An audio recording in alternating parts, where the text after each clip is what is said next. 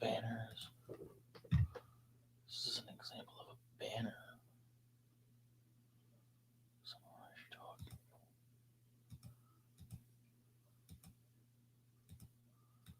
Oh, this is interesting.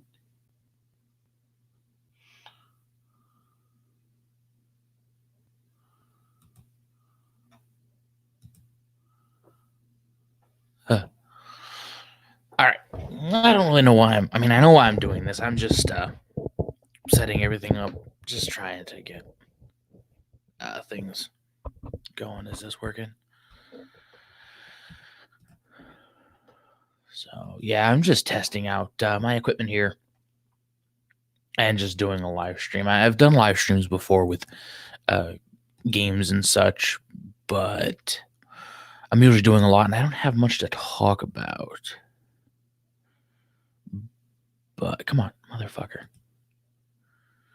No, I don't. I want to share the fucking link. God damn it.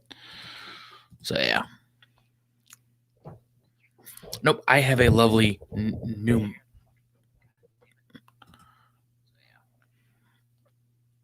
Oh, that sounds really good. Yeah, that sounds... Oh, yeah. I gotta adjust the mic. The mic settings here. Hello. All right. I'm watching my stream on YouTube, looking for the link and everything. Yeah, I'm just...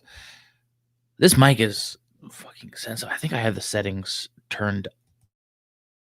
I don't want to mute the damn thing. Cam mic, there we go. Audio.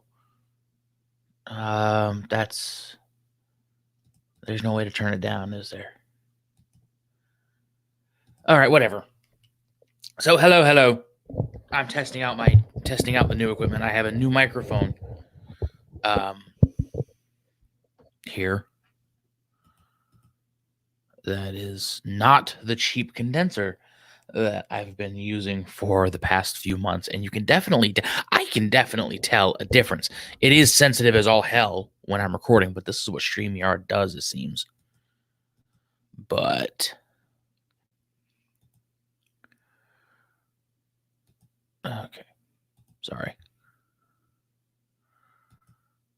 All right, this is what. So StreamYard doesn't really give you the option to set up how you want the stream, how you want your settings to go in terms of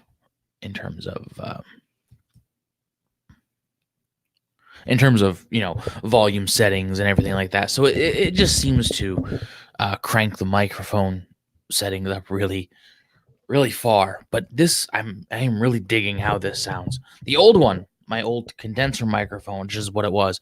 This one is not. I believe this is a cardioid of some type. It's a Samson Q2U. God, that is unusual to fucking say for me. It's unusual. But it doesn't really... It picks up a lot right in front. You can hear it's picking up me breathing and everything. But if I move to the side a little bit, it's sort of...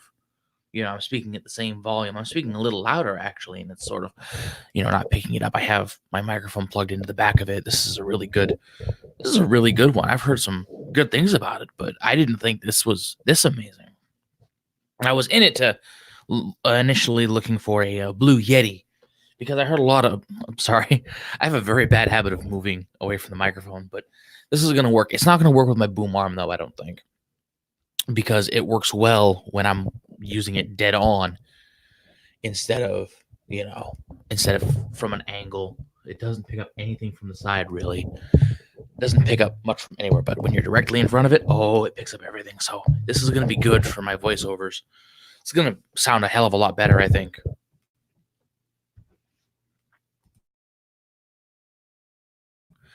So it's nice. I like it. But anyway, how's it going? Like I said, I'm just rambling at this point. It's mostly just to test out the equipment. I don't have the camera going. I probably should, but I don't. Actually, let me see if I can.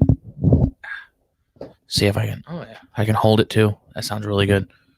See if I can finagle this thing up here into the boom arm. See if I can get it to work. Come on, you son of a bitch. Okay. I have it going in the wrong side. So that's not going to work too well. Right. And there we go. Let's see if.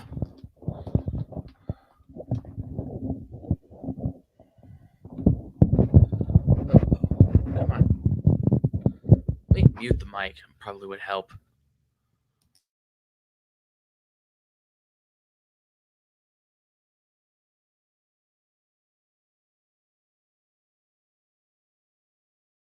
This really doesn't.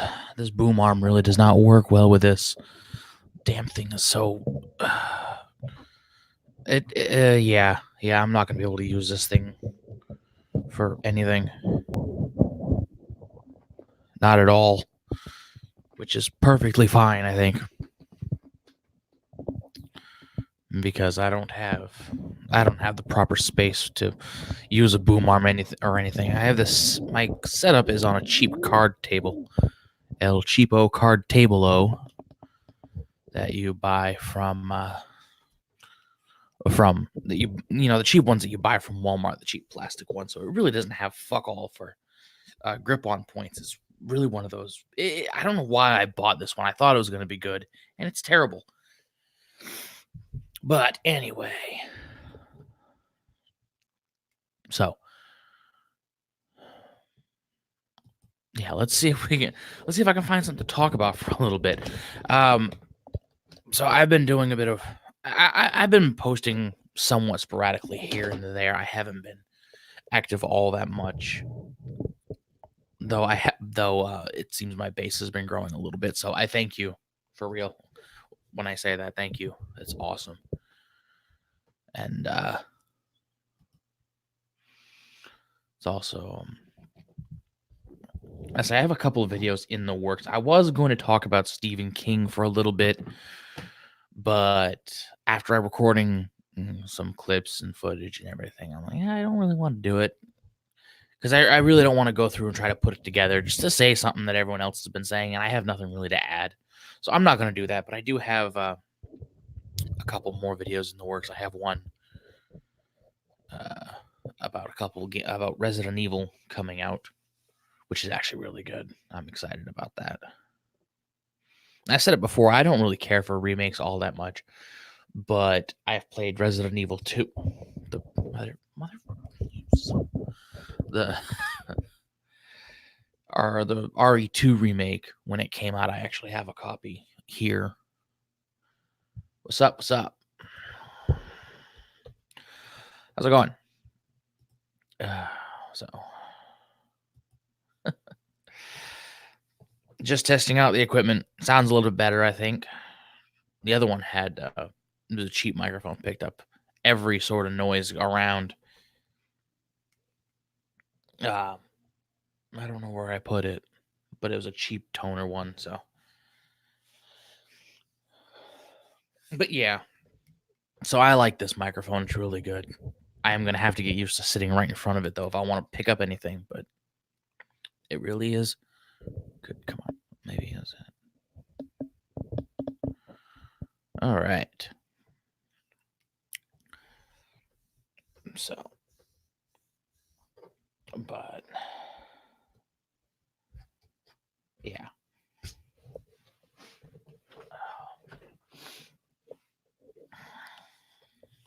How's it going?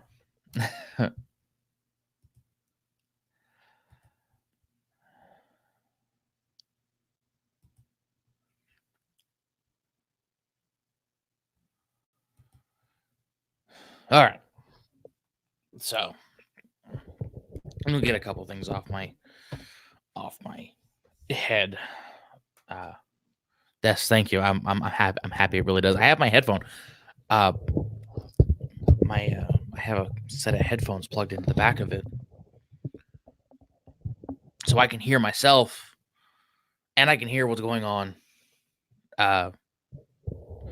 On the PC, I didn't think it was gonna do that, though. I thought it was just gonna plug it right into the microphone and let me hear myself talk and not really let me hear anything else, but it does it actually, I say it's plugged right into the computer, so I can hear everything that's going on, which is pretty cool. So I like that, but I'm happy it sounds really good. I'm happy that it sounds much better because I was initially thinking like, I don't know if my room is just not good for recording or if it's really just the microphone. So I went and decorated and threw up a bunch of stuff on the walls, to pad it out because it used to be really empty. Now I look like I have like looks like I lost a fight with betting, but it's all right.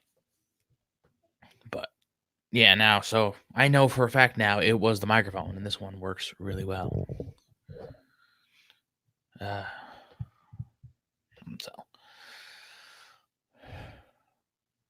yeah, I'm not really sure what to talk about at this point. I don't normally do live streams on my own unless I'm doing a game, and even then, I don't talk a whole hell of a lot.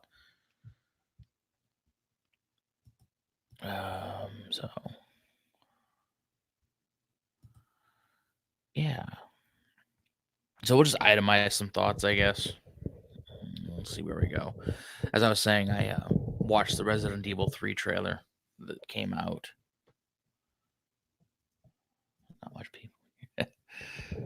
Nah.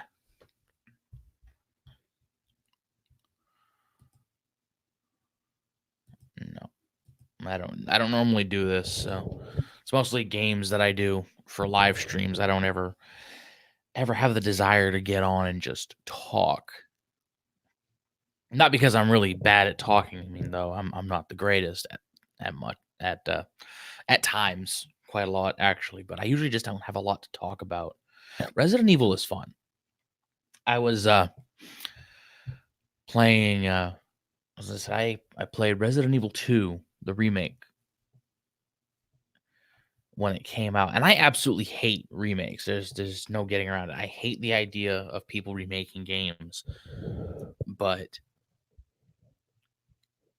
I played Resident Evil 2 remake, and it was, I mean, aside from a few issues here and there, especially at least continuity wise, because the original, everyone knows the original had two, no, not two, had two different campaigns going on, and the stories were completely separate, but they had their own continuity, shall we say? There wasn't really much inconsistency. But the Resident Evil 2 remake, I mean, with the exception of Claire going one way towards the daycare, the school where to find Sherry, and Leon meeting up with Ada, which did happen in the original one. There really wasn't much in terms of different continuity. It was a little bit inconsistent. Like for one thing, what the hell is his name? Mr. X, the Tyrant. He didn't show up. I don't think he showed up until the second campaign or Leon's campaign. I think it was scenario B. Was that Mr. T? Motherfucker. I don't know why I want to keep calling him Mr. T. I can just imagine him coming, breaking through the wall with a helicopter. I pity the fool who gets caught by me. Oh, Jesus. Mr. X is his name. Mr. X in Resident Evil 2. When did he come through? I could have sworn he always came through in the second scenario. I haven't played the original Resident Evil 2. I played through it twice just to get through both campaigns, and I haven't played it again since then. It's been at least 12 years, and I still have a copy of it. Mr. T. I don't know why. I'm so used to calling him the Tyrant. I don't usually call him Mr. X, so for some reason I wanted to call him Mr. Tyrant, which is like that sounds a bit creepy. actually. Mr. Tyrant. All right. So when did he the Tyrant? Oh, I don't. Yeah, I don't remember when he showed up. I think it was Scenario B. Yes, it was Scenario B. There it was. How to avoid a tyrant in scenario? Oh god.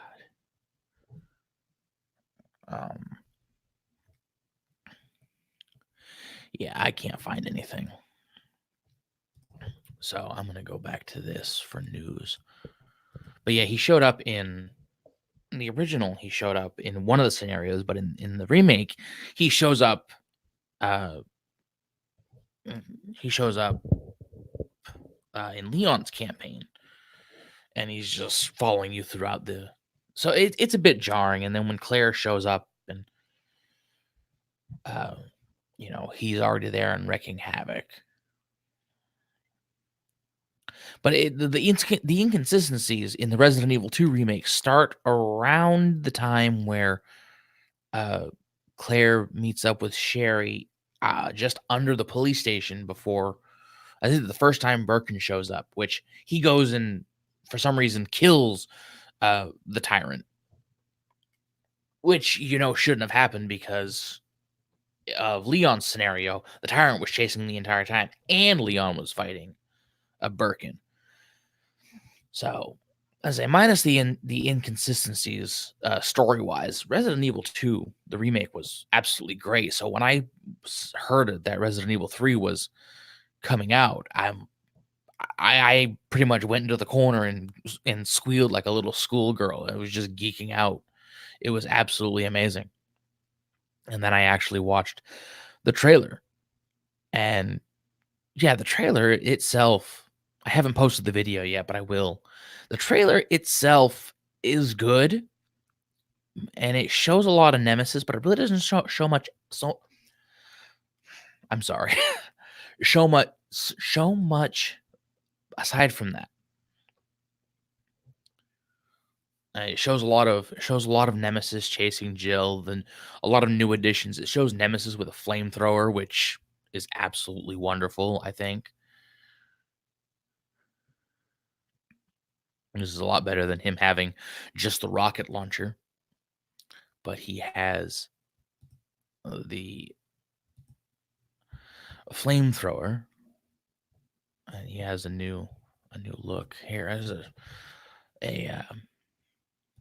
let me see if I can get to share a screen here. There's a lovely article I just found. Share. All right, so is that showing up? Perfect. Yeah, so I found this right here. So we're gonna read this just because I was thinking about it. Talk about PlayStation Blog, the new Resident Evil trailer. And yeah, the trailer looks Nemesis looks fucking ridiculous. He doesn't look like the old Nemesis. The old Nemesis had that big bulky look. He looked like a tyrant, just bald and missing, all stapled up and mutated. But in this one, he actually looks a little bit sleeker, which is kind of creepy in and of itself. But also, his tentacles are always there, it seems to be. I mean, obviously, in the old one, hardware limitations, when he did the little death blow to you, you wouldn't actually see the tentacle. You'd just see this purple particle effect around his hand, and then you'd be done for. But in this, you pretty much see everything the way he was supposed to look. And yeah, it's awesome, but it's really creepy.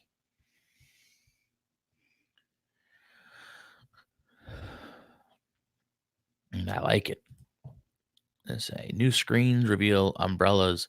Oh, another thing that I really like too, the continuity and the look between of the police department. Let me see if I can. I can't. I'm not going to look for pictures of it, but in the when in the trailer they show the exterior of the police department, and then they show an image of the stairway going to the subway system as well. But the streets look really good. I mean, I would expect them to, have some continuity between what the streets looked like in Resident Evil 2 and what they looked like in 3. But I think that in this one, they're uh, they're actually using the same models. I wouldn't be surprised if they are, because they do look really really similar. They look almost exactly the same, and it is really awesome. It's like not jarring at all. It's incredible. I think with this one, I'm just speculating. I don't know. Creepy is my second. Some people, creepy is my first name, but I try not to be. But I think I say if I had to guess with the Resident Evil 3 remake, I would say they're using a lot of assets and the same engine from Resident Evil 2, like pretty much like down to I wouldn't be surprised if they're using, everything down and only making minor tweaks. Think of what Legend of Zelda did with Ocarina of Time going into Majora's Mask. They pretty much reused assets just to get the game out quicker. And considering that that Resident Evil 3, the remake, was announced, like, when was it announced? The end of, was it like, when was it announced? It was, there was a leaked cover photo, cover art or something like that. When was it? As sometime in December. I don't remember exactly when, but we'll see. Remake on the way. Yeah, beginning of December. Actually, it was leaked. Um, so I think I made a video about it, talking about what I found in an article and another video that someone was talking about. And yeah, December 3rd. And it was shortly after Thanksgiving. So, uh, remake leaks on PlayStation Store. Yeah, the cover art on. Okay. The cover art leak from. Oh, all right. Was on December 3rd, they said.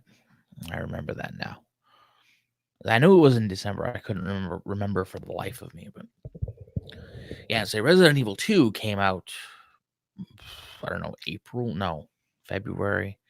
Early of 2019. I know that. I say this was the leak back in December. And yeah, that cover art still looks amazing. I'm not gonna lie, it looks fucking incredible. Initially seeing Jill and Carlos, they kind of looked a little odd. Just seeing them look younger and not so. It's one of those things. It's like when you think of Jill from Resident Evil 3, you're thinking of the nostalgia, the blocky Jill and then the cutscene Jill, which were both really good. But that's mostly what people are thinking about. So seeing this, it's like, yeah, I can kind of see that. It doesn't look like the modern Jill, but it does look like a younger version of her, but with different features. And I remember people saying that was pretty jarring when that first came out, when the leak first happened. And people were talking about it and say Carlos doesn't look like at all like a mercenary. He looks a bit more like a he actually looks. What does he look like? What am I thinking of? He looks more like a a guerrilla warfare. I mean, pardon the painful stereotype that must conjure up, but it does have that. It does have that sort of look of what he reminds me of. Like he's not a mercenary in the traditional sense. He looks like he's a guerrilla warfare fighter, which I think is probably what the Umbrella Corporation soldiers were supposed to be. try to pull his mic there.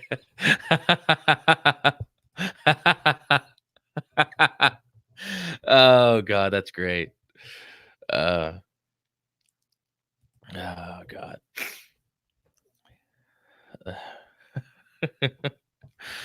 That's great. Thank you for making me laugh. That was good. All right. Anyway, so yeah, he does look a bit like a guerrilla warfare fighter. Like I said, pardon the whatever painful stereotypes that might conjure up. You know, someone might hear that and say, "Oh, he's being stereotypical." Hurt. Like, nah, I'm not gonna do that.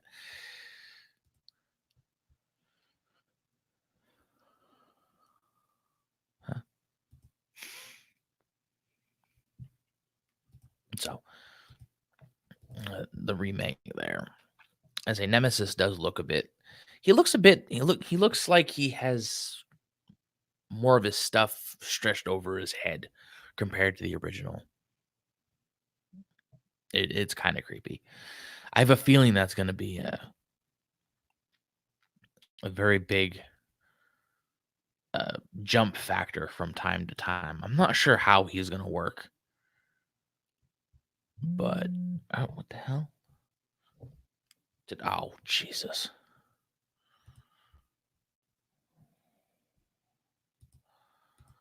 But yeah, I don't know if he's gonna.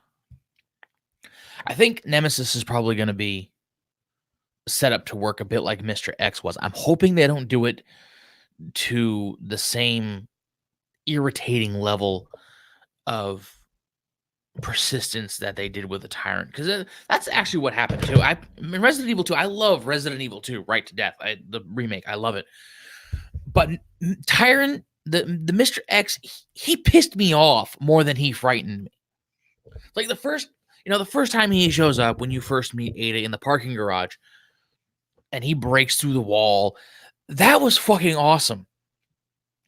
And it the first couple of times it genuinely creeps you out. You don't know where he's coming. You're hearing his footsteps, thumping all over the place as he goes far away. And then he comes up outside the door you're at and then boom, busts through a door. And it's creepy the first few times, but when you hear him all the time in Resident Evil, all the time throughout the police department, it does unnerve you, but at the same time, it just gets like, okay, when is this motherfucker gonna show up? I have shit to do. It's not scary at that point. It's just annoying. It's like in-laws that show up every month in that case. It's like, okay, you know what, you tolerate them and it's just like, it's not like the pushy in-laws that you don't like and you fear and that come up every so often, on the holidays. It's like these are the ones that show up every other month. Like, hi, how you doing? Always showing up when you don't want him to. That was what irritated me the most about the way Tyrant was set up. And say he got annoying. Like, he wasn't scary after a while, and he wasn't intimidating after a while. Most of my reactions afterwards, I was like, I was basically telling him to go piss off. And the funny thing, that's kind of what Birkin was too. I mean, I went through the game as Leon, and I know you fight. I remembered you fight Birkin like 3 times. Technically 4 for the ending. Spoiler alert for the 3 people who haven't played it yet. But so I knew you were gonna fight him. He was practicing.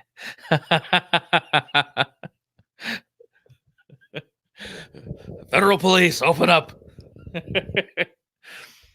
Practicing for the FBI. That's awesome. He was a bit like pushy car salesman there, That's actually what it was like if you went into if you ducked into the save room when he was nearby. You would just hear him creeping outside just to fucking You know, it's like he's waiting for you to come out, but he can't get in. That's like one of the few places they can't chase you, which is good, but it's also a bit. It does break the immersion a slight bit. Like the save room has a magical barrier around it. Like they could, like Tyrant can chase you through the 7 different rooms, but it's like the save room is like home base in the game of tag. It's like that you can't come in here. Like you can't get me here. Nah, nah, nah, nah. Which is I say that was a bit jarring, but that's one of those things. It's like, okay, it's a gameplay sort of thing, so you can forgive it, which is what I did. And I ducked in there a few times. I ducked in the save room a lot, mostly to avoid the lickers. Until you get better at walking by the lickers without setting them off, which is actually pretty terrifying. It says something when the lickers are more terrifying than the tyrant that is supposed to be intimidating and terrifying. It really is.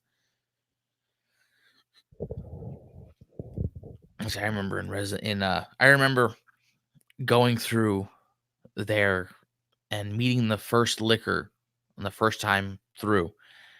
And I didn't know what I was doing. It was just like, okay. Not in the original, in the remake. In the original, they were just annoying. It wasn't even anything so much tense, or it was just like, okay, this is your second time through this hallway. Here's the liquor. Like, oh. At the time, I think if you're lucky, you found a grenade launcher and can kill it. But in the remake, it's like, okay, everything's dark. The liquors don't know you're there. And if you don't move too fast, you can actually sneak by them. That is a very interesting dynamic, especially since most other Resident Evil games, they don't really follow that. They make you fight the lickers. I didn't really care for the lickers in the original. I don't remember the lickers in the original, if I'm being honest about it. But I do remember the liquor showing up. The liquor, what is it, like the liquor betas or something like that? It was liquor and then some Greek letter that showed up in Resident Evil 5. And those guys were actually fun. I actually enjoyed Resident Evil 5. It really is a lot of fun. Aside from the co-op AI getting fucky with pretty much everything. It is a lot of fun. And I still have it on my Xbox 360. I probably should hook it up and play it again. Although I'm thinking maybe I should just pick it up on the PS4 and see if there's people that still play it. I haven't played that game in forever. I probably should just to pick it up. That and 6. I actually enjoyed 6 for what it was. Resident Evil 6 wasn't anything groundbreaking by any stretch of the imagination. In fact, the fact that it tried to shoehorn in like 3 different gameplay styles was it sort of detracted from the overall feel of the game. Now, Jake's campaign with a grown-up Sherry, I actually liked that. I don't remember the monster that chases you, but I remember him having that sort of nemesis vibe, which was actually pretty cool. And he also didn't really show up. He showed up at scripted times a lot.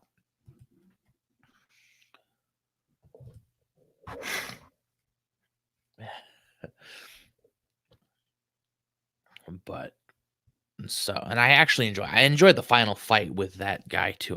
What the fuck was his name? I'm actually gonna look that up now. Resident Evil 6. What was the Jake? Jake and Sherry. What the hell is the boss's name? Jake's final boss. Ustanak. There we go. I was thinking I knew it started with U. I was trying to think of it as like I was thinking Umaru or Umaro, but that's a Final Fantasy 3 character. That's the little. Well, he's not little, but that's the abominable snow beast you meet in Narsh in Final Fantasy 3. Umaro. I don't remember how. I don't know how to pronounce it, but that's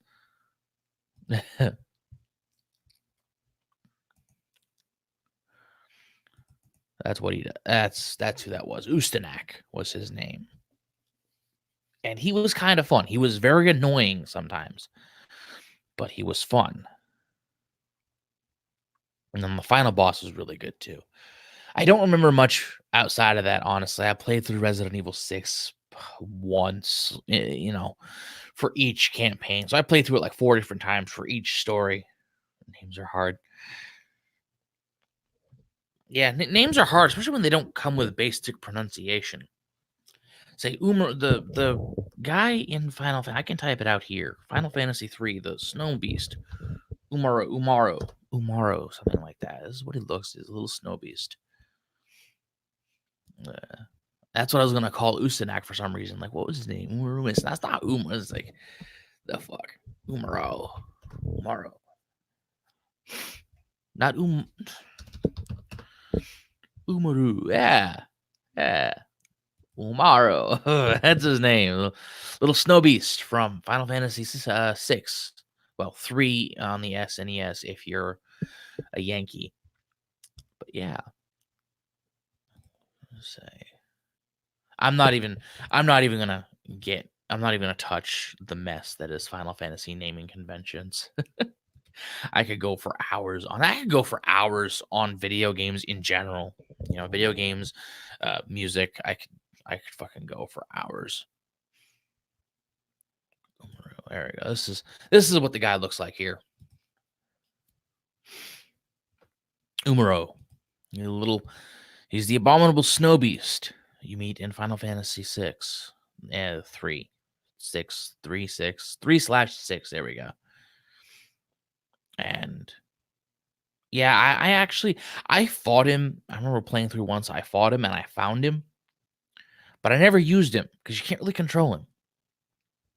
He's just one of those that does whatever. He's like in constant berserk mode, so you can't actually control him. Whenever his turn comes up, he just basically attacks. You can't teach him anything. You can't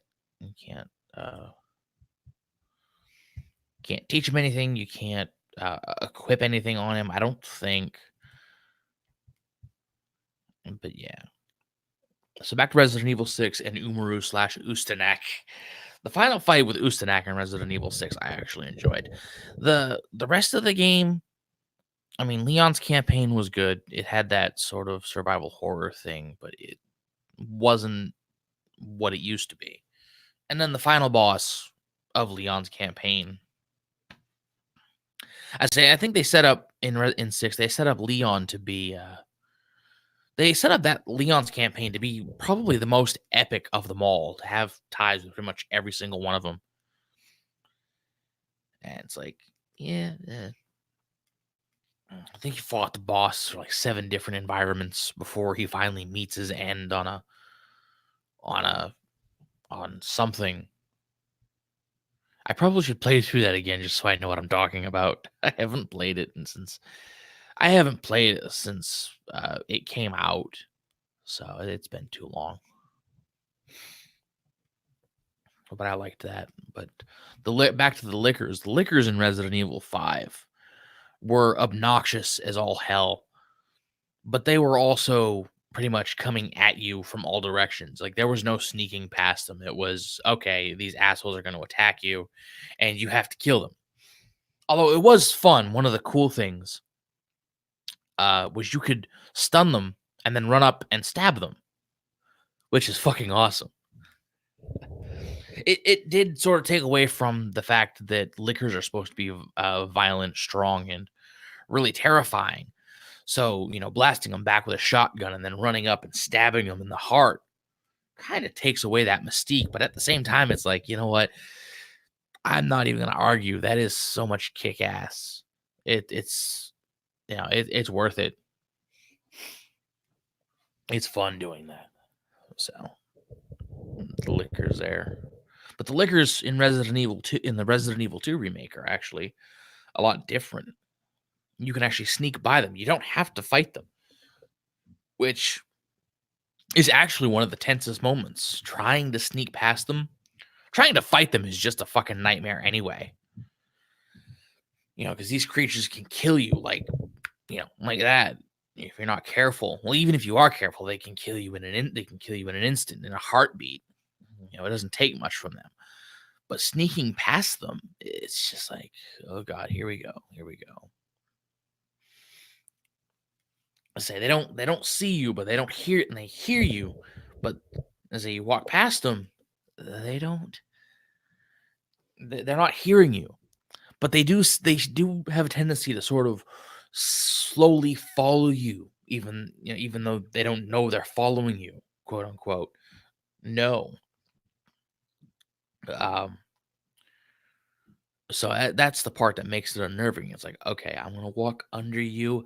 I'm not gonna attack. I'm gonna take it very slow. And like, oh my god, you motherfucker are following me. Just go away. And you're fighting the urge to just run because you don't want to set off. You don't want to set off the liquor. It's like one little footstep. It's like, it's like accidentally coming up on a bear or something in the woods, and the bear doesn't see you, but you want to slowly walk away, and then all of a sudden you just step on a twig, and it's like, oh shit. That was tense. Far more tense than Mr. X. Mr. X is fucking annoying little bastard. I probably should look up some of those mods that they have on Resident Evil 2, because I want to see some of these mods that they have. Actually, you know what? I'm going to do that. Now that I think about it, I didn't intend on talking about video games on this stream. I was just gonna ramble, but here we are. Resident Evil 2 mods, Mr. X. All right, I'm gonna shut this mic off for a second as soon as I bring up. Oh God. All right. So they have IQ. Yeah. Yeah. Well, I was saying they don't know in quotes because from an AI standpoint, god damn it, from an artificial intelligence standpoint,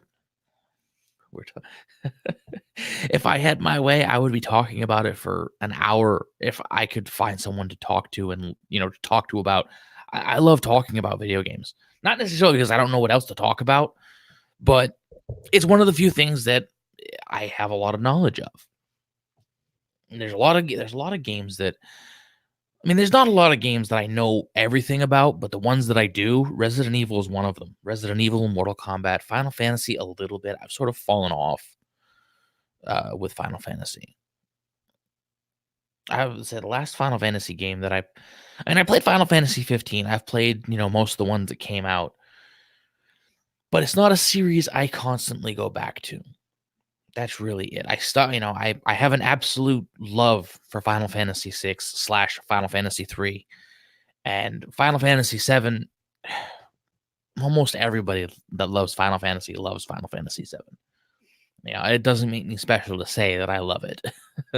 It doesn't make anybody else that loves it, bad or I'm not dismissing them or anything, but it's just one of those things. It's like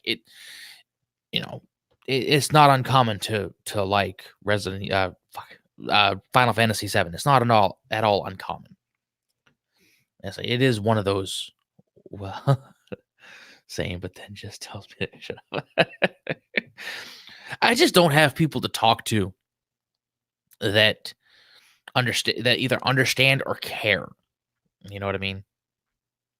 I'm not saying I don't have a lot of people that I to talk to or anything like that. It's just, I'm in a real life sense, I'm selective of who I talk to most of the time. So I don't have a lot of people that I talk to anyway. But most of the people that I do choose to talk, that I talk to a lot and I interact with it, it's mostly just I don't say a whole hell of a lot on much.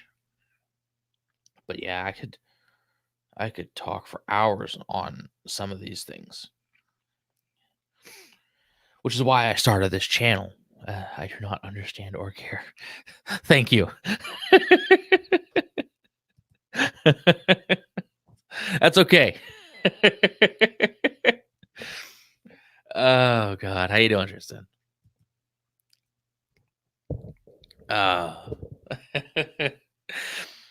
but that's to say, that's why I started this channel. Actually, I can't say I started this channel for that. This channel, in the sense that the YouTube account attached to it, has existed since 2011. I never really used it for much other than, keeping track of my subscriptions and all of that. Identity discovered. Well, I mean, your name gives it away, man. T Wood, Twood. That and the snarky comment.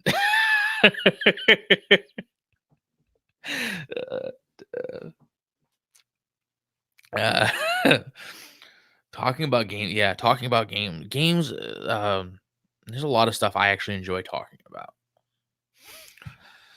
I could talk in depth about politics and such like that too, but like I said, if I had the crowd to do it, just talking about anything in depth, I could do. It's not even just games either; it's movies too. But it's usually when I'm itemizing and trying to.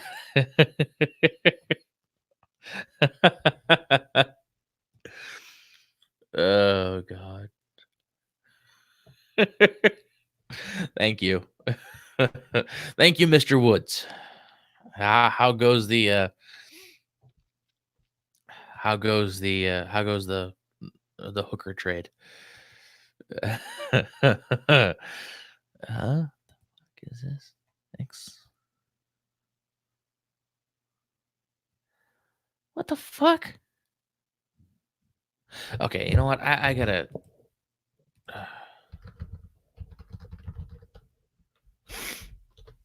All right, hold on. Let me turn the microphone a bit. Oh God. All right. Sorry. This microphone is amazing, but it picks up everything directly in front of it and nothing to the side. So I'm getting over a bit of sickness, so my breathing is just like, eh.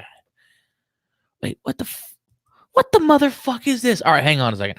I just found something. I have a Facebook tab up, and someone on the marketplace was selling miniature arcade games. Now I'm not gonna share the page here, on a stream, but I am gonna look something up and I'm gonna share it.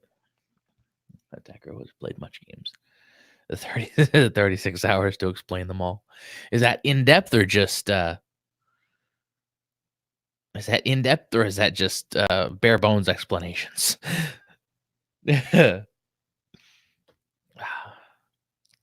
Chrome tabs. Ah, yes.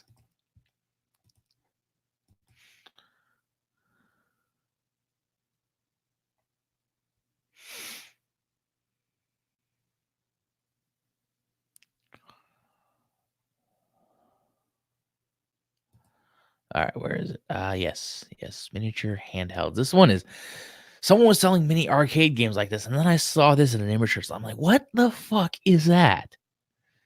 And I'm still asking myself, what the motherfuck is this? Mini, a, mi- a miniature version of let's zoom in on this for a minute. Let's look at this. This is what the hell?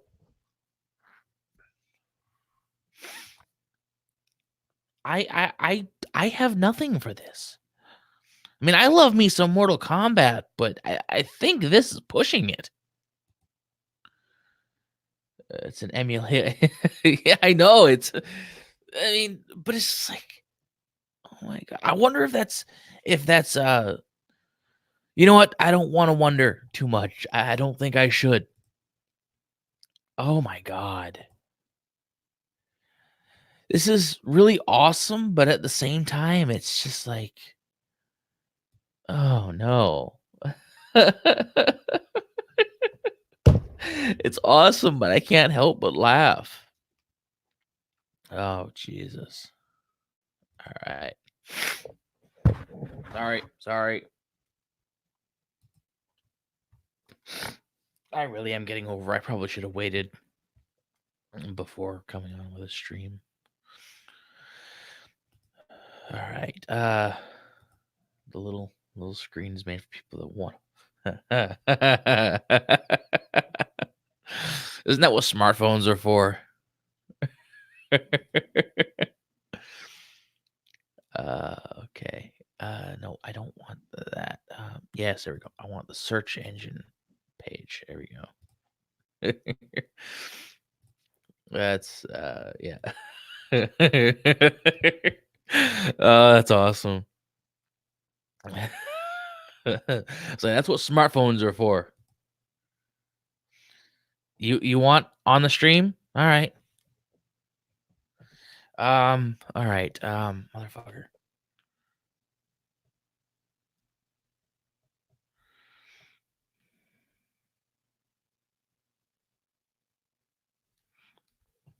All right. 1 second. I'll get you the link, bud. All right.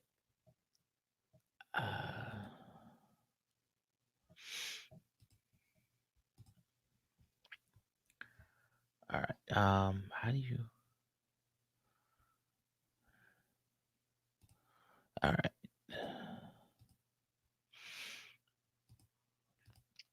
So yeah, they make miniature arcade machines, and I was looking that up. I'm like, what the fuck? It is not. It's nifty, but at the same time, it's like, why?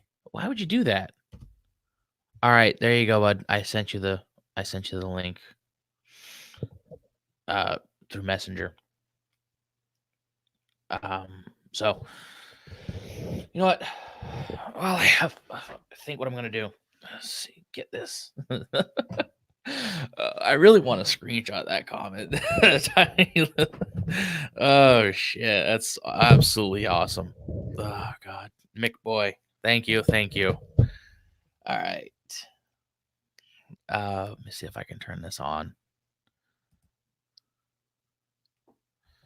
Are you picking me up? All right. Is that picking me up? All right. So we'll stop sharing. You better. There we go. All right, that's good. You can see me. You can hear me all right. Okay. Come on. There we go. All right.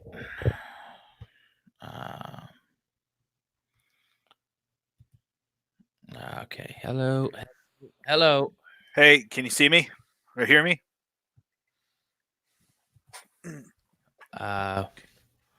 What?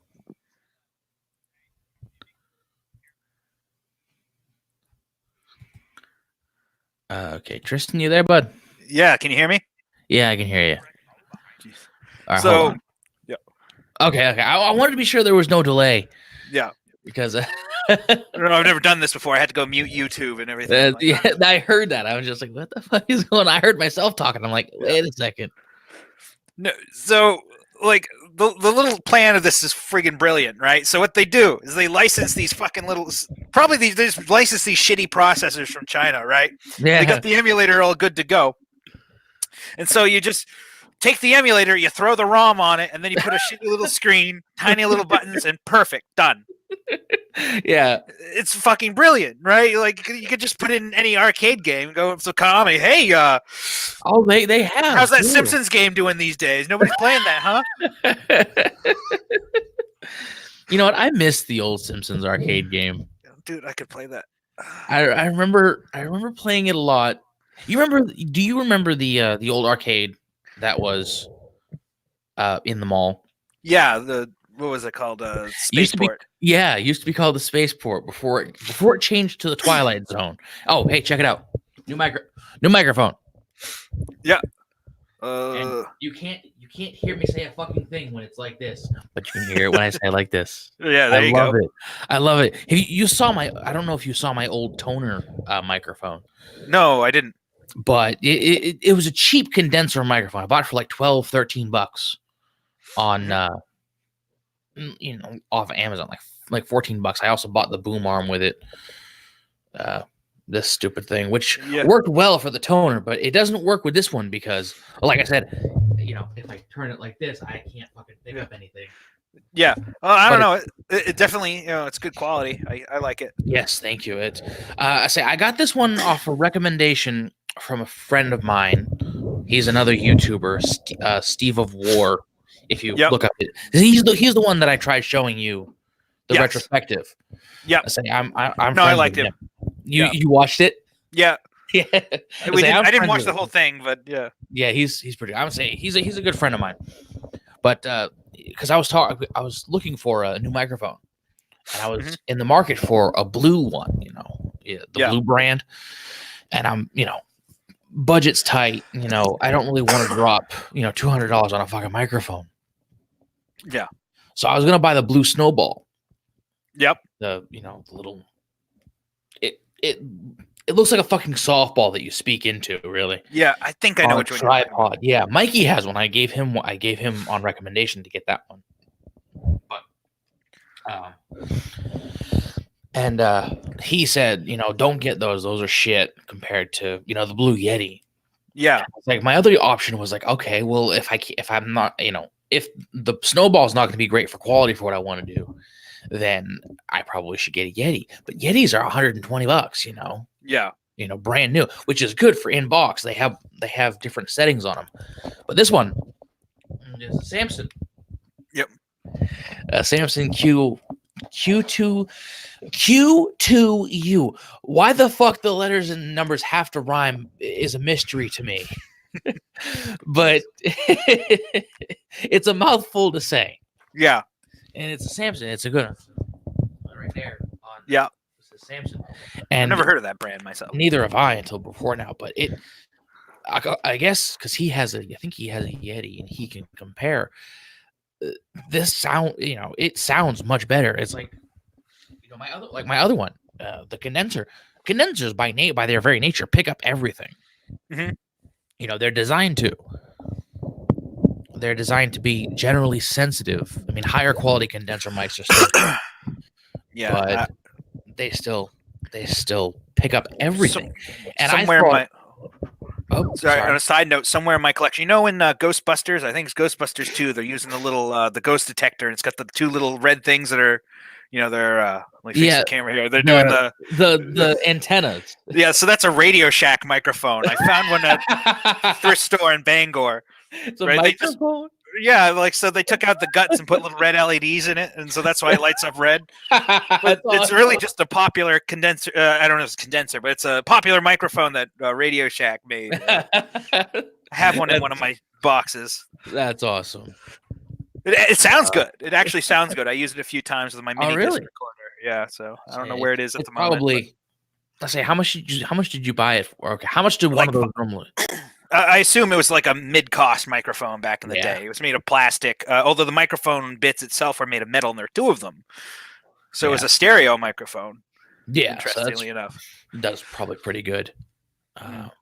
At the time, my friend Corey and I were trying to be ghost hunters, so I figured having a nice mic would be fun. Condenser mics are probably really good for that. Yeah. So but there's that, and so I bought this, and it's like, because the other one, it picked up everything. Like, and I tried doing voiceover recordings for one of the videos I'm working on, and I'm reading off the script in Audacity, and it's like, I'm not too far away, and I have the pop filter up and everything, but it still has this like it had this tin sound to it, like. Yeah. Something was, the microphone itself, it had a buzz. I don't know if it was just faulty materials or whatnot, but it just had that buzz and it picked, and so even when when you noise gated it out, which I do with OBS, it still had that echoey sound, like it was picking up everything around it. Like my screen in front of me is like picking up the echo that is bouncing off of that, and I initially thought it was like, is it my room? Because you look at my room now, I have foam pads set up. Yeah, it looks like I lost a fight with the bed. I'm not gonna lie.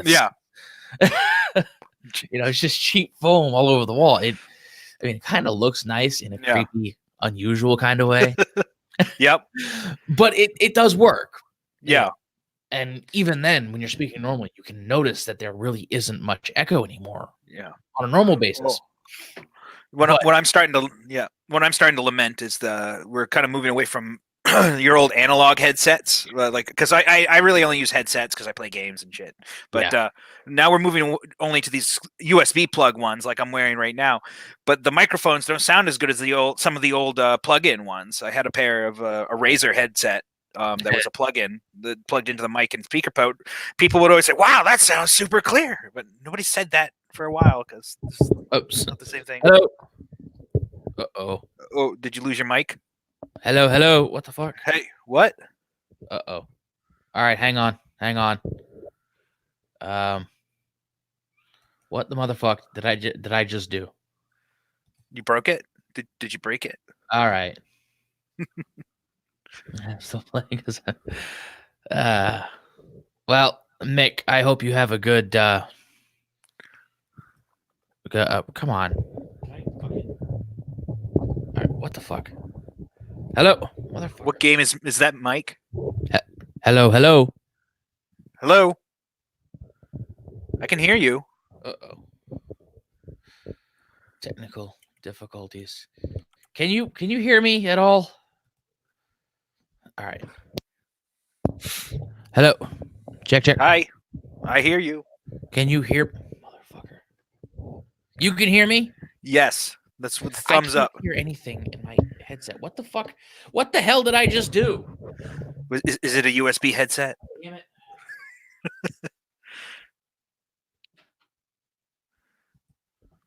Oh god.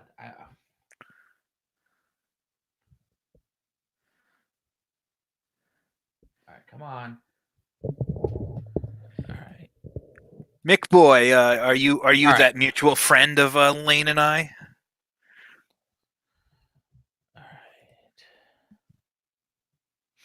All right. Say, I tried unplugging. I unplugged the microphone, the headset from my microphone, so I can show you that this is an analog port. Yeah. Hey, tell me something. Is what you're saying picking up through my mic? Yes. I can hear you. No. Can you hear yourself through my TV? No, I cannot. It's not picking anything up through. No, it's probably canceling it. It's probably to the side, so it's not picking up anything anyway. I'm pretty sure if I turned it, towards like that, it'll probably pick everything up. But yeah. All right, hang on a second. There we go. I don't know what the fuck happened. You got it? Oh well, I can hear myself talking in my headset now. Oh, that's good. That's why I plugged it. I plugged it because I started this up. Yeah. I plugged it into the microphone, and okay, it sounds pretty good. And then come to find out, it can, if I had the settings set up properly, it can hear through the computer as well as through the microphone. Yeah, it's kind of cool. But that's what I did. Set up. So I'm going to switch back to the speakers. Samson 2 QU. There we go. I love it. I love this thing already. It sounds so awesome. It does sound good. It sounds incredible. Like, it sounds incredible to me. It's like I don't like hearing myself talk all that much, and hearing myself through the other one, it's just like, okay, someone turn the fucking reverb off. This guy's driving me crazy. I hate it when you call somebody up, and I don't know what the hell causes this, but you call somebody up and you talk to them, but every time you start talking, about half a second later, you start hearing yourself come back. It's most obnoxious. Yeah. What the fuck causes that? First of all, most of the time they're not even using headsets; they're just using the regular phone. So it's not some messed up audio setting. It's just the phone's being a piece of shit, and so you can't talk because you'll start to talk, then you'll hear yourself, but it causes you to want to listen. And oh god, hate it, man, hate it. But all right, whoops. Let me take you on a tour of my life while you get your shit. See this plant right here?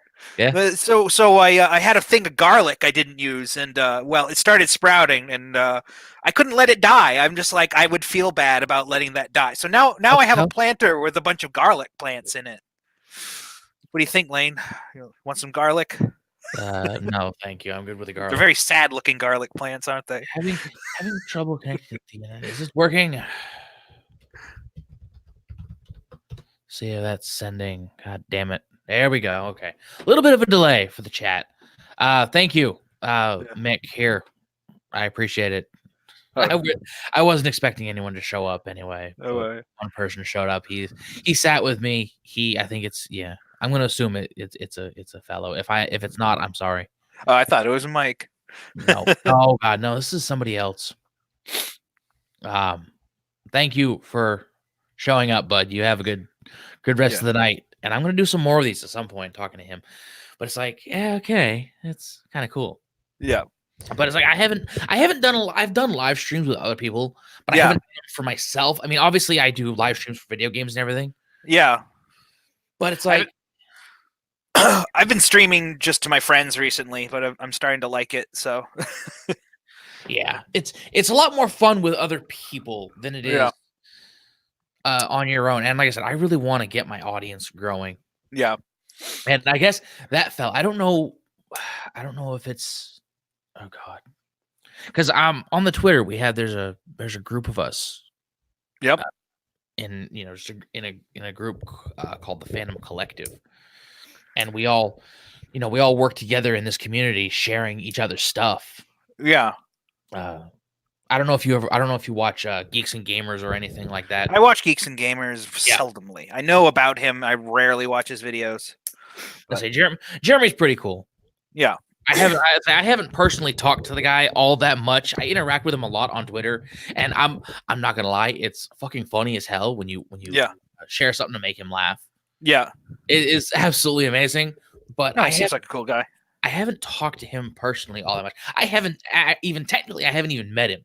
I've talked to other people that are part of the community that I talk to, but I have not met him. Do I have my water here? Is my water?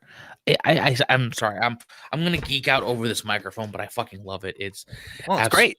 It's absolutely wonderful. It is kind of annoying though because I do move around a lot. Yeah, and it doesn't pick up, but that's a good thing. I think. Yeah. So I got another thing to share. I think you might find this one amusing. So I got my little computer collection addiction that I have going, right? That you have going or have had going? Which one? I've had going. I've got a pretty good collection now. So I randomly went to Craigslist and I found somebody with an old Macintosh 2. Now the Macintosh 2 notably cost about $7,000 when it was brand new in 1987. So I get this thing. And I look at, I like to look at how people use the computer after I get them running. And well, this guy did. So this guy spent $7,000 on this computer, and all he ever used the damn thing for was typing up his resume and a few other documents. He and his wife. He spent $7,000 and used it for a resume computer. Why not just buy a typewriter? Yeah, hell, there are even cheaper computers than that. Like, what the fuck, dude? That is awesome. Yeah, like, what the hell? No, I thought, but the whole miniature arcade thing, as I was on Facebook. Yeah, I was gonna say I saw on the marketplace someone. No, they have some at Bull Moose. They had Pac-Man and one of the other classic arcade games.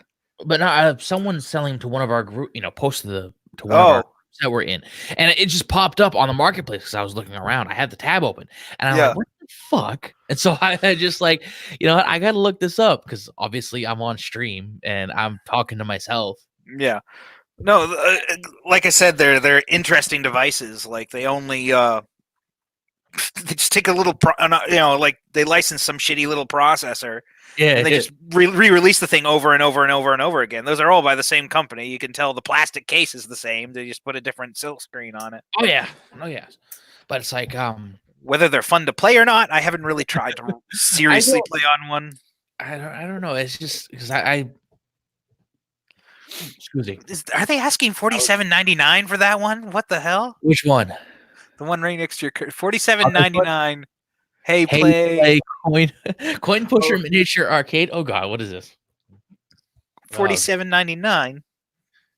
It's a miniature classic arcade game. Oh Jesus. I guess if it has little motors in it, that's fine. What the fuck is this? If it's something that actually moves around like some sort of mechanical wonder. Is that? Oh, Oh, it's a coin pusher. Yeah, but is it like Oh. full size? Yeah, no, it's a miniature one. It's a miniature. Yeah, but how's it coin miniature? Oh, it has its own little plastic coins. pusher. What the hell? How do you get the little coins out of it, man? Right down there. Yeah. Oh, like, do they slide it? No, they must. Yeah, it's like a coin. It's like a coin pushing machine. You ever seen the old coin pusher arcade machines? Yeah, yeah, yeah. You go to see them at the Bangor Fair every year. Well, I don't know about the Bangor Fair, but yeah, they're. Oh yeah, nobody wants to go there anymore. Whoever wanted to go in the first place? I mean, it wasn't always that shit. Well, I don't The rides didn't have rust at one point, Lane.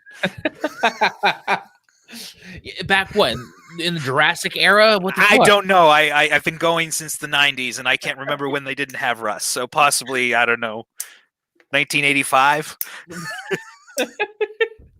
Back when Biff was running the city. Yeah, the things can't always be shit, Lane. Sometimes they are good at some point. I think fairground equipment is one of those things that just pops into existence looking like shit. Yeah. It's like it doesn't have time to weather or anything. It's like, yeah, this thing looks like it's 40 years old. It's held together by bread ties, and it's probably gonna fall apart 7 times before the fucking fair is over. Yeah. Mommy, can I go on that one? Oh, it's creaking a little too much, sweetie. Yeah, that's par for the course, sweetheart. Every fucking ride creaks. My favorite creaky rides, like no joke. Yeah. Down at the Blue Hill Fair, the Thunderbolt thing. Yeah. You know, creaky as a motherfucker, but it's fun. You know, that's the same Thunderbolt that appears at the Bangor State Fair, right? No, I don't think it is. They're both Smokey Grader shows, aren't they? No. I thought they were both Smokey's Grader shows. No. The Bangor State Fair is not Smokey's Greater shows. Okay. If it was, it'd be better. Smokey's Greater shows. I don't think it's the Bangor Fair. They do Freiburg and Blue Hill. Who runs the Bangor Fair? I'd assume Bangor does, but I think Smokey's Greater shows is something you kind of like hire out or offer to come in, and I don't know. They bring their unwashed carnies to have you play at gambling games, and well, I don't think it's Smokey's Greater shows, because a lot of people working for Smokey's Greater shows are immigrants. I don't mean that in a negative context. In a negative context, I genuinely mean that there are a lot of people working those shows that, you know, there aren't a lot of white guys, a lot of white people doing it. It's mostly, you know, immigrants looking for work. Yeah, and it is great work. I'm not gonna lie, it's absolutely amazing. Yeah. Honestly, I mean, my opinion on such immigration is, as long as you're coming here, you're working and paying taxes, right? Like, I care less. I could care less about what you're doing. It's just. But I mean, I don't mean that to say Smokey Grader shows is bad because of that. No, it's just you don't see. I don't think you see those people. I don't know who. I don't remember them being immigrants. But I've been to so many fairs in my life, man.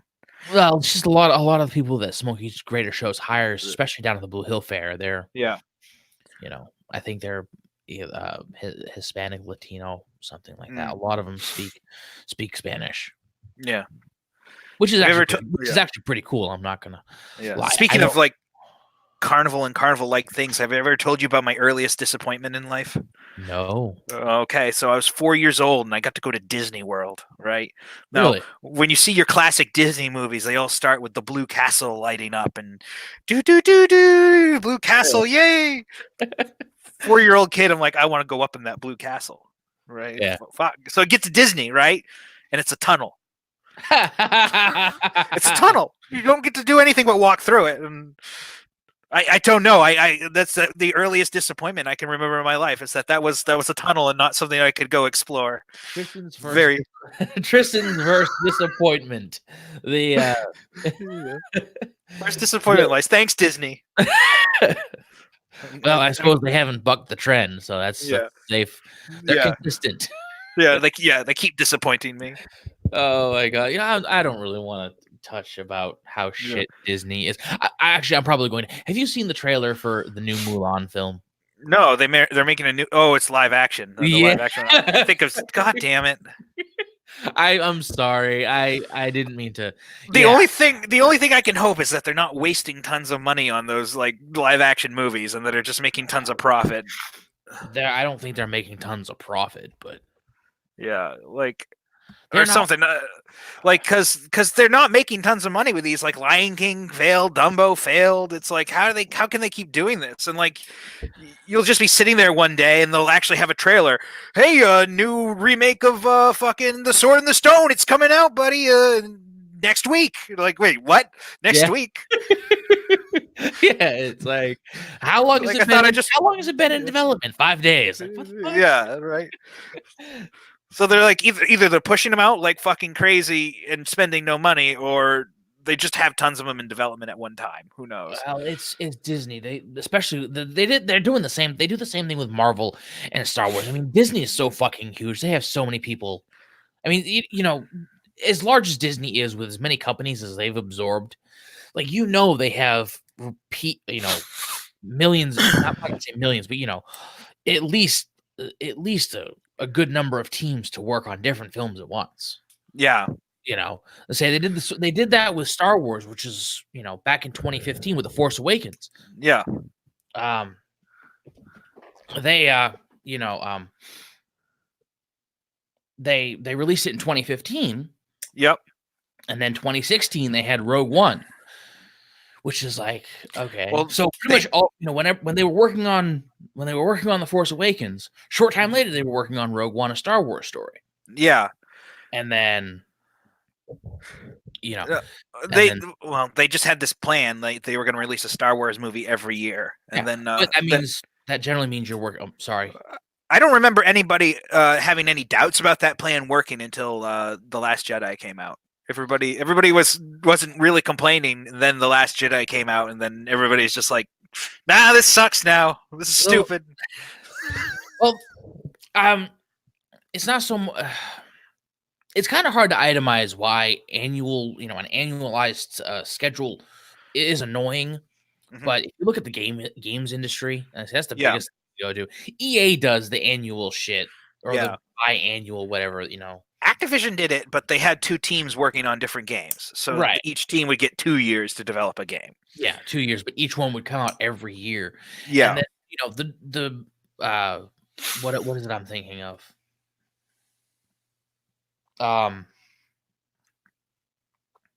The revenue, the stream, the buying stream, the desire for it sort of just declined over time. yeah, And it's what happened with Assassin's Creed. The first Assassin's Creed was fucking incredible, and then a couple years later, Assassin's Creed 2. yeah. I didn't play that one all the way through, but it was fun what I did.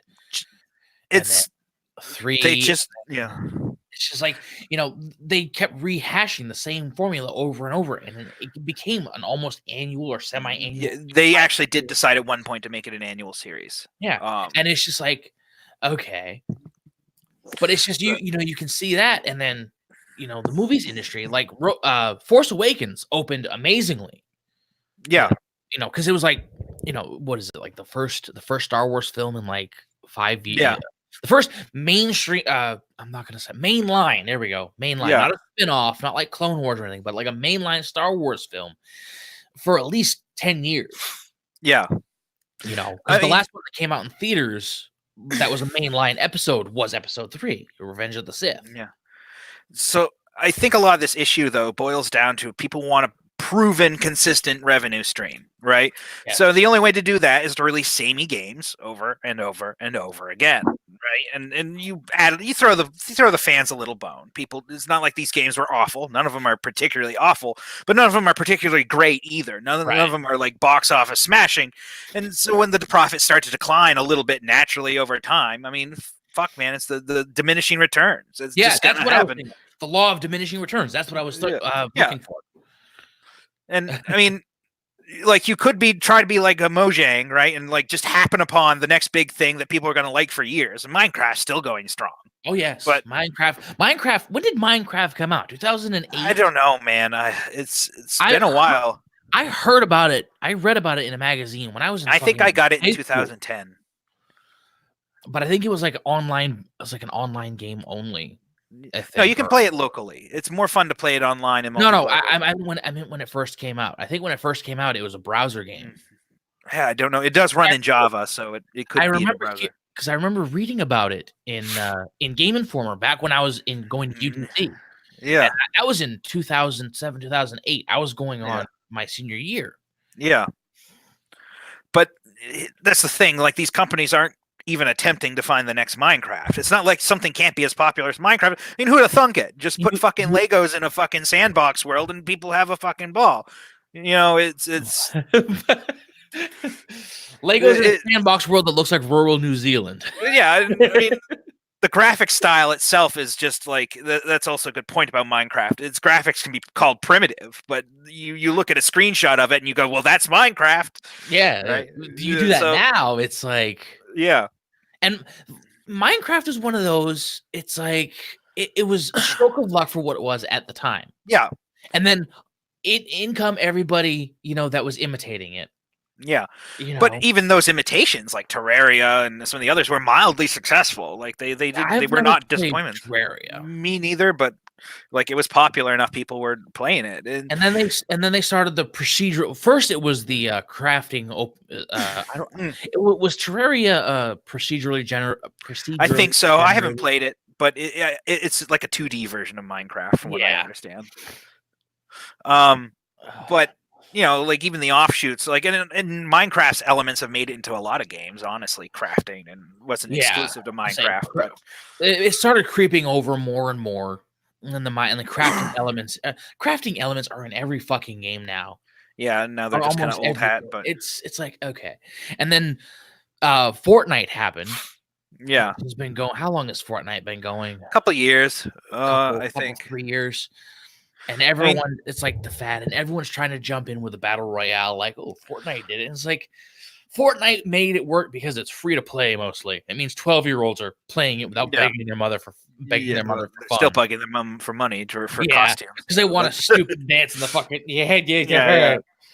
But I could do the truffle shuffle better than that. These Yeah, no, Fortnite's definitely popular. It's starting to decline, but it's not going to decline rapidly until the next thing strikes. And who the hell knows what it's going to be? I don't see the next thing being anything like Fortnite. Yeah. But it's like, it's easy to see where these trends are. Yeah. At the same time, it's like, the imitators and all of that stuff. But yeah, part of it with Star Wars is it was, the annualized release, because Rogue One came out and it did well, but it didn't touch Force Awakens at all. There was a diminishing returns. Yeah. And I absolutely hate Rogue One. I tried watching it, but I was too busy playing other video games or something at the time. I went and saw, because I was psyched for Rogue One. I wanted to go see it in the theaters. And I did go see it in the theaters on my own. But at the same time, it's like, I watched it, and because Rogue One is based off of a throwaway line in A New Hope, talking about the Death Star plans. Someone said, no one. We lost a lot of good men. Yeah. In these things. Yeah, countless lives were lost getting this plan. And it's like a throwaway line. It's like, yeah, let's make a prequel film about that. I'm like, okay. It's like, have you seen Jyn Erso? Yeah. Like, I'm sure the actress probably is really good, but the character herself, she's about as expressive as a sausage plate. Well, that's what they say about Rey. It's like, you don't blame the actor for the bad writing, Rey has two emotions, and yeah, that's it. And most of the time, it's just anger. Yeah. Anger in her fighting, anger just in general, just growling, Yeah. Have you heard my plan for getting Disney to earn back all the money they lost on these recent Star Wars movies? Oh God, do I want to know? Yes, you do. It's Star Wars Episode 10, and it's actually a live performance. They put they got to get the stockade into Disney World, right? And then they just put Ryan Johnson, Kathleen Kennedy, all these other people who fucked it up, and you get to throw stones at them for $20 each. That's awesome. Think about how fast they recoup the money. Put it right in the middle of the Star Wars Plaza. Star Wars fans fucking love it, man. Like punish Ryan Johnson for ruining Star Wars. Episode 10. Yeah. What Pay $1 million and kick him in the balls. was- $15 for a punch to the ovaries. Yeah. No. Oh god, that's great. Star Wars Episode 10, Revenge of the Fans. The fans. Oh god. Oh shit. The fandom strikes back. Yeah, the fandom strikes back. Yeah. Better yet, you give bonus points to the people who dress up. You know, Yeah. you have people come up in Jedi robes with fucking Yeah. Nintendo sticks painted as No. You got to so to make your money back. Keep in mind they're trying to recoup their losses, so you Yeah. can actually pay extra. You pay $20 extra, and you get to dress up as you get to beat them up. And also, then if you pay enough money, you'll be on the clip show that they make to sell the DVD later. Yeah, it's like $10, like $20 for basic entry. You get $40 for the front of the line. Yeah. 60 to dress in whatever they give you access to the wardrobe to dress up like a Jedi or Sith. Yeah. It was like 70 for all of that plus a lightsaber. Yeah. And then they make all this money back because the fans are pissed. Oh yeah. Yeah, they're like, we're just gonna make money off your rage. I'm sorry. You're like, Well, I don't know. I mean, if you ask some people on Twitter, a lot of people that I associate with, they get angry at us like, oh, we're just monetizing. You're just monetizing rage. I'm like, well, they're not necessarily monetizing the rage. They're just talking about it. People just want to watch. Here's the thing. People like this on YouTube aren't necessarily driving the rage. Right. People are unconsciously disappointed with these things, and when people like you and Geeks and Gamers and Nerdrotic, all these when these people bring up these things, people start agreeing with them because they saw it, but they weren't necessarily knowing how to express what they saw. Right? It's not like people are constantly bashing this, but they deep down they're like, oh, I'm fucking, I hated this, right? And then when somebody comes and explains, well, this was bad and this is why I think so, people agree with it. Not everybody's just expressive. You can't just fucking say that people's feelings aren't true because it takes these people to get these feelings going. Right. For sure, they're amplifying things a little, but it couldn't happen if it wasn't there. Right? Yeah. And a lot of people, and honestly, a lot of people don't understand that. A lot of the people, like I said, I don't know what you know about the movement. Most of the movement, they call it the fandom menace. Yeah, I know. I watch the videos. You do watch the videos. Okay. I say I know.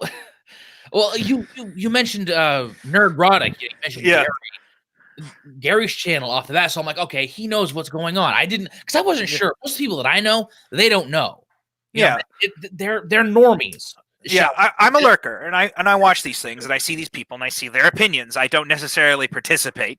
Yeah. But I can just imagine you participating. You'd tear a hole in the world.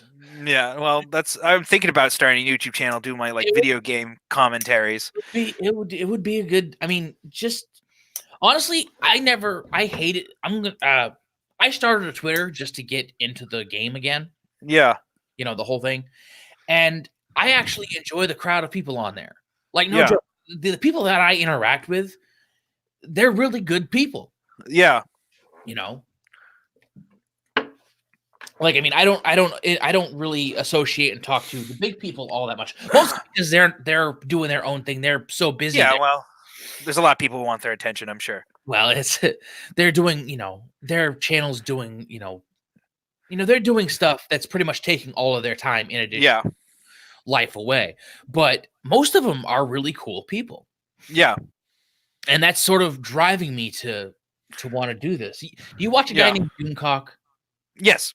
I don't know how he gets all his exposés, but clearly the man gets his material somewhere. Oh, dude, Doomcock is a joyous person. I've watched him on streams a couple of times. I think he has one going right now.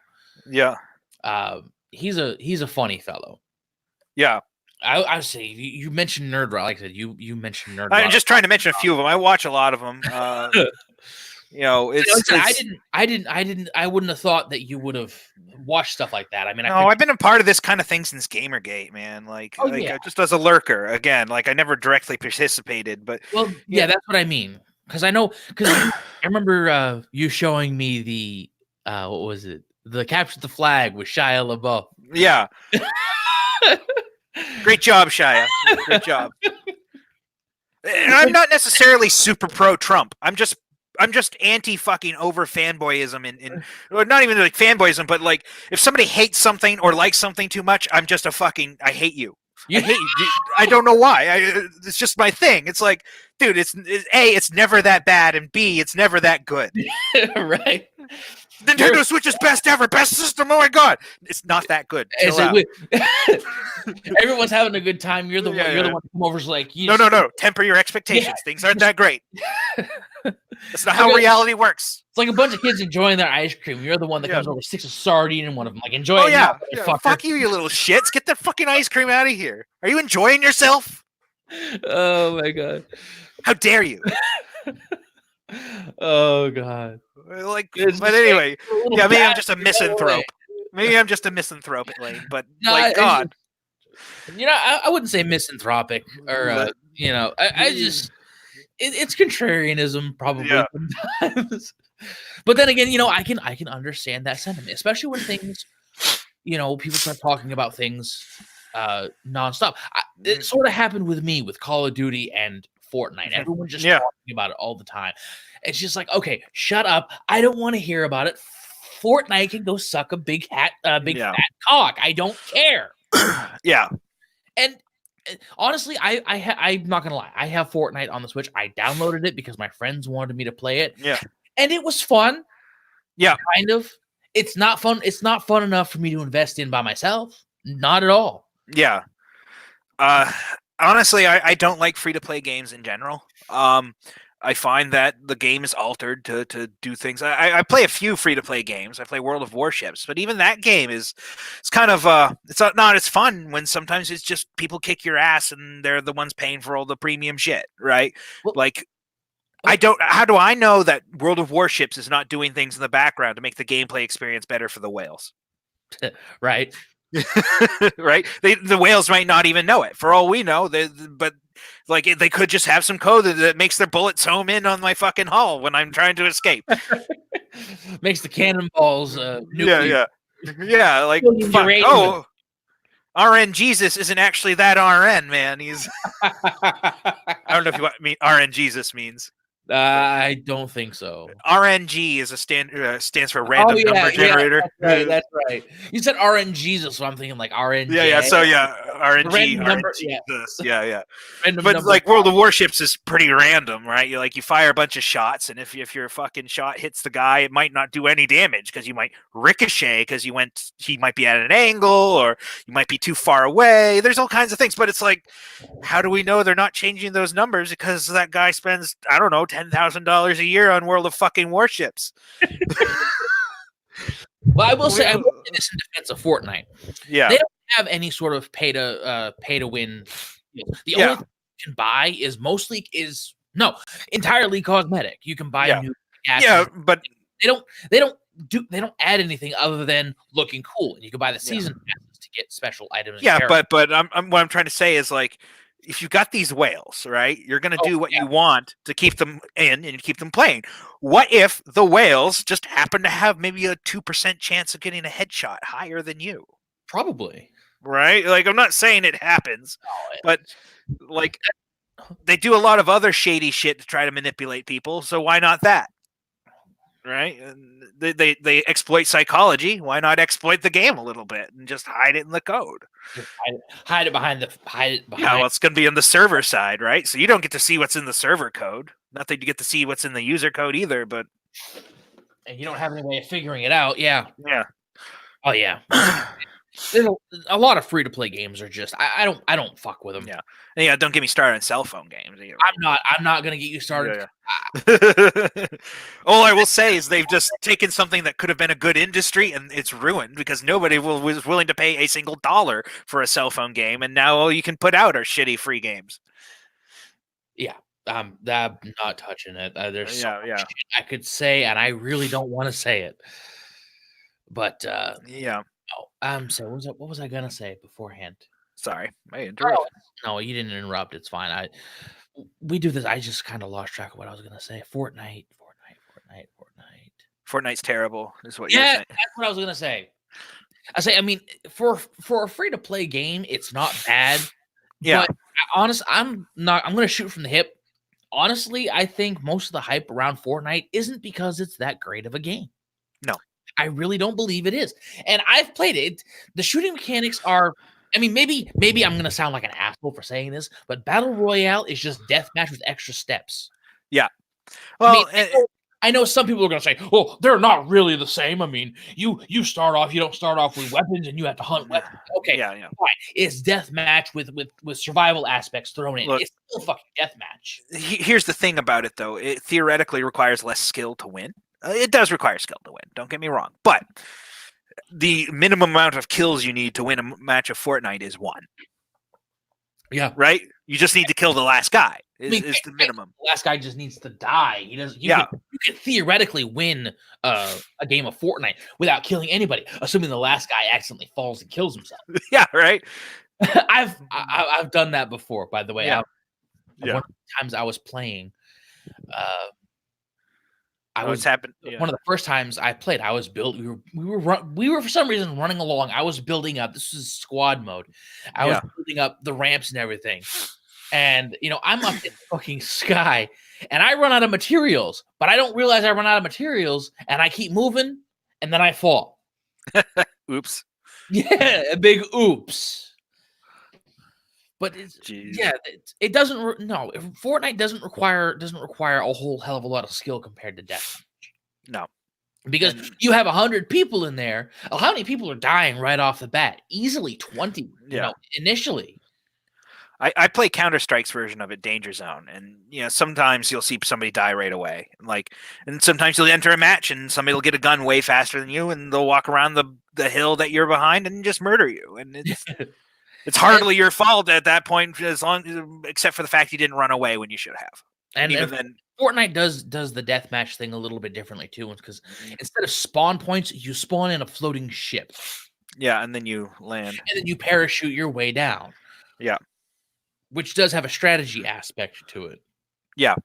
But I mean, in terms of everything, it's all done on a superficial level. And it's just like, okay, it's... It's not going to be popular forever. Something else is going to take it over. It's only a matter of time. I'm not looking forward to when that thing comes. The problem is with these companies, though, is they think it's going to last forever. And you can look at pretty much any casual game this has happened to. They'll get all comfortable and they think, oh, yeah, this is great. People are going to be playing our game for the long term. Oh, can't wait for the money every year. And then people just abandon the game because it's a fad. You're a fad. Here's the thing, Lane, if you end up in the position where you're in charge of one of these companies that's a fad, don't spend all your fucking money. No, spend half of it. Spend half of it, right? Just don't rest. Put a half of the half in the games the games that are fads, and put the other half in investment for the games that are fads. You'll notice right now that Epic's just throwing money around like fucking crazy, right? Like, am I the only one that thinks the whole thing they got going on with their Epic store is a bit odd? A bit anti-consumer at times. Am I? No, you're not the only one that thinks that, but. There's a lot of issues. First of all, there's some people who don't give a fuck and they just want to play games because they don't have any fucking critical thought, right? Or they might have critical thought, but they don't allow it into their gameplay or whatever. They don't think about it because at the end of the day, they want to play a game and their mindset is if you don't like it, don't buy it. Yeah. And so I was talking with one gent on 207 Gaming and he's like, no, I don't care if it's on Epic Games. I'm going to buy it. Like, why? Well, I don't mind having a login. I said, well, how many logins is too many? Like, how many services do you need a username and password for before it's too many? He said, I don't, there isn't too many. I'm like, really? Not if there was 100? Not if there was 1,000? And he just stopped talking to me. It's like, there's got to be a point where there's just too many fucking logins.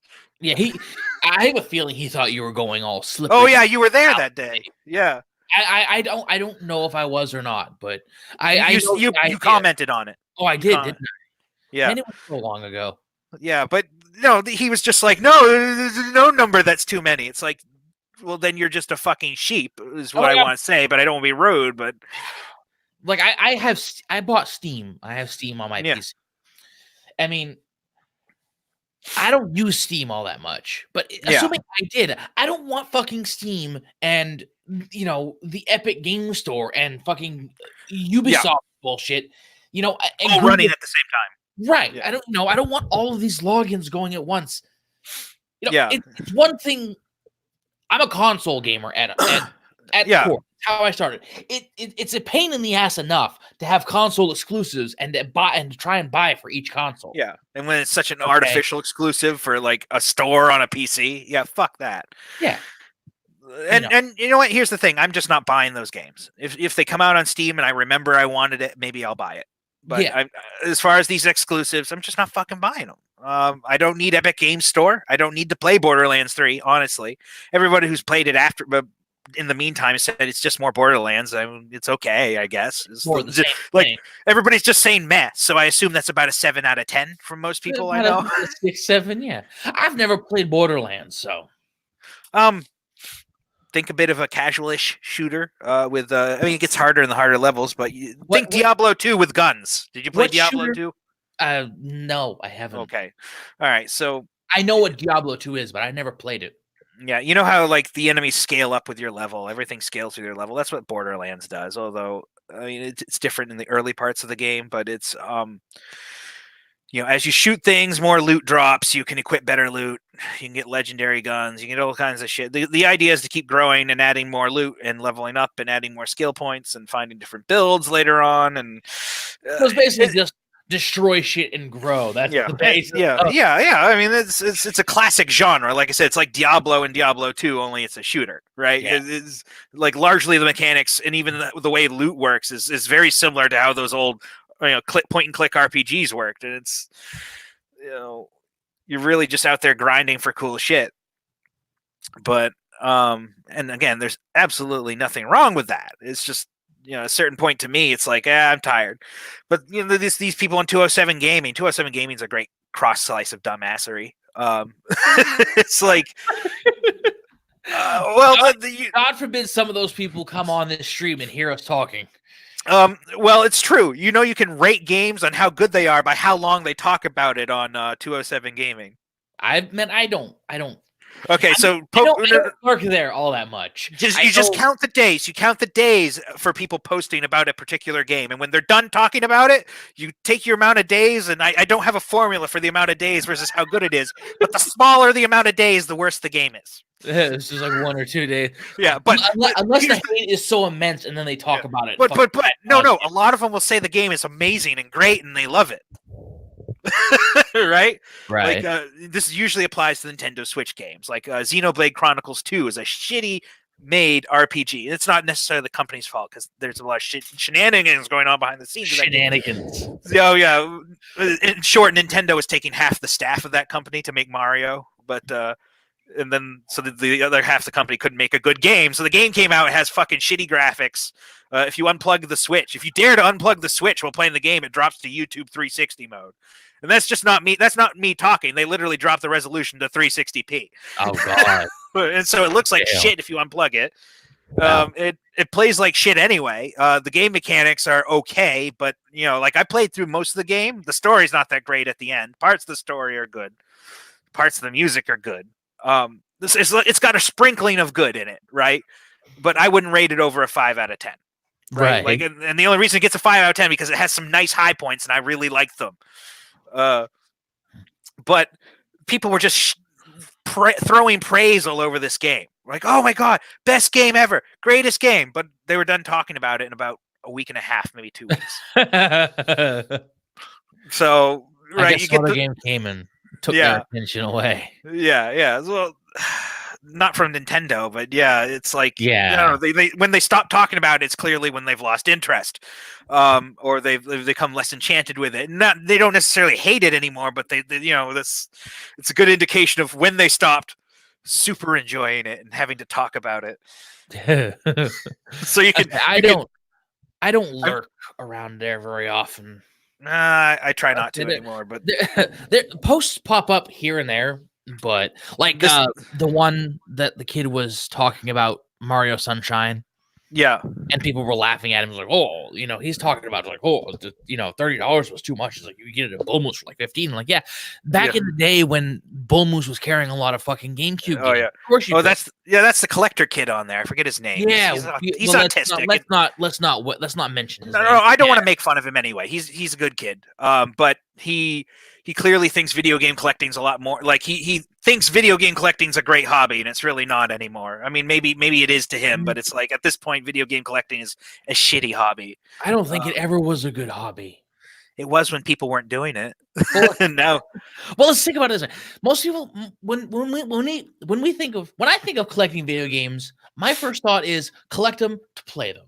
Yes, You know what I mean? that's me. It's like, and some people, I know some people, they have collections mostly for the sake of having them to complete their collection. James Yeah. Rolfe is a big one, Yeah. and hunting down holy grails like NES. What is it? What the fuck was that Nintendo competition? Yeah, Nintendo I know what World you're talking about. Yeah. The gold cards. Yeah. Fucking insane amounts of cash. Yeah. you But know. every time James Rolfe makes a video about a game, the collector's value goes up immensely. And this is what's going on, right? And again, nothing wrong with if people want to collect this shit, but it's like the value goes up and the hobby gets a little worse. And it has nothing to do with video game collecting being shitty that way. It's just there are too many people wanting to do it now. Yeah. And it's like it's kind of it's like it's really hard to buy games because most of these games, especially games like Super Mario Sunshine and Super Mario Brothers, we look up Super Mario Brothers right now on fucking Amazon. I'm willing to bet there's at least hold on, Amazon.com. Say, let me. Okay, I'm gonna put on the screen share and you can keep talking while I do this. Where is it? Amazon.com.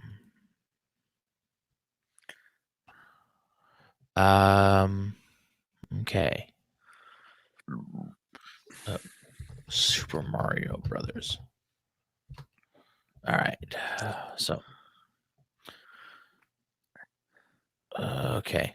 So, Super Mario Brothers. Wait, Art what books. the fuck is Yeah. renewed? Okay. Yeah, that's an art book. They have that Video. Nintendo. if you're looking for fucking- specific, if you're looking for specific old games, you're better off going to eBay. Yeah, but it's like, well, no, I'm not looking to buy it. I'm looking at for an example because Amazon is a big place. Well, people gouge on Amazon. People gouge on fucking eBay. Yeah, but eBay is a better marketplace for old video games and computer Yeah. hardware and stuff. But I usually look up. But I was like, here, look at this. Renewed. What the fuck does that even mean? Renewed. Oh, I think I know what that means. I think renewed is a it could be a new reproduction printed. art. Yeah, The repros is what they are. it's a pirate cart. Nintendo doesn't authorize that shit for sure. No. Yeah, say that's a cheap China cart. Oh God. Yeah, I think that's shipping from China. Okay, forget what I was gonna say. Yeah, But it's like most of these, like I've seen people asking for ridiculous prices for something as common as Super Mario Brothers. A fucking game, Super Mario Brothers and Duck Hunt, a game that came packed in with a fucking NES along with the Zapper and like 2 controllers if you bought the deluxe kit. It's one of the most common games out there. So it's got no actual value. Right. It's like, remember that guy on fucking Facebook, the one I made fun of for having a bad title. He wanted $25 for Mario All Stars, and Mario All Stars came with the fucking console at one point. So of course there's millions of it. It's like the second best selling title for the Super Nintendo because it came with I the system. remember when Mario All Stars came out. Nintendo was actually Huh? Nintendo was actually giving the thing away for free to early adopters of the Super Nintendo. You had to like send in a copy of receipt and a fucking proof of purchase, and they gave you a free copy. It's like what the hell was the title on there? Super Nintendo. What the fuck was that game? What was the title? I remember the one he was. Oh yeah, it just said video game or something like that. Super Nintendo game or something. Yeah, yeah. And I said I remember playing Super Nintendo game. And then I said, 5 seconds of effort could help out. He's like, oh, really? I don't know. If you just look at that whole conversation. I think he was just I saw it and I was fucking dying on my phone, man. Look, hey, you think that'll save me some time? And I said, a whole 5 seconds. You think that'll help me out? Like, yeah. But no, video game collecting, don't fucking buy shit anymore unless I still buy a few games opportunistically. But yes, for the most part, it's this shit. You and I played this the other day. Fucking, we had a blast, right? I love it. Hey, do you have that game? Yeah, probably. I could probably download it. Yeah, and if we don't, we can throw it right on the memory card. Let me throw a disclaimer out there for anybody watching this right now, okay? I do not necessarily endorse piracy of games. I'm just throwing this out there. I do. YouTube does not. Just so no one can come back. If the game's not being produced anymore, feel free to pirate it. Yeah, I understand the empathy. Yeah. You want to talk about an impulse buy? Yeah. I was looking on the Facebook Marketplace, and someone was selling a complete copy of Final Fantasy III. Yep. SNES version, like complete in the box, manual and everything. I picked it up. And how much I bought? You know how much I paid for it? $80. I mean, that's not bad for a Super Nintendo game. $80. No, well, I say $80 complete in the box. Final Fantasy III alone for the fucking cart you buy on eBay goes for upwards of $40 just for the cart. The Super Nintendo has a retardedly obsessed fandom. Yes. I know. Like, no, I don't mind the Super Nintendo, but it's like, again, my hate of people who enjoy things way too fucking much for obscene amounts of things. I don't know, like, but the Super Nintendo market for used games, even for the common games, is absurd. Like, But it's just, I tout that as being a relatively good deal because if you're looking for complete in-box shit, that's not bad, honestly. For complete in the box, like with the manual, the poster that came inside it, and everything. Yeah. Oh no, I like that. People are asking for hundreds of dollars. Oh yeah, that's probably worth about 200, I'd say. But honestly, I don't see the point in spending that much for a complete in-box game. Now, for the old cartridge games, I can see it more because let's face it, unless it's the Sega Genesis. Yeah. Most people don't have those old boxes. Yeah. They get crushed, they get flattened because you throw them aside and then Well, let me show you something that's interesting. So I mentioned my Macintosh 2 earlier. So I love upgrading these old computers, but this is another hobby that's starting to be ruined by fucking douchebags.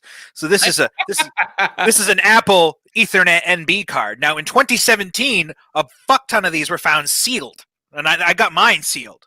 But they were selling them on the internet for like $29, right? This is so you can put your old ass Macintosh on the internet. And so they're selling them for $29. I had to pay $69 for this one, although it did go to charity. I bought it from some place in Maine, and it also came real quick, so that was nice. But this just goes to show you that it's not just video games; it's other vintage items. People are just starting to gouge for them. Although computer collecting is actually becoming a way more popular hobby than I would have thought it. I mean, so I'm hardly the only one looking out for good computers, but right now it's still small compared to the video game market. Fuck. But that Mac 2 I got for $70 could be worth around $300 or $400 in the right. You want to know what kind of pisses me off about the video game thing too? Yeah. Collector's editions. Yeah. Of video games. Those now, are. I'm not gonna. Tristan, your mic is up. Oh, sorry. No, it's fine. It kind of twisted up, so I'm like, I can hear you echoing. Now, I'm not gonna say that collector's editions of some games aren't kind of cool to buy, but most every major release has like 7 different versions of it, and it's like, what is the point? They're not a collector's edition if you're printing out, million. Yeah. You're printing out, 200,000 versions of them. Did you hear about the Halo 2 version? I remember. Yes. Yeah, but that one's hilarious. That one is absolutely funny. I say, Larry Bundy Jr. on the. Yeah. No, that's where I heard that. Yeah. Guru Larry. Yeah. He was talking about, it was the Scalpers video. Yeah. And the Scalpers went out and bought it. But again, it was fucking Microsoft and Bungie. So, it's like limited edition. Everybody has one. Yeah. And it's like. to be honest, like the way I see these limited collector's editions, first of all, I try not to buy the big ones anymore. Like for example, I saw at Best Buy they were selling like the new Darksiders game. Like it came with like a giant fucking collector's sword. The box was 4 feet tall. It was sitting in the middle of Best Buy here in Manchester. And I asked the guy, I said, "Do you think anybody's ever going to buy that?" And he goes, "No." It was like $400 or some shit. Now, Maybe not that much. What did it come with? It was like I don't know. Let's Google it. Darksiders collector. I can't remember Darksiders game. Let's see if I can find it.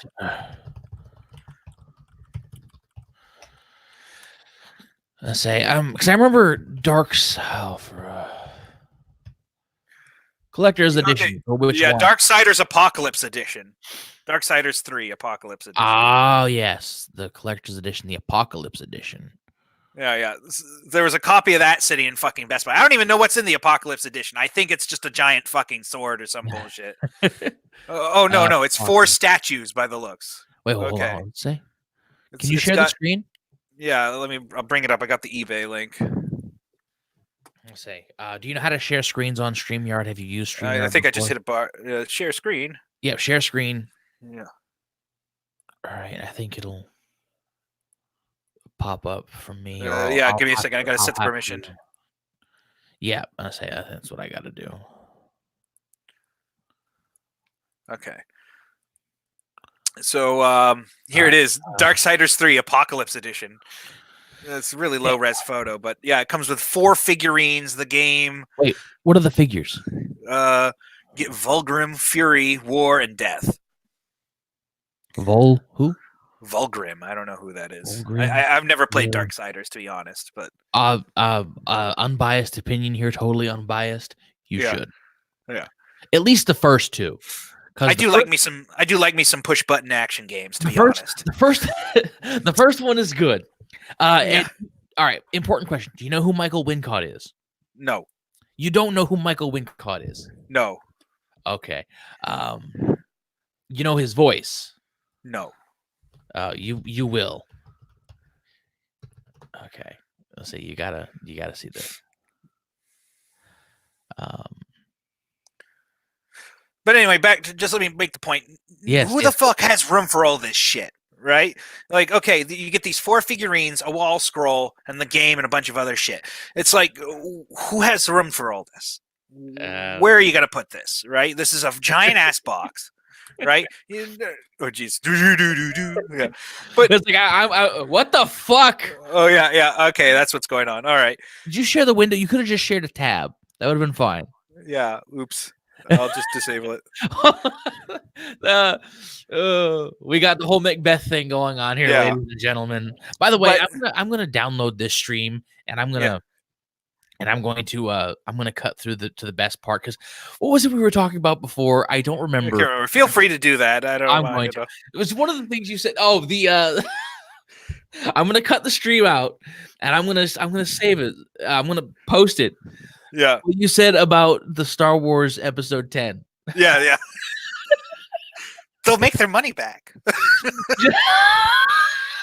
Tell me they won't make at least a few million. They would absolutely. But I'm gonna cut that. I'm gonna share it, because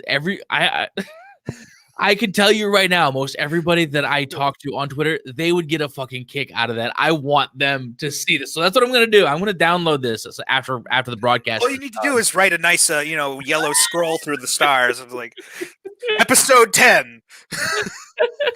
The fans revolt. You know what? Maybe if I make a clip of that, I'm gonna type up a crawl. Yeah, it's a live performance. Have I shown you my I have not shown you my Phantom Menace crawls, have I? No. Oh God. Let's finish up with video game collector's editions real quick. Oh no, I need to rant about this. Yes, go for it. So I still bought a few, and now I just don't have fucking room for them. So the only ones I buy are for my fucking weeb games, because those games sell so few copies. Just to express that I want the next game in this long running series, I'm going to pay you $100 for this game instead of $60, because I want the next game, and just give me the game, you fucking horse. I don't even care about the special edition anymore. I just want the game.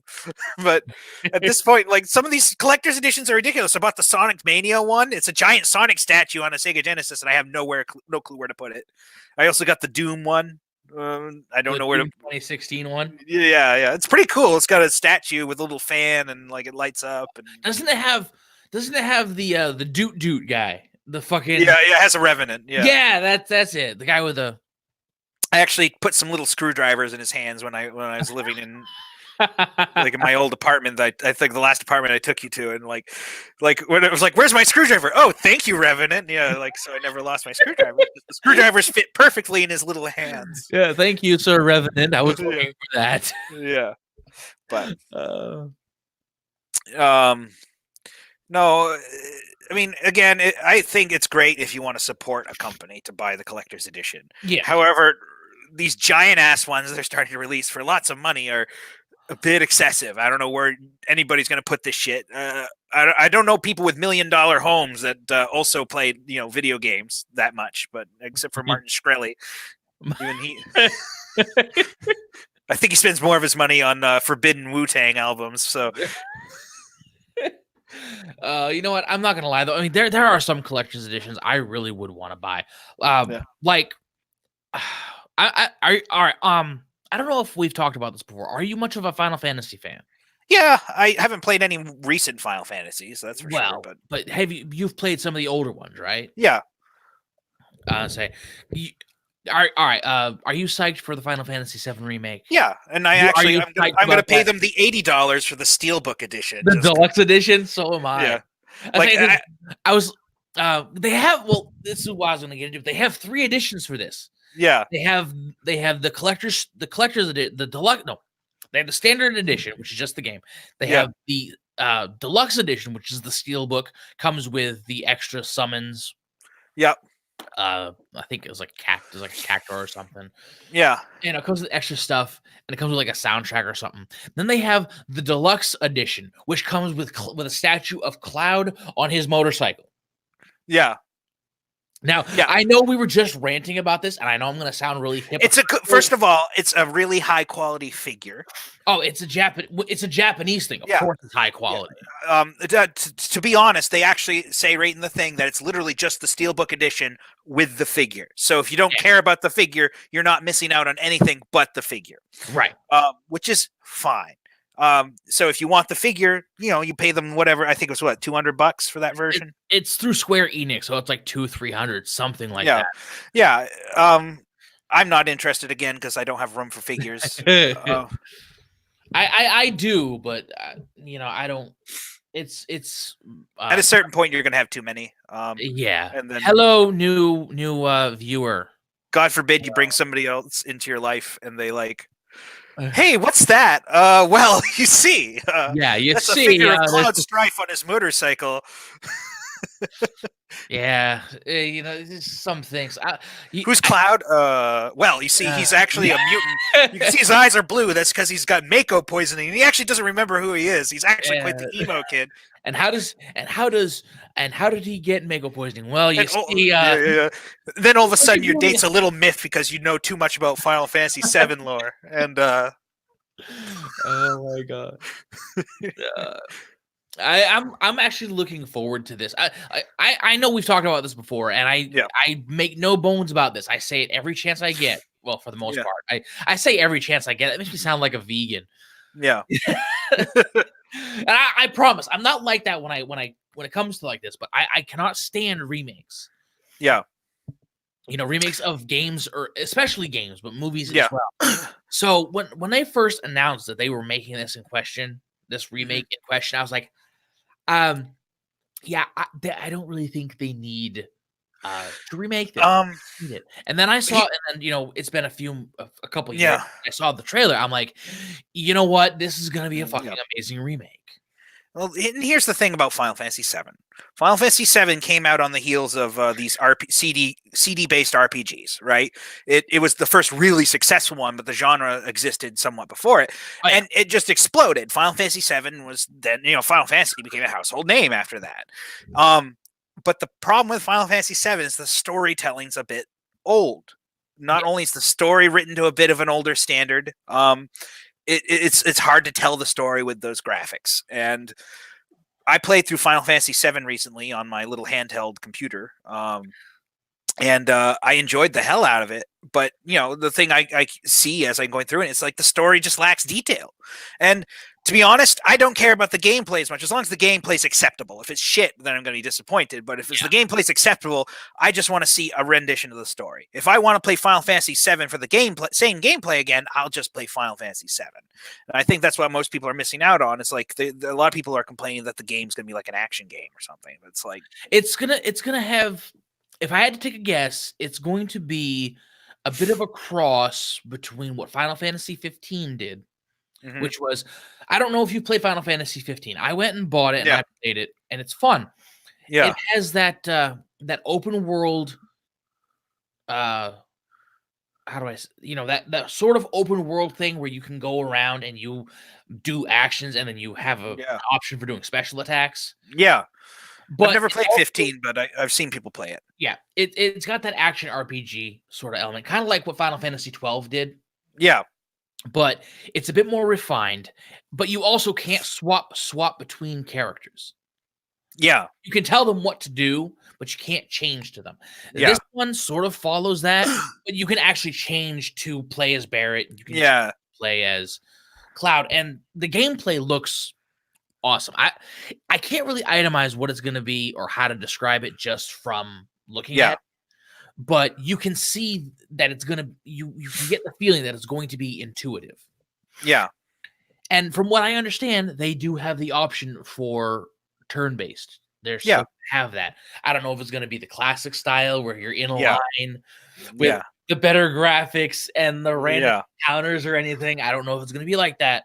Yeah. But I know they were saying they have something like that available. Yeah. But it's like, I saw, watching the E3 trailers and the gameplay demos and everything. It's like, you see this and it's like,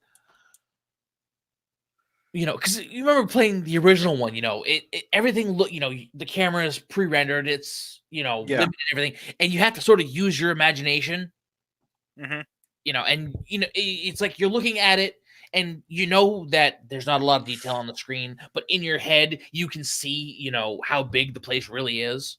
Yeah. Does that make sense? That's sort of what you do. Yeah. Well, with this one, you can actually, it's like everything that you could have imagined what this place actually would have looked like fucking looks like it. It is incredible. Because No, I can't wait because the world of Midgar, and whatever they call their planet, it just needed that graphical fidelity to really tell some of its story a little better. And that's what I'm looking forward to the most in this. However, like I hear a lot of people already bitching that's not an RPG. It's like Square Enix doesn't make RPGs that much anymore. And hell, there hasn't been a single Final Fantasy VII universe thing since Final Fantasy VII that's been an RPG, right? Like the most recent one I remember was Final Fantasy VII Crisis Core for the PSP, and which tells the story of Zack. And it's a good game. Certainly, like the gameplay's a little light. It's not that amazing because it's like just Zack attacking, but what I remember is the story, and the story because the PSP's graphics were at least sufficient enough to tell the story, right? Yes.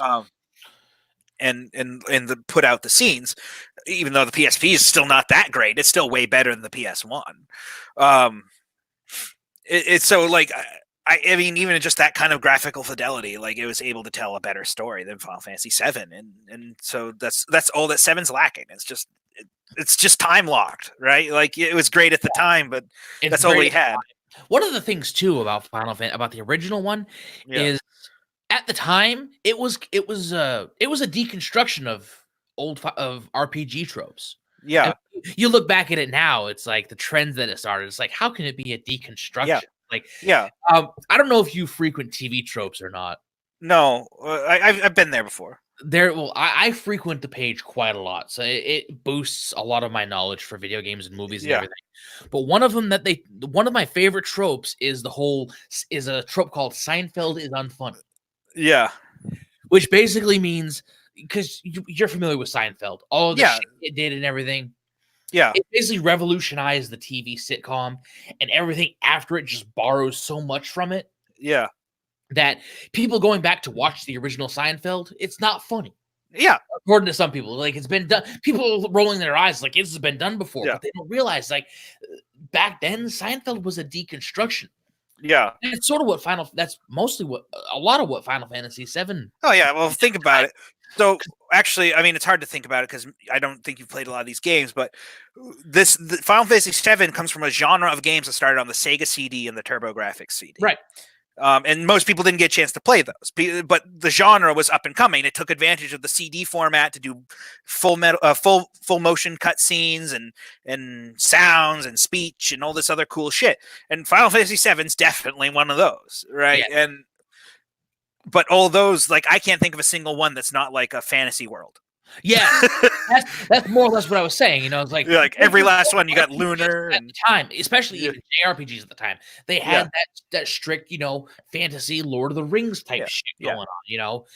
Some far off land, medieval times. Yeah, the knights, the kings. It's like every last one was doing a medieval fantasy, and here comes Final Fantasy VII. It's got elements of steampunk and technopunk, right? Actually, I think 7 will be more technopunk because Final Fantasy VI started the whole steampunk stuff, the steampunk and Industrial Revolution type stuff. Because Final Fantasy VI was the first one that wasn't about crystals either. Yeah. Because I think the first Final Fantasy was about crystals and the orbs of light, and then they all go through that. And then 4 was about crystals. 5, I don't know what 5 was about, but it's like 6 was like one of the first ones that wasn't about crystals at all. And had an ensemble cast. Yeah. It's like, wow, this is jarring. And then 7 comes along. It's like, okay, we're doing modern shit now. We're not in fantasy land. We're not. And right off the bat, like the first thing that happens is you see Aeris, and she's in kind of a slummish town. A car drives by her. She's looking at electricity, right? And it's clearly like those are the first things you see in the game. Right. And then you see her turn and she's walking out carrying her basket of flowers, and then just this long panning shot just out, it pans out out through the shitty shitty walks like what a breeze through the city, and you know how it goes. And then cue the logo, and then zoom in on the train. And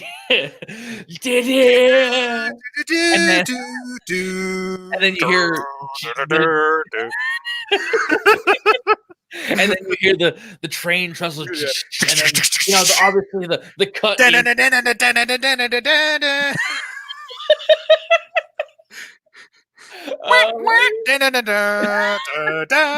Anyway.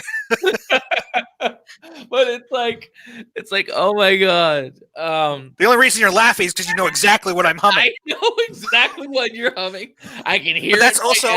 I can see the CGI train slowly shifting from CGI to pre-rendered, and I see this little blocky chibi character hopping out and cutting soldiers. And the whole reason you remember this is because it's iconic.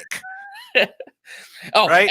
And then say you see the two lackeys jump, and then you see Barrett start berating this character you don't see in his stereotypically black guy Mr. T voice. Like, come on, fool. Yeah. Like that's really what that intro scene needed, though. Is like because it's just completely moot. Then you zoom into Cloud, and he's got fucking square arms and a little like triangle he holds above his head. Like, he's got little tiny arms. He's got these big cubic. He's got these big cube hands that have black thing cheap gloves around him, and got a little knob on the end. Like, Hey. It's so we go from the whole game can't be those movie scenes, unfortunately. So it's like, but I mean, that's I'm really looking forward to it. I need to make sure I pre-order that. Although I hear they just pushed it back a month or two. They pushed it back to April 3rd. Bummer. No, it's okay. It's okay. Let me see if I can find the game. Hey, I'd rather they delay it than put out shit. Okay, come on. Jesus.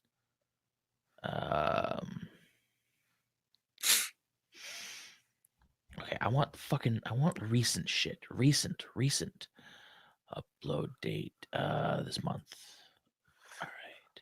Other people are disappointed that it's going to be coming out in chapters, and it's like, well, I'm not gonna lie. The idea that it's gonna be episodic rubs me the wrong way, mostly because of how they I'm afraid of how they're gonna structure the story. Yeah. Now, Well, the game's already like you can almost divide up the game on the disc. Like for the original game, disc 1 is essentially Midgar up until the. Actually, no, it's disc one Disc 1 is actually isn't. the longest disc out of all of them. Oh yeah, because that one goes all the way until Aerith dies, doesn't it? Yeah. Spoiler alert for the 3 people who haven't played Final Fantasy VII. Aerith dies. No, she lives, and everybody lives happily ever after. If you use the glitch, yeah. Totally no impalings with a sword longer than a man is tall, and no drownings ever occurred. yeah, yeah. No, but I say, through Midgar, and then you go out, you go up to the Chocobo farm, you go across the Midgar Zolom, which he's a fucking asshole.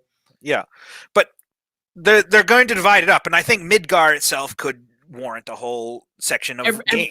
Everyone, that's what they're going to do. I hear a lot of talk about what they're going to do. They're saying that Midgar is going to take up the entire first episode. That's what I heard.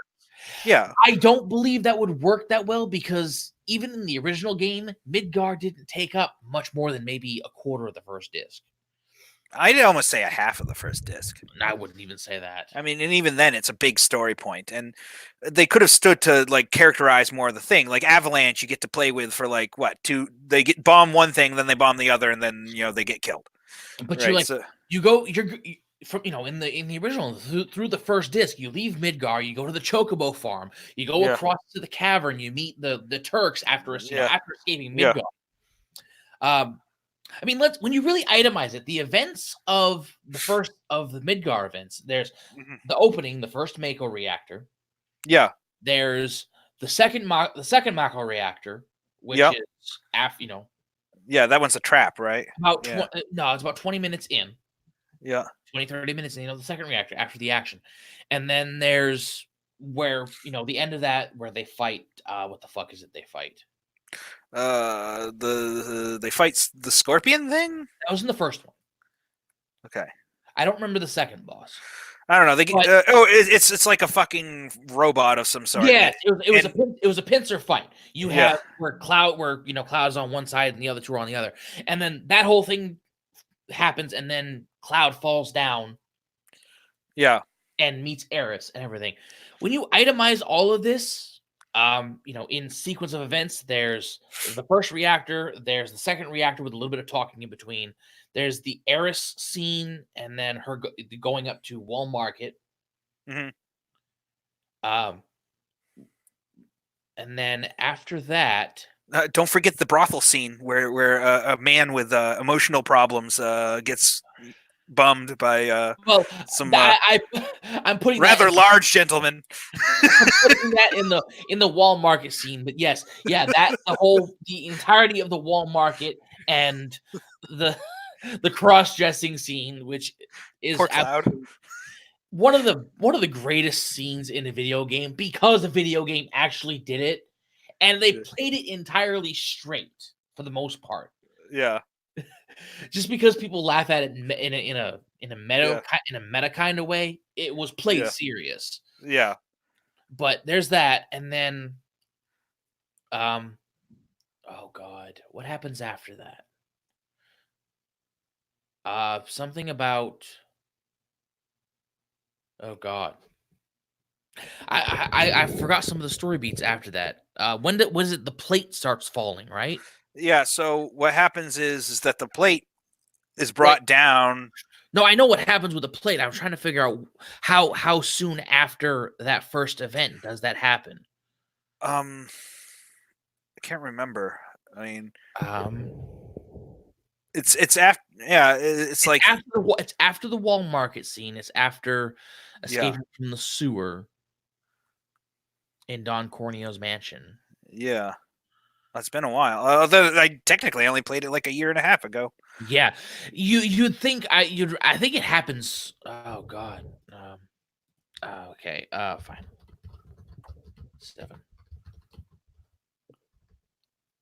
All right. Where's the falling plate? Sector 7 plate falls. When does that happen? It's after the train graveyard. Oh yes. Walk through. I'm gonna find this. The train graveyards when you're like walking. Wall Market. Yeah, say all right. The fall of Sector 7, say Wall Market.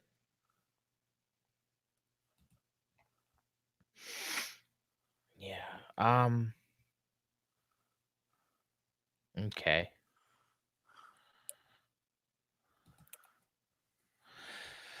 So uh Disc 1 Part 1 in Midgar. Yeah, okay. So I'm at the whoops, come on. Me. God damn it. I don't use this thing for live stream, so it's different to me. I'm usually on other people's streams for this. Okay. I'm gonna share this while I'm at it. Can you see? Say, yeah. Okay, so Wall Market, yeah, after you're Yeah. walking her home, I don't remember what it was. You're going through the train graveyard. Yeah. Yeah, train graveyard is easier than it looks. Yeah, use ladders to cross it. Yep, the column.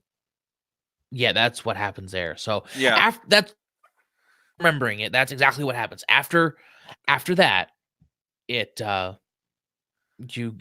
Sector 7 plate falls because it gives them enough time Yeah. to go after, to find out where they are after the Yeah. second Mako reactor. Yeah. Did you notice that the stream's frozen? Just really funny. Not that it matters at this point. The stream on YouTube's frozen. What do you mean it's frozen? Oh, no, it worked. It was just my computer. Never mind. Forget I said anything.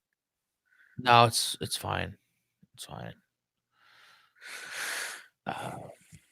But okay. Well, I'm just saying they can expand that. So, there's a lot more that could be happening in Midgar. Cloud can talk to Tifa more character building. Yeah, there could be, but it's just like, if this part right here, this part 1 of disc 6, when you really itemize it, there isn't a whole hell of a lot that actually goes on. Yeah, in terms of substance for the story, it doesn't even take up. I don't even think it takes up a good amount of space on the original one, because in disc 1, like I said, disc 1 is probably the longest of them all. But you have to admit, it feels like it goes through kind of quick. That's why I'm saying, like, I don't think it's going to be.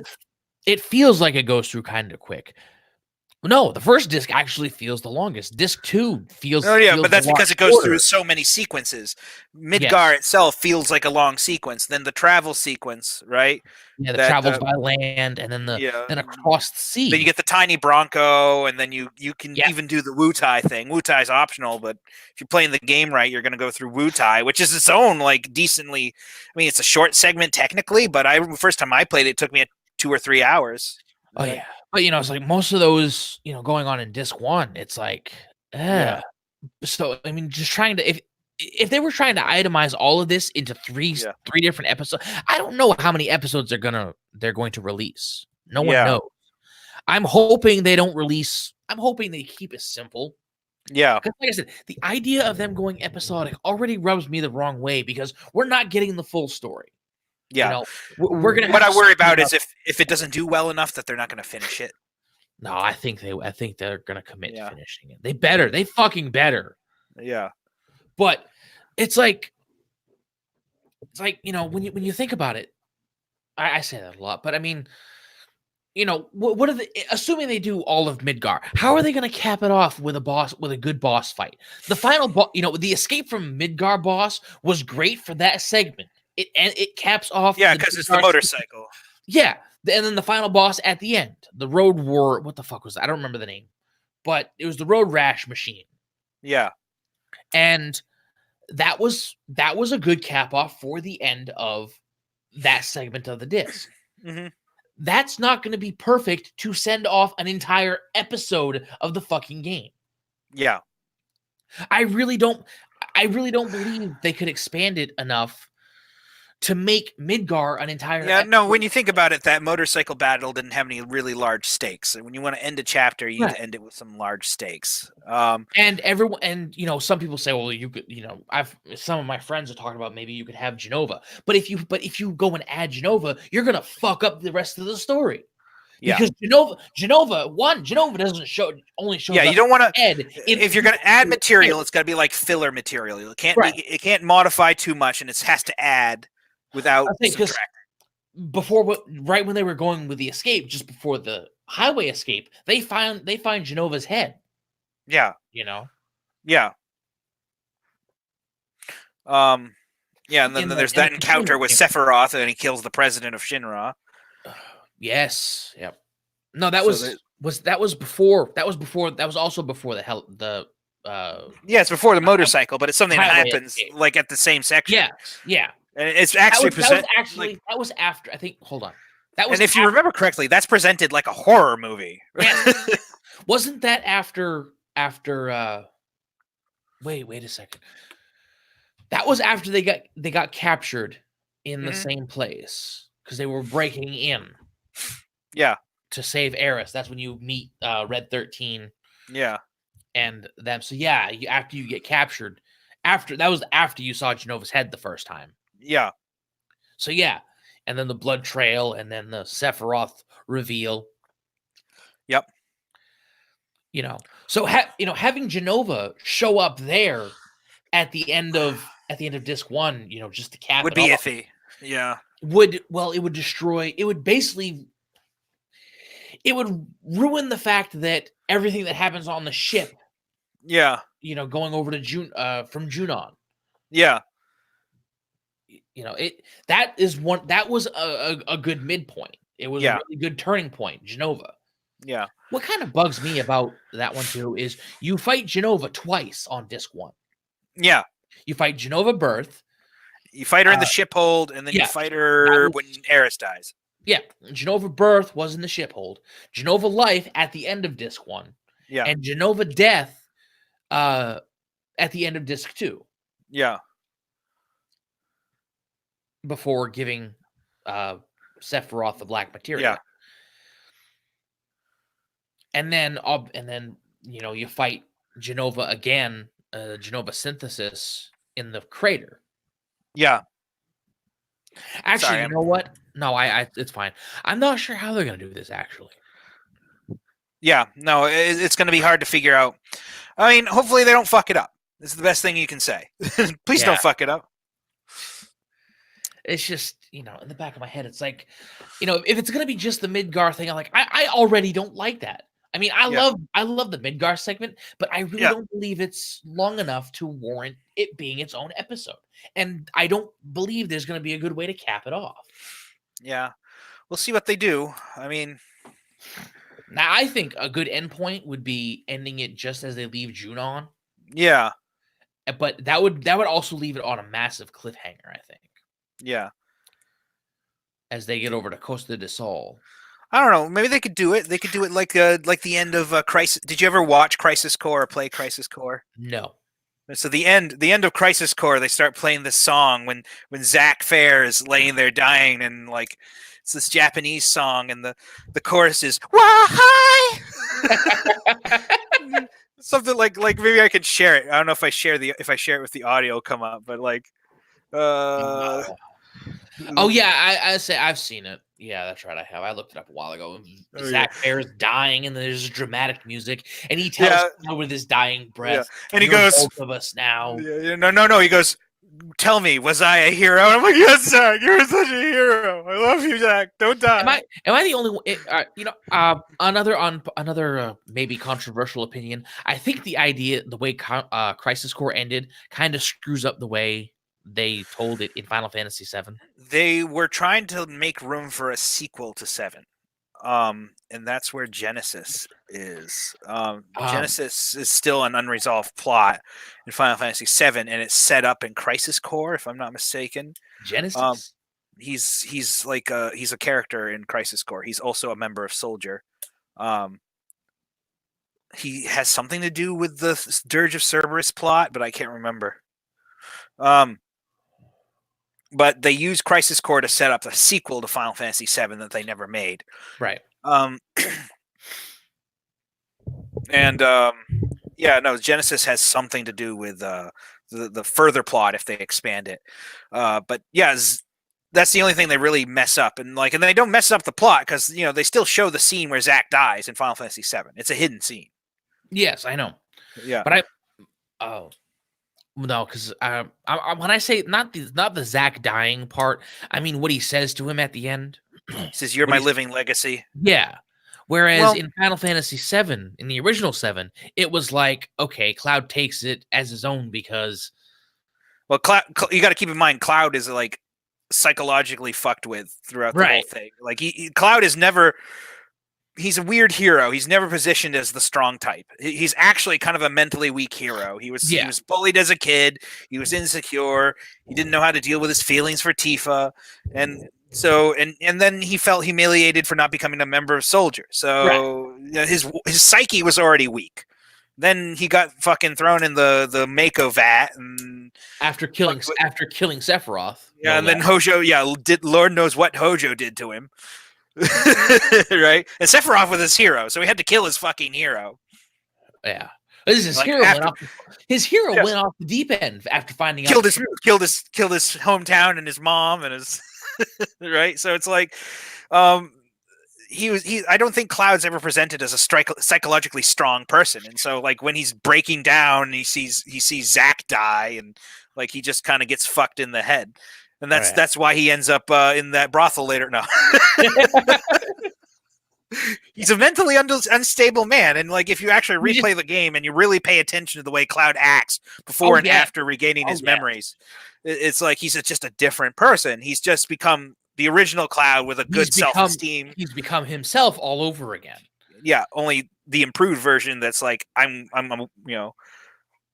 a hero, or I don't know if he necessarily is a hero, but he's got more confidence for sure. Yeah, right. And you can definitely tell. Cloud is one of those characters too. You can definitely tell when before he goes ape shit and loses himself.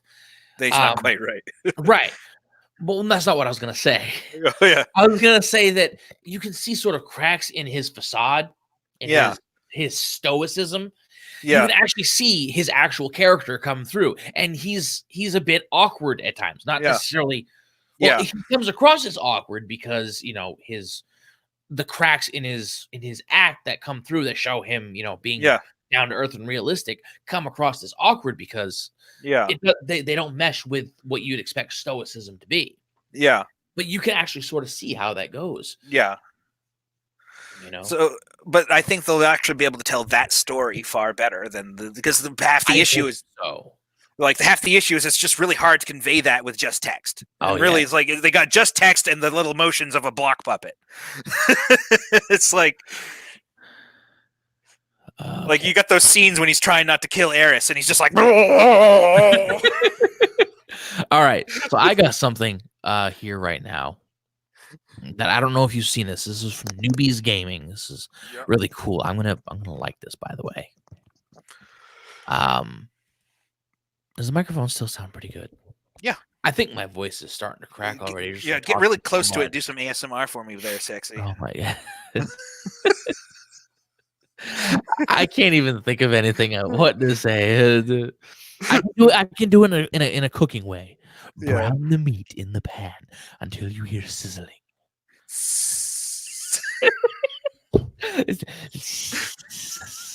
Yeah. ASMR chat live. I think we're missing out, buddy. Close your eyes. We're gonna hypnotize you. You're gonna imagine eating a taco. I'm gonna put the corn shells down in the pan. Dun, dun. Gonna turn on the stove now. Click.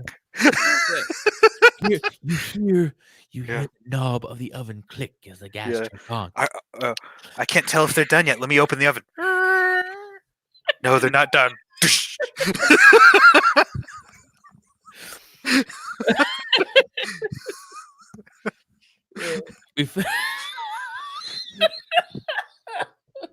is gonna be another clip that's cut. Oh my god.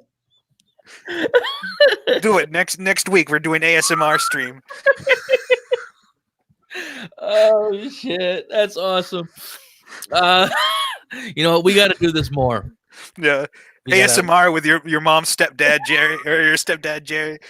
Well, not necessarily the ASM. Now Jerry's angry at you. Get the fuck in your room, you little shit. ASMR featuring what the fuck, Gordon Ramsay. The Hell's Kitchen ASMR. You just hear it's set up so this is so undercooked. It's writing a diary. So, oh my god, man. That's a meme I saw. Please don't hate me. I got nothing. It just hit me what you were talking about. It's like, oh no, my little friend is about this tall. Yeah. No, So what were you looking up on newbie games? oh fuck,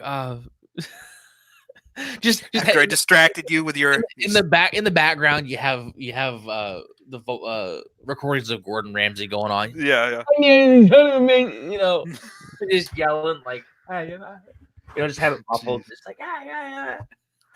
Oh shit! No, we got to do more live streams like this. Yeah, no, I wouldn't mind. Already.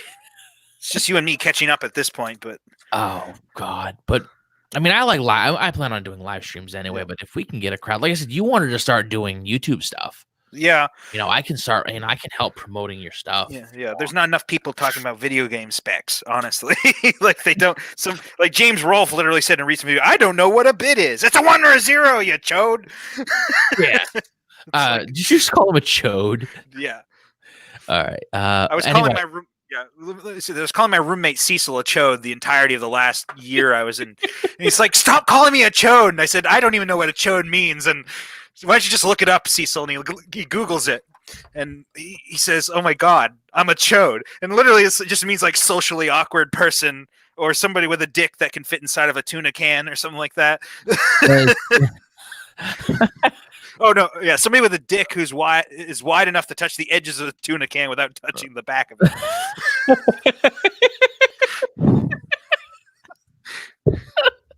Those are the definitions of the word chode. Oh my god. Oh shit. But yeah, socially awkward person.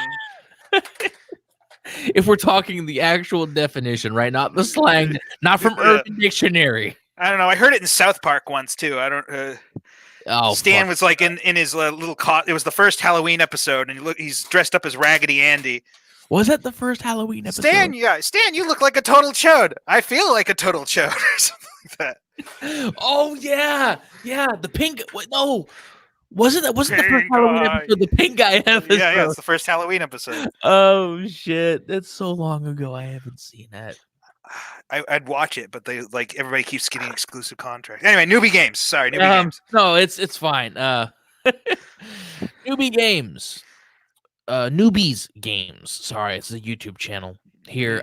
Thank you. I'm gonna say this. If you see this, thank you for letting me see this, but I'm gonna show this in a stream. If you ever see this. Oh god.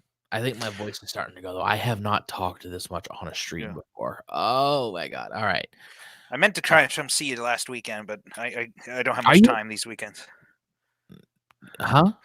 I'm probably so I start master's degree classes soon.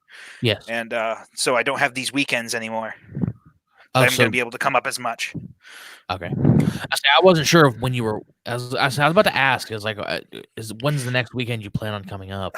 I think. Well, I thought last weekend was going to be my last one, but my labs don't. So my labs are going to take off my free Fridays I normally get off. And those labs start. They don't start till like February. So I'll have the next weekend. I'll probably try to come up again, and I'll try to spend some time with you. Okay. Because I had a lot of fun playing these video games, and what I want to do next week, next time I come up, is I want to play like Teenage Mutant Ninja Turtles, the Hyperstone Heist, and maybe some Golden Axe and shit on stream. Yeah, I'll have to set up my computer out there. What? I'll have to set up a capture card out on in the living room. Can you capture HDMI yet? The Elgato is HD. Oh, great! So it's we can hook my little. We can hook up my. Yeah, we could hook it up and not have any issues. Nice. No, if you think that'd be great, I think it'd be great. It'd be good. Yeah. All right. So leaked gameplay. That's cool. Yes. Is this? This is leaked. The leaked demo gameplay. Mm-hmm. Motherfucker, get to full screen. God damn it! All right. Motherfucker. I think this is absolutely awesome. It's like a half an hour, but I don't know when the demo is coming out. Probably like I'd say about a month before the game to get the hype up a little bit. Yeah, probably. Let's see if I can turn this up. I don't want to run in HD because it might slow everything down. Oh God. Is that all right? Is that playing all right? The frame rate's a little bad. Okay, yeah. Mike, the internet's got too much going on. Yeah. All right. Come on. Yeah, I'm not gonna play this in HD. Okay, it's gonna She's looking at the Mako coming out. The Mako's coming out of the thing. Oh no. All right. Can you see this It's the if it's planet. in Yeah. Can you see this if it's normal? Like not in- Yeah. Yeah, it's okay. All right. All right, how about this? Does that work? Yep. Can you see it on your screen? Yes. Okay. Let's see, because my StreamYard, because I have StreamYard set up on this small little screen here. Yeah. And on my, I don't know how big your monitor is, but 24 inches. yeah. Or is it 27? I can't remember. I don't know. It's about the size of a good size Yeah. flat screen TV. So this is what this is here. And like I said, this is really long, but it's really, really fucking good. I'm gonna turn this down a little bit though. Yeah. Just so we can hear it, but so we can hear each other more. And again, like what they've done is they've really increased the fidelity. You know what Yes. I mean? It actually looks. I mean, the old FMV looks like this anyway. It doesn't look as small. You know. It yeah, looks but big. it's the frame rate's shitty and everything's a little awkward looking, right? So like, I see the frame rate was just like 30 frames a second back then. even then, like it was an old animation, right? So Oh yeah, it was an old rendered animation. It was really good. Drink your water, ladies and gentlemen. I'll drink my water. Fine. I am getting thirsty. But oh, look at this! Look at it! Look at it! It's fucking. We were just talking about this too. It's still. Yeah. Do do do do do do do do do do. Oh, I did a little early. Whatever. It's all right. It's all I feel right. bad Like now. all of Midgar. It's a picture of the asteroid that wants to kill everything. Okay, I'll turn the settings down just a bit. I think that's what the icon is for Final Fantasy VII. Yeah. Meteor. One of my favorite things about the Final Fantasy games is that every title has the icon like that. Yeah, Like something about it. Yeah, Like 10 was Yuna. 10 was Yuna doing her sending dance. yeah. Let's say 7. Say 7 was the Meteor. 6 was the Magitech. I loved that. Yeah, I never played 6. So keep in mind, I only played 7. I got through most of 8. Got through most of 9. I played through 10. 6 is a lot of fun. I'm not gonna lie. A lot of people bitch about 10, but I think 10 had a good story. It was all right. Tidus is annoying, but he grows. He learns. He's a ghost. He starts out as a jock, alert. but he's really an emotional kid with daddy issues. It's pretty much par for the course for JRPGs, man. Yeah. Is this playing all right though? Yeah, frame rate's a little bit better. It's a little jumpy here and there. I think it might be Avalanche members this time doing the. I think it might be I think it's a case of my computer and the internet connection. Yeah, because I'm still on my old computer. I think the first time I played through Final Fantasy VII, I didn't even know Jessie was a girl. Like it was hard to tell. Like because I don't even know if they reference her as a woman, and it's hard to tell with the graphics. I think they do because you can see her ponytail. Yeah. But that doesn't necessarily mean that somebody's male or female. I know, but traditional gender roles. Be damned. Okay, I get it. Don't assume my gender based on my ponytail. Give me a second. Better check your microaggressions, bro. Yeah. Look at all the sparks. Yes, I love it. Yeah. Oh God. I want to see my little rating appear in the corner, like I'm playing Devil May Cry. At the end of each chapter, you get a ninja rating, like Ninja Gaiden. Yeah, but if you remember in Devil May Cry 1, it goes cool, bro. Yeah, it's I can't remember what all of them were. Yeah, it's giving you little grades, little letter grades as you go. Yeah. The music sounds good. Yeah. I wonder if they redid it or if they're using the same but remastered. No, they definitely redid it. The PlayStation 1 makes music based on like instruments. It's almost like MIDI, only better, a little bit better. Yeah. I don't Or at know least how the many phone. times. I say I don't know how many times they released orchestral versions of this music though. Yeah. I mean, there's also fan remakes of the music and stuff too, especially of the notable tracks. Oh yeah. One of my favorites will always be Yuffie's theme. For some reason, I always like that one. And Sid's theme is also really good. Sid. Dun, dun, dun, dun, dun, dun, One of my favorite lines from Sid when you first meet him is like, "Shut up! You sit your ass down in that chair and drink your damn tea." It's like Yeah. no, it's like, "Shut up! You sit down." It's like, "You sit down and drink your goddamn tea." Something like that. Jeez. It's like even in text, it's absolutely funny. Yeah. At the very least, the little awkward motions the characters make kind of sync with the text. Oh yes.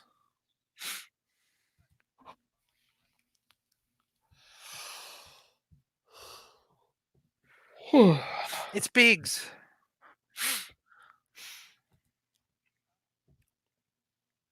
Damn.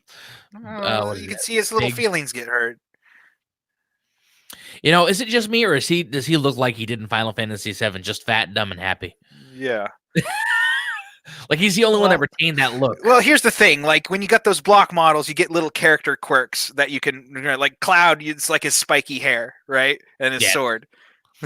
Actually, no, his sword doesn't appear on his model, if I remember correctly. No, it shows up occasionally when he's holding it on the main field. But they always tried to have those models have a few characteristics, and Biggs the red bandana and the portly belly. So like when they just do the same thing over, right? Yeah. They maintain that. Oh, cool. Yeah, better. Okay.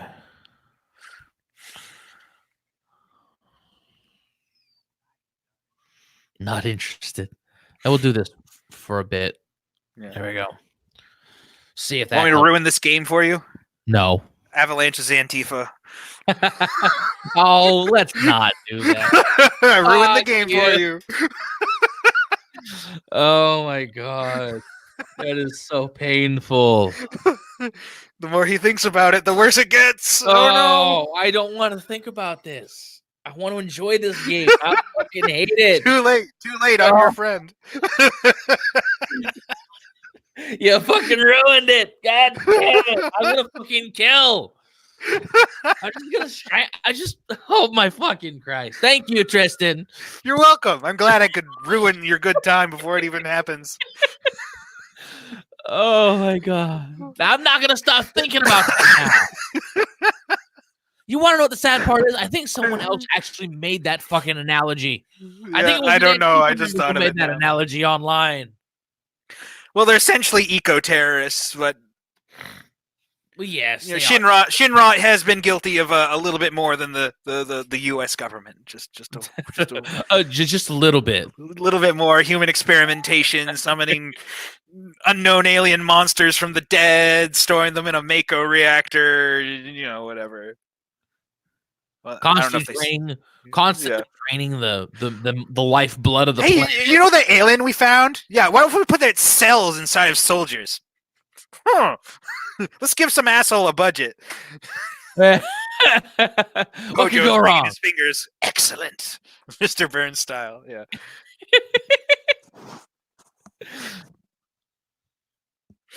The music is awesome. That's fucking this. Yeah. I think this is a redone orchestral version, but I couldn't tell. Like I said, I don't know how many times they've redone done orchestral versions of this. I don't think Square themselves has done a lot of them, but maybe they have. I don't know. They have. They've released official albums of them doing it. Yes. Oh my god! You know what? I kind of can't wait to hear One Winged Angel. Yeah. What, you don't like my version? Sephiroth. Yeah. Oh, whoa, that is cool. I didn't watch. I had this plug because when I first listened to this, I had it plugged in and was listening to it at work, so I didn't get a chance to actually watch it because I was driving. Yeah. I'm not gonna watch something while I'm driving, but I'll listen to it. Yeah. And it's like, oh my god. I like this microphone. I really love this microphone. That's what this stream started as, to test it. And it just picks up so much. Yeah. I can speak slowly like this and not, speak all that loud. I can save my voice. Or I can talk normally like this. Like, okay, I'm sorry. Yeah. It came today. I ordered it last night. And I was like, okay. How much did it cost? You said $60? That's 52. That's not bad. It's 49 plus tax. So yeah,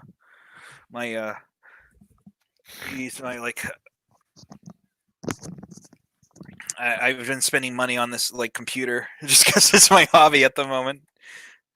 This big fat old computer. Yeah.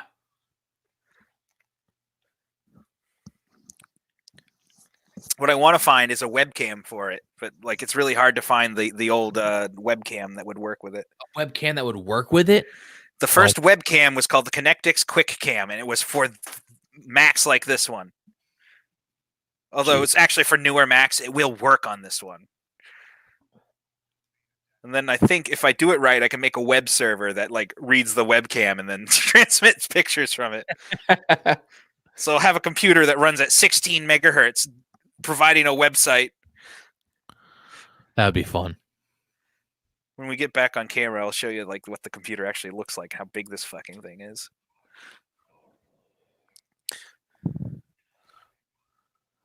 Have it your way, Mutt. We can do this with you. We can do this without you.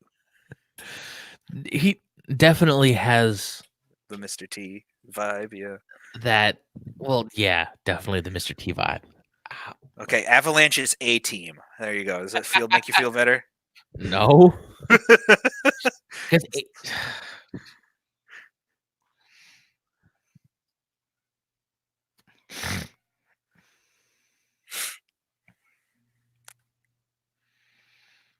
But no, I was like, I ordered the microphone yesterday, and it came in today. I'm like, oh, nice. God. I ordered RAM for I paid $50 for RAM for my old computer. The only time RAM is expensive now when you buy the old stuff. Yeah. Well, Apple fucked up on the RAM, right? Like, and something about it like needs a very special kind of RAM. So of course, everybody who knows they have the RAM gouges for it. Luckily, I found somebody who had no clue what RAM he actually had, and I got it for like $50. So, like, but the other stuff I found online was like $100 because he knew what he had. Yeah.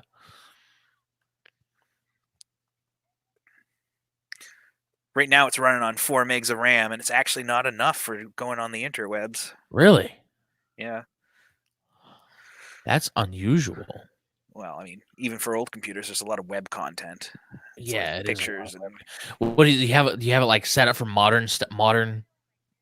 It can't because the old web browsers don't support most of the material, but it can still browse web pages that are fairly old, right? And there's still a decent amount of them, especially things that are meant for this thing to be on. Internet Explorer. Yeah, I'm running Netscape Navigator, man. Yeah. I need to make an Internet Explorer meme that says "Happy New Year, guys." Yeah, somebody already did that. Oh, they did they? Yeah. I love the Internet Explorer memes. Yeah. I was watching or reading something about. I think I was watching a video. Internet Explorer was just optimized for looks, not speed. So, like early on, when the web page looks, like Internet Explorer just looked better than everything else. Didn't load for shit. Yeah. It's like the musclehead that put. That's like Fighter who put all of his skills in killing stuff. Didn't put any points in intelligence. What do you need that for? Supposedly, if you start Fallout 3 with like an intelligence stat below like 3, like your character can only speak in like dumb stuff. In dumb stuff? I don't know. It was like her. I can't remember. The responses are all like retarded level. If your intelligence stat's too low. Can you make your intelligence stat low? Yeah, you just take all the points out of it, I think.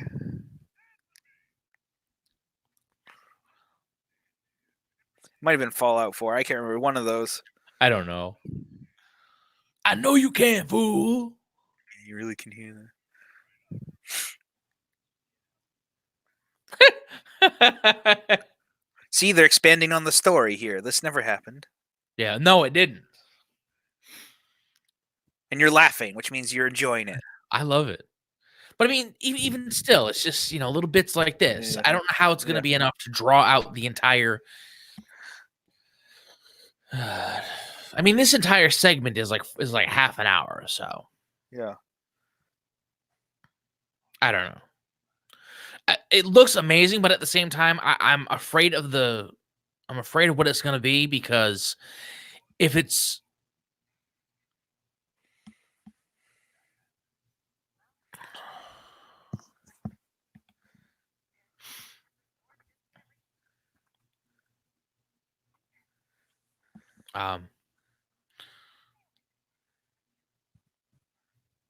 see, they're really playing up the Jesse pseudo romance a little bit more already. yes, they are. You could sort of engage in it in the first game, but there really wasn't a ton. Because there wasn't much interaction between them and between Jesse and Cloud anyway. Yeah. Well, again, there wasn't much time for it either. Right. She dies, though, so it's not like you can. But it's a tearful goodbye. Yeah. Let the man with a gun go to work. Yeah. I like that, though. Yeah. Oh, they just skipped ahead of it. What the fuck? Well, at least it pauses when you go to select spells. That's nice. Shit, that's not what I wanted. That's not what I wanted. I wanted the entire fucking thing. Oh, 52 minutes. Holy shit. Yeah. Okay. Well, you know what? We were about to have. Yeah. I gotta get going soon anyway. Let me show you this fat ass computer. All right, hold on. Let me. You know what? We'll cut that short, I think. Yeah. I say it's a Macintosh 2 from 19. All right, hang on a sec. Sorry. Close this out. No, it's fine. I'm not on StreamYard. I'm not actually on the StreamYard tab. Oh god. Anyway, yes, I'm here. Oh god. It's like the first. That's a Mac 2. Yeah, it was the first Mac with like expansion slots. So it's like. Oh Jesus. Yeah, this thing's the hard drive right here. 40 megabytes of power. Although some models had a hard drive that was the same size but took up this whole. Can't get it towards the camera. That took up that whole. See that space it's kind of sitting in. There's actually hard drives of the same capacity to take up that whole space, but this one just came with like the newer, smaller model. Hold it up a little bit more. Oh my god. Yeah. So this is the hard drive, right? And like so there is a model. The earlier models actually have like a really big hard drive that sits in that spot. That's the hard drive. How big is the hard drive? 40 megabytes. It'd be about 40 megs. Yeah. I mean, it feels like a 40 gig hard drive, like as far as what the space gets you, right? Oh, you programs wise. Yeah. So like I got the internet browser and the operating system on there, and a few games. And I'm up to 14 megabytes. Can you imagine if you're trying to upload Chrome on something like that and it took up the entire hard disk? Yeah, wouldn't even fit. I got Chrome on here. It's like you can't even fit the operating system anymore. Yeah. No, it's just cool to play with these old things and see what I can do with them. But what I really part of what I want to do is play games with it. But like in the year it came out in '87, they have another Mac that came out at the same time called the SE, which is a lower end model, right? But all the games are meant to that came out at that time are meant to play on that thing, and so then all the games play really fast on this thing. So it's like all the games that are like meant for it play way too fast. They're not meant for it. All the games that came out in its time are just way too fast on it because it's not meant to be really a game computer. So, but you want to see something really really cool that I want to do? Sure. All right. Hit share screen. So that was the one that cost you $7,000.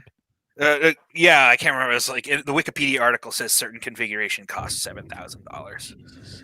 because it was the first Mac with color, right? How much did it cost when you paid for it?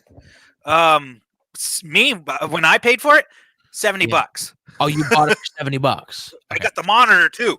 So this monitor is a bit special. This is the first, this monitor was capable of 16 million colors back in the day. Now that's a big feat in 1987. Oh yes, definitely. All right, so look at this thing. I got a little microphone like this. Yeah. I thought about something really funny I wanted to do. Getting a custom made microphone flag. And figure out a way to get my YouTube channel logo looking all right. Yeah. And then have that on the flag. Wow. Jeez. Come on. That would be so fucking awesome. Just this, just do a little video with it like this and just have Atlanteans like, welcome to the Atlantean Network. Yeah.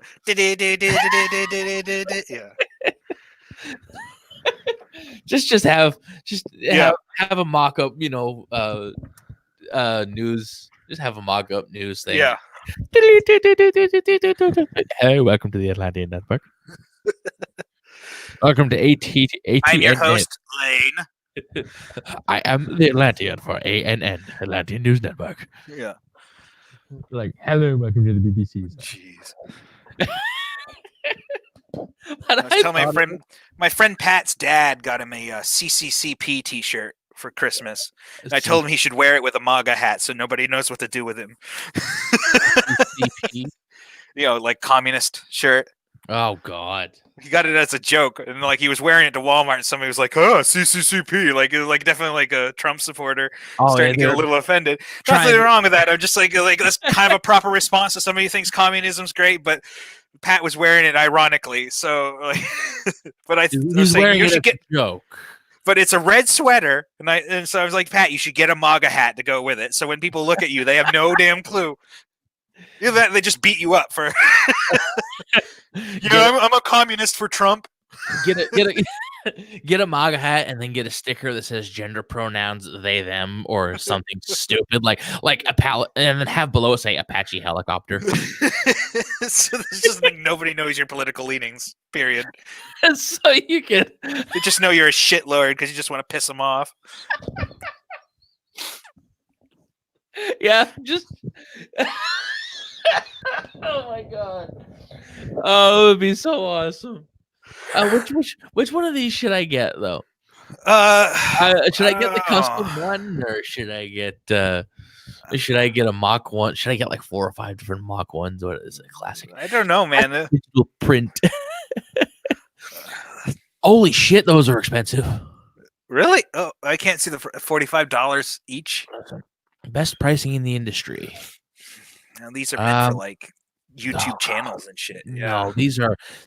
Oh, I think these are wholesale or something like that. Yeah. Hold on. Diet Coke, Xbox One, Sundance TV, classic. Diet Coke's probably not going to be around as much longer in its current state, anyway. Something about aspartame, finally getting called out for being super bad for you. Oh, okay. I have to order at least 3. 45. Yeah. Okay, they're gonna do this. Yeah. Okay, so that's it. It looks fun, but yeah. Oh God. So yeah, that's the. I really want to do one of these, but I really want to get one. But it's like yeah. just set it up like this. Like, hello, how are you doing, sir? Yeah. Well, I like how that guy was pointing at it. He's like, yeah, I got one with my name on it. It's like, dude, it's pretty mundane. Chill. Check all the boxes. No minimums. Yeah. All right. So how much? Custom windscreen. That guy's like, oh my God, it appeared in front of me suddenly. Flags. Maybe I should look up a way to buy these myself. Make these myself. I think that's the way to do it. Paper mache. Bam, blank mic flags. Come on, you're slower than Death Machine. Oh, custom mic flags. For the DIYer, buy blank mic flags, 10 each. Really? There you go. Put little stickers on them instead. I don't want to do that. Get yourself glossy stickers, shove them through your inkjet printer, and I don't have a printer. I have one. I barely use it. Okay, let's see. Custom mic flags, 6-size mic flag, windscreen blank mic flag, custom cut mic flags. I want the box mic flags, handheld mic flag. That's what this one is. Okay, let's see. Artwork. Square 1 to 5. 1 to 5, 47 each. You know what? Fuck that. I'm gonna make one myself, I think. Actually, I'm gonna put this fucking thing. There's a better solution than this. Let's go to eBay. www.ebay.com. I'm going to do mic flags. I say I don't want to. All right. ABS square cube shaped interview KTV mic microphone logo flag. $6.40. Pick your color. Wait, what? Like, All right. I'm gonna remove that from the stream. You have to show me.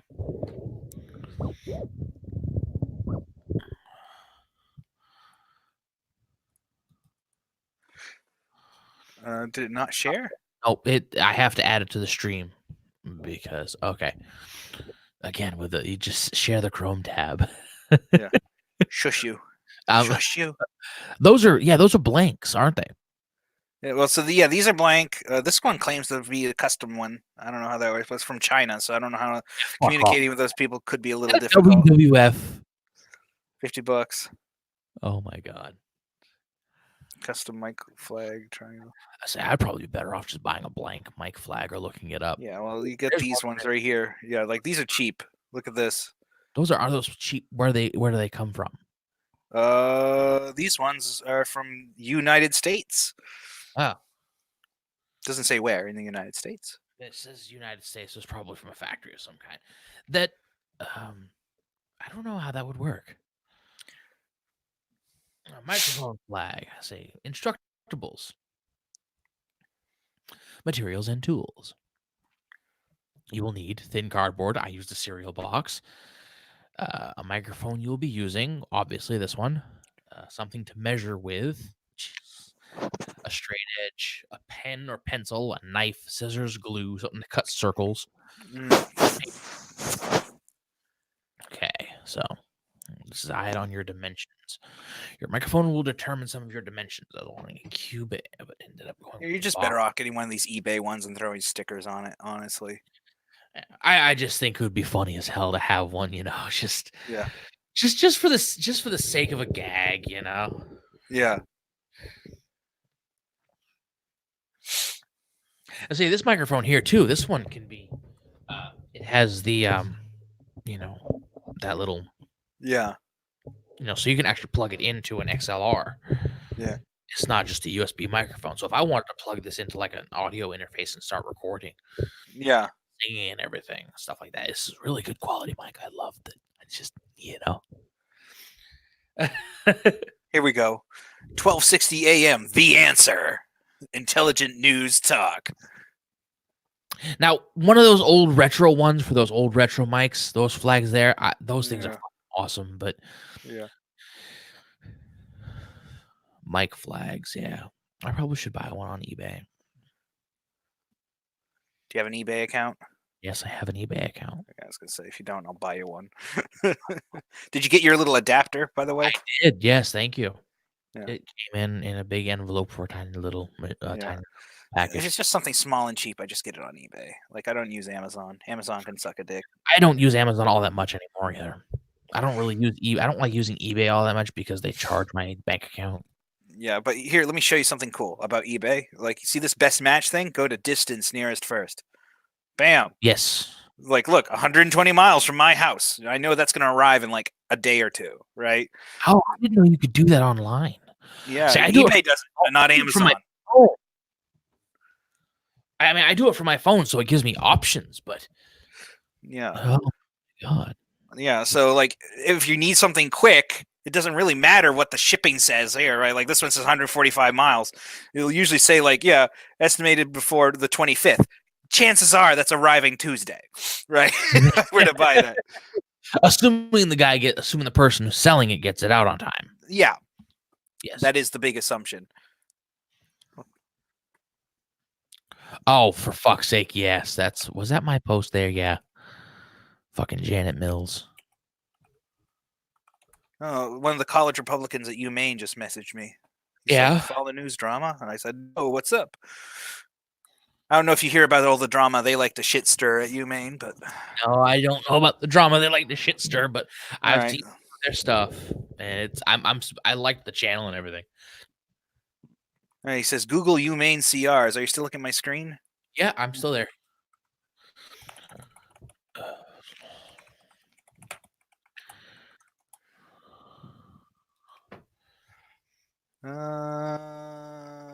It's just their Twitter account. Okay, here we go. Common hurdle for controversy. He was suspended. Somebody said, all right, let's message him. Wow, you're a Nazi. What did I say? University suspended. Go back up. College Republicans. No, to the title. Because someone said they practiced Nazism. What the fuck? Why? Like was someone making that joke, like haphazardly making a joke about it? Yeah. I would believe it if they were. Yeah. Someone said they practice Nazism. Yeah. They have a little friend, have a Charlie Chaplin mustache. Yeah. About 4 feet tall. I love that. I love that joke too. You know, he's about this tall. Oh God. I'm gonna ask him, are you allowed to attend classes? Oh God. I don't know if you can see my Facebook. I can't read it. I'm on my little screen, so yeah.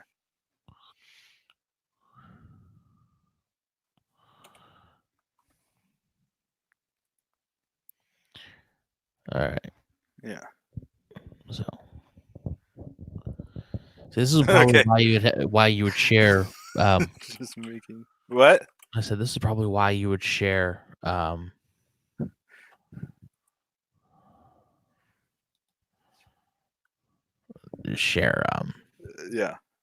You know, sorry, no, it's just you and me at the moment.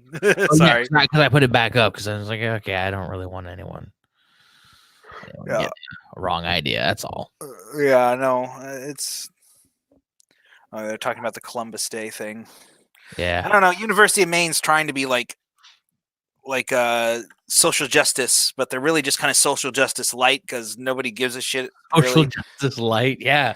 It's like Diet Coke, social justice. It's like, yeah. Oh, I mean, we're in Maine. God, nobody cares about Maine.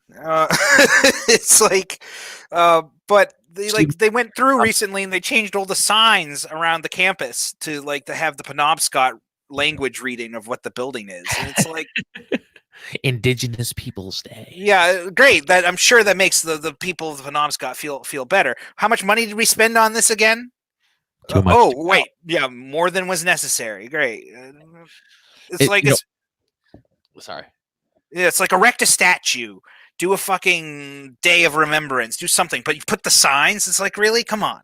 Did you hear about a while back about the what is it? One of those. There was some town that had the little what the fuck was it? The little mascot of the town. Yeah. I don't know. I don't remember what it was, and I remember talking about it, but I don't remember exactly what it was. Saying that the mascot was racist or something. I don't fucking remember. Yeah. So, but it's just like Indigenous Peoples Day. Yeah. You know, it's like makes it sound like these people were here before everyone else. Like they just spawned here. Yeah. You know, it's like. No, I don't think that, it's we're taking things out on Columbus that probably aren't even some of them aren't even attributed to him. Like A in the lot of them, reality. even a lot of them, he did. Columbus only sailed, I think, for like 2 years. Everything else Yeah. attributed after to him after the fact. He was Yeah. already dead. Yeah, it's like, and yeah, I get it. People want to change things as we go, but it's the way everybody's going about it seems like they're just doing it for the sake of looking good, and it's not for actually caring about what they're talking about, right? It's like, Right. oh well, I think this would make me like look the best. It's not like I didn't think about these things when I was a kid. I used to have these kind of idealized, but here's the thing: I was 18 or younger when I was thinking these things. I was a Yeah. kid. And it's when I asked my dad one day when I was 5 years old. I said, Dad, why don't we just give everything people need? Like, why don't we just share money? And he said something that was like, that's communism and it doesn't work. Right? It was a childish idea. I mean, it not to poke fun at a lot of these ideas, but it's like the arguments people make about rich people, like, oh, well, they have enough money to end world hunger, and they're doing this and that. It's like, think about this though: you end world hunger. How the hell? How people say you have enough money to end world hunger? You've heard those arguments, right? Yeah. I'll say, yeah, okay, maybe someone does. How long are you going to end hunger for? A day and a half, Yeah. lunch Yeah. hour? Nobody's hungry for Yeah. all of fucking lunch lunch break. Great. Well, I think there's something to be said of people having far too much money and not letting it move through the economy, right? If more money moves through the economy, the better the economy is going to do. Well, yeah, that's true. One interesting thing too is most of the wealthy people, they don't have all of it's not like they're fucking Scrooge McDuck and they have a vault full of dollar bills and coins that they Some of them do. It's called Ireland. Have you heard of Apple's headquarters? It's in Ireland. It's like an office building that nobody sits in. And they just have piles of money that people just. Well, it's because Ireland doesn't have taxes or something. It's a tax haven. So yes, but I mean, what I mean is they don't have physical piles of money that they swim through. Is what I mean. Yeah. Exactly. Yeah, a lot of these assets we talk about are in stock or in actual assets, things and most, especially with stocks and everything, most of that is just faith in money, faith in value. It's not an actual value. Yeah, no, that's true. And these people talk about these wealthy people. It's like most of these people have their money in liquidized assets. Yeah, it's stuff that can be liquidized easily. It's like this is what it's theoretically worth. I don't necessarily disagree with like increased minimum wage, but people are definitely taking it too far. Because now the increase from like $7 to $10 I thought was okay. Now we're at 12. Now we're at 12, and we're starting to push it too hard. And they want to go further. Like I don't know if they've stopped it in Maine, but Maine was supposed to stop at 12, and then go up at 12. Yeah, but there's still people in Maine pushing for 15. We don't need to push for 15. Exactly. We didn't even need to push for 12. Because here's what rubs me the wrong way too. I've been at my current job since 2016. Mm-hmm. And when I started, I was working $2 above minimum wage. Minimum wage was $8. Yeah. I was making 10. Mm-hmm. And then that year after that election, minimum wage went up in 2017. Yeah. To $9 an hour. Yeah. Yeah. And then I was making. It went from 720. It was actually 725, and it went from 725 to 9. No, it was 7. Yeah, no, the minimum wage in Maine is 7. What before this was $7.25. I thought it was a 7. I could have sworn it went up to 7.50 and then went up to 8. No, it was 7.25 before the new law. Most people got paid more than that. Like every job I worked at paid 8. Yeah, I don't remember. But that still wasn't a lot of money. Like $8 an hour I was working at Books A Million. I was making 8, and then they gave me a raise to $8.20. Books A Million wasn't in the habit of handing out raises. Like literally, they only handed that 20-cent raise out because they were getting blamed on Glassdoor.com. Yeah.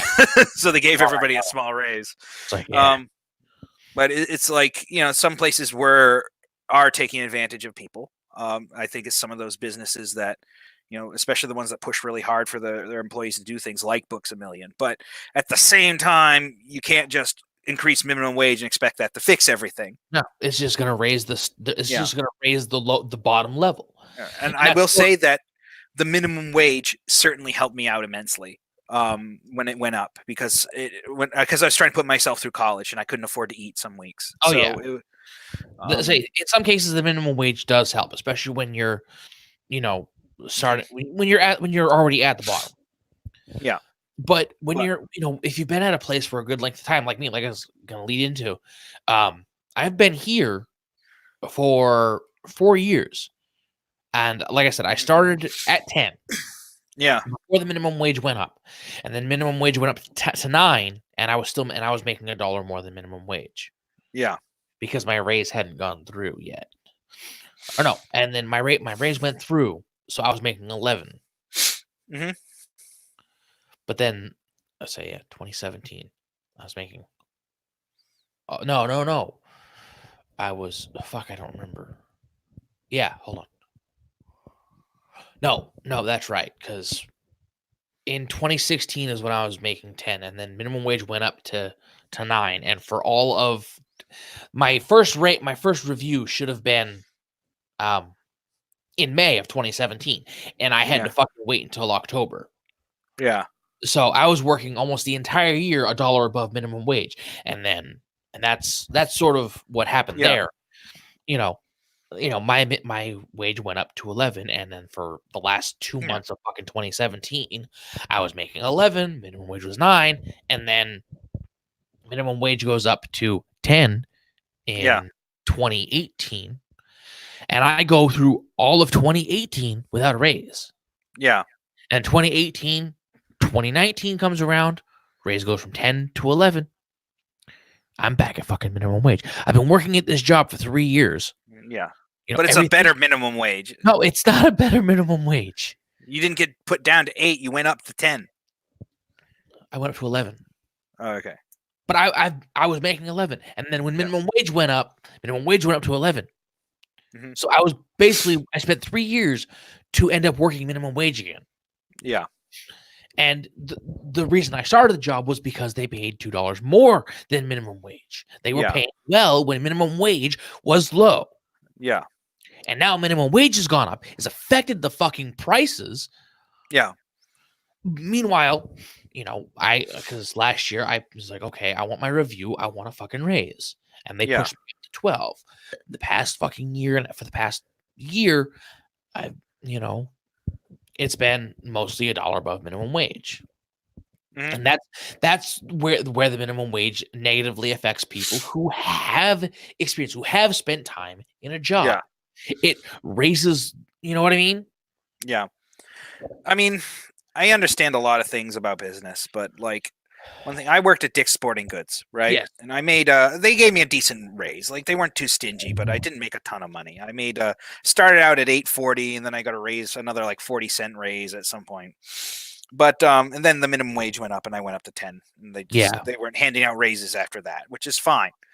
But I worked in the shoe department, and every pair of shoes we sold was at a 50% markup unless they were otherwise on sale. Mm-hmm. And there'd be sales, but so I would sell, and the average, Dick's is a place that sells good products. They sell high-end products. You go to Walmart if you want cheap garbage, and you go to Dick's if you want nice Nikes and Under Armour stuff, right? So our average pair of shoes was between $80 and $120. If you say $100, 50% markup, that's $50, right? I sell 3 pairs of shoes, and I've made my wages for the week. Right? It's like, and I mean, obviously they still have to pay things like facilities, maintenance, rent, other employees, right? But even when you factor in all that, those other employees are still selling clothes at a 50% markup, or they're selling, hunting gear and guns and ammunition.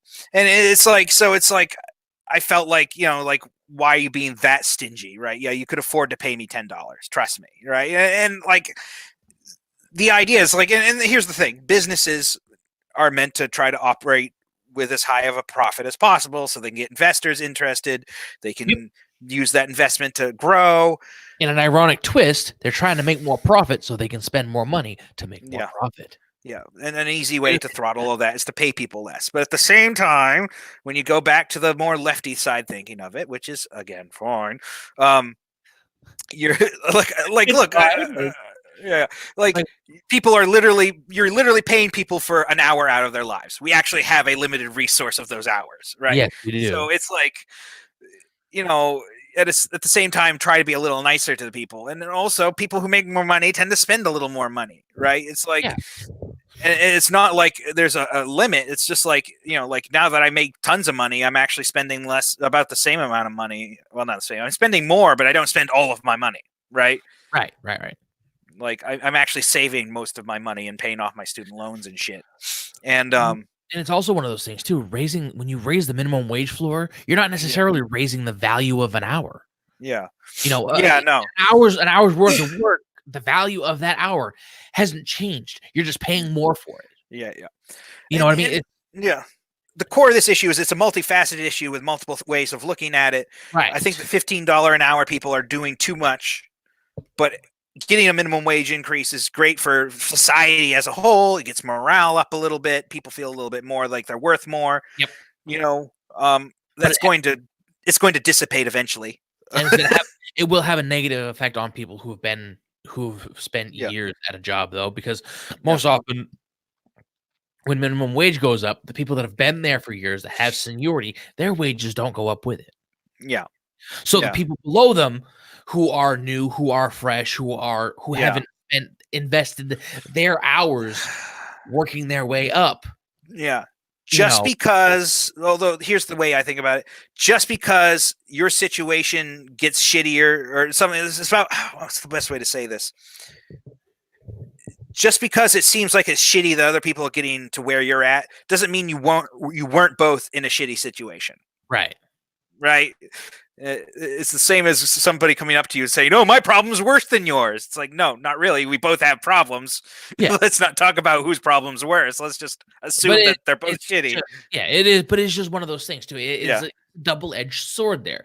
Minimum wage hikes aren't necessarily bad, usually, but you go too high too fast, it has detrimental effects. And like I said, most businesses, when they're forced to pay minimum wage, it does affect the employees that they may hold with some reverence, because hey, the people that they hold with some reverence have proven themselves. They stayed there willingly. They want to invest in those people. Mm-hmm. A lot of businesses, I'm not going to say, especially a lot of personal businesses, they want to invest in their good employees. They can't invest in those good employees if they're paying some Joe Schmo off the fucking street $15 an hour to do a job that they've been paying 14, 15. So let me point out something about, there is a bit of an issue with that, though. Let me point out something about the company I work for. The company I work for realized that they had no fucking what's the name of the generation from the 70s to 80s? I forget. The boomers. Gen X, not boomers. Gen Xers. Gen Xers, I think. Yes. Yeah. Gen X is there's very few Gen Xers at the company I work at because they fucked them over, right? They basically did what you're saying, right? And now there's very few Gen Xers, very few. And even the Gen Xer who's like a higher up position in my company, he actually came out and said the reason why there's no Gen Xers is because this company focused too much on the boomers, and the boomers weren't leaving their positions. They weren't letting the Gen Xers move into the positions, right? And there's no replacement. So now my company has to make up for all this by hiring tons and tons of millennials. Okay. That's not really the direction I was going. That's in the opposite fucking direction. But what I'm saying is, like, if you focus on keeping your old talent too hard, when they want to retire and want to leave, like, you're going to be screwed over. So that you got to have a nice even keel of incoming talent and outgoing talent. But I wasn't really talking about keeping old talent and bringing in new talent. I was talking about, the idea of wages, getting to, irritating the people who have been there for a certain length of time, who are of value to the company. Obviously, you want to bring new people in, but it's just the idea of, I'm just saying that the effect was that they the old people were taking up so much of the time and the budget, and they were taking up all the good jobs, which was the issue. Another issue was that they weren't letting the new Gen Xers have any of the interesting work, and so they're just like, well, fuck it, I'm leaving. Oh yeah, right? that's a completely different problem from a completely but it's an issue that's related, in my opinion. Definitely related, but it is still it's like, oh my, that is a good thing. I didn't think of that. Yeah, like I said, it was just a different. That's a different. Again, problem. this goes back to it being such a multifaceted issue that there's no perfect solution. Here's a solution that is guaranteed to fail: doing it on a federal level. Yeah, Okay. We do not need a federal minimum wage of $15. Lane, you're wrong. When I look at my federal student loans, I become positive towards an unreasonably high minimum wage. I will look forward to the day of paying off my student loans by delivering 2 loaves of bread to the office of the student loan Nelnet. And you also enjoy not paying I off. walk these loaves of bread here. That'll be $73,000, please. Thank you. Oh, you don't have that? Well, you could just take it out of my loans. Have a nice day. You can take it out of my loans. It's like, The unfortunately, world's on fire, but my loans are paid off. it's like, yeah, welcome to Venezuela. It's like, how much is for this loaf of bread? $22,000. How much do you have? 21,999. Too bad, can't get it. Yeah, sorry. Have a nice day. Fuck you, get out of here. And you know what? Student loans are a fucking joke too. Yeah, like the federal student loan system is royally messed up. The bigger issues that the schools prey on people. Back to UMaine That for a bit here. too, actually, ding, ding, ding. Revealing this on a public forum that nobody's watching, but you could possibly upload. Well, it's going live to YouTube, man. It's on YouTube right now. But I owe about $70,000 in student loans. About 10,000 of that is the medical insurance I had to pay the University of Maine. I had to pay them about. I didn't have insurance, so I had to pay them like $1,600 a semester for the first semester, and then it went up to $1,700, then it went up to about $1,900 by the time I left.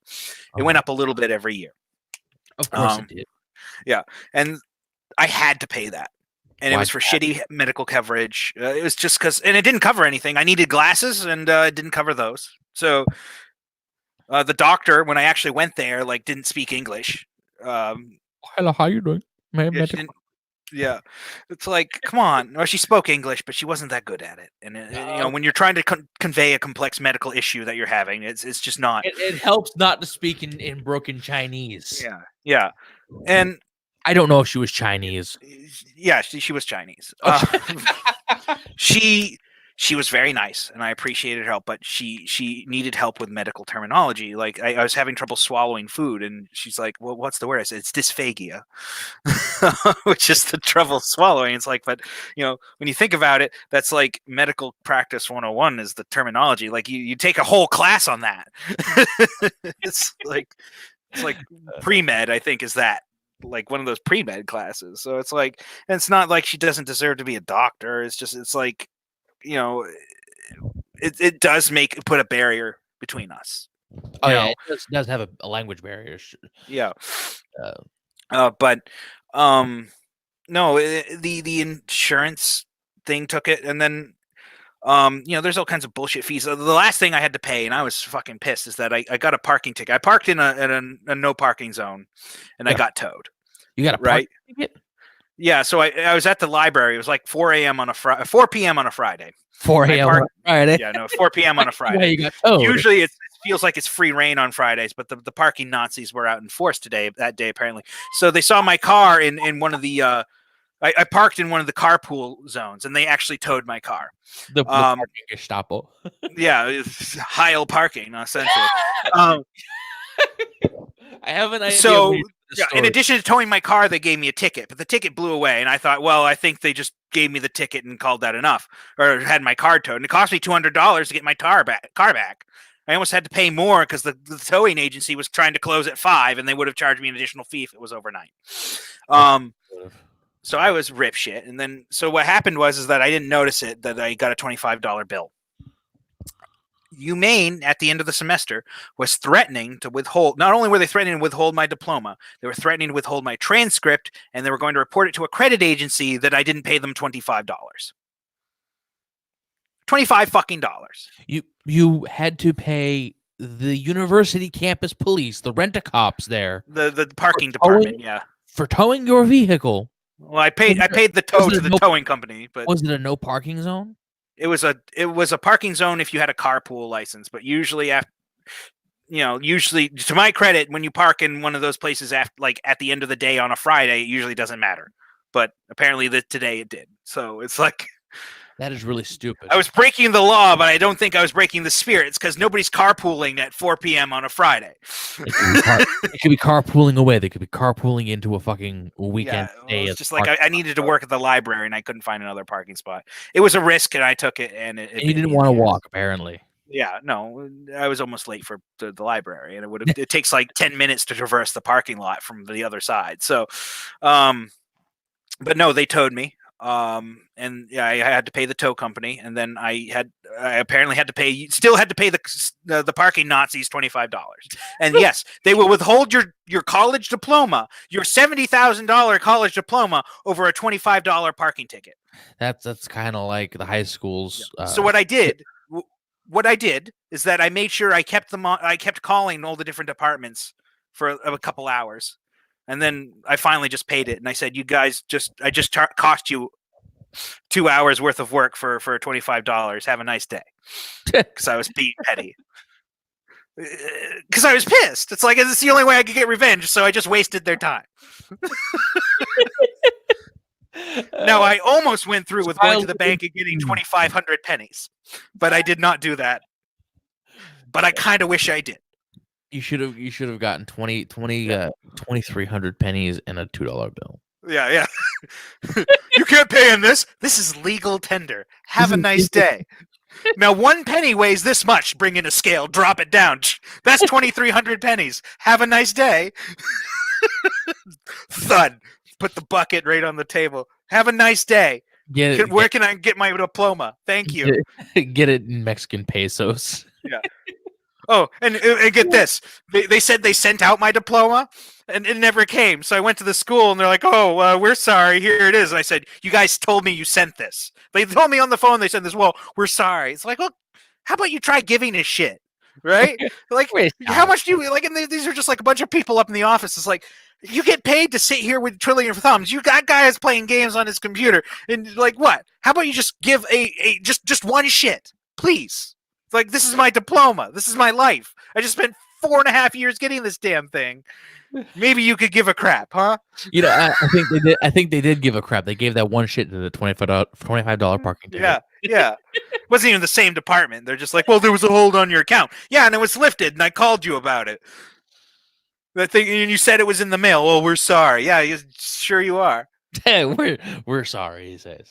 Yeah, well, it's like there's nobody that holds them to account, so they don't care. Right? It's hard to care when nobody can hold you account to anything you do wrong. Well, I mean, the people that can hold them to account is the fucking university, and the university does. And they're not going to hold them to account. Hey, hey, tell me something. You think I should get some Christmas lights and decorate this fucking blanket here?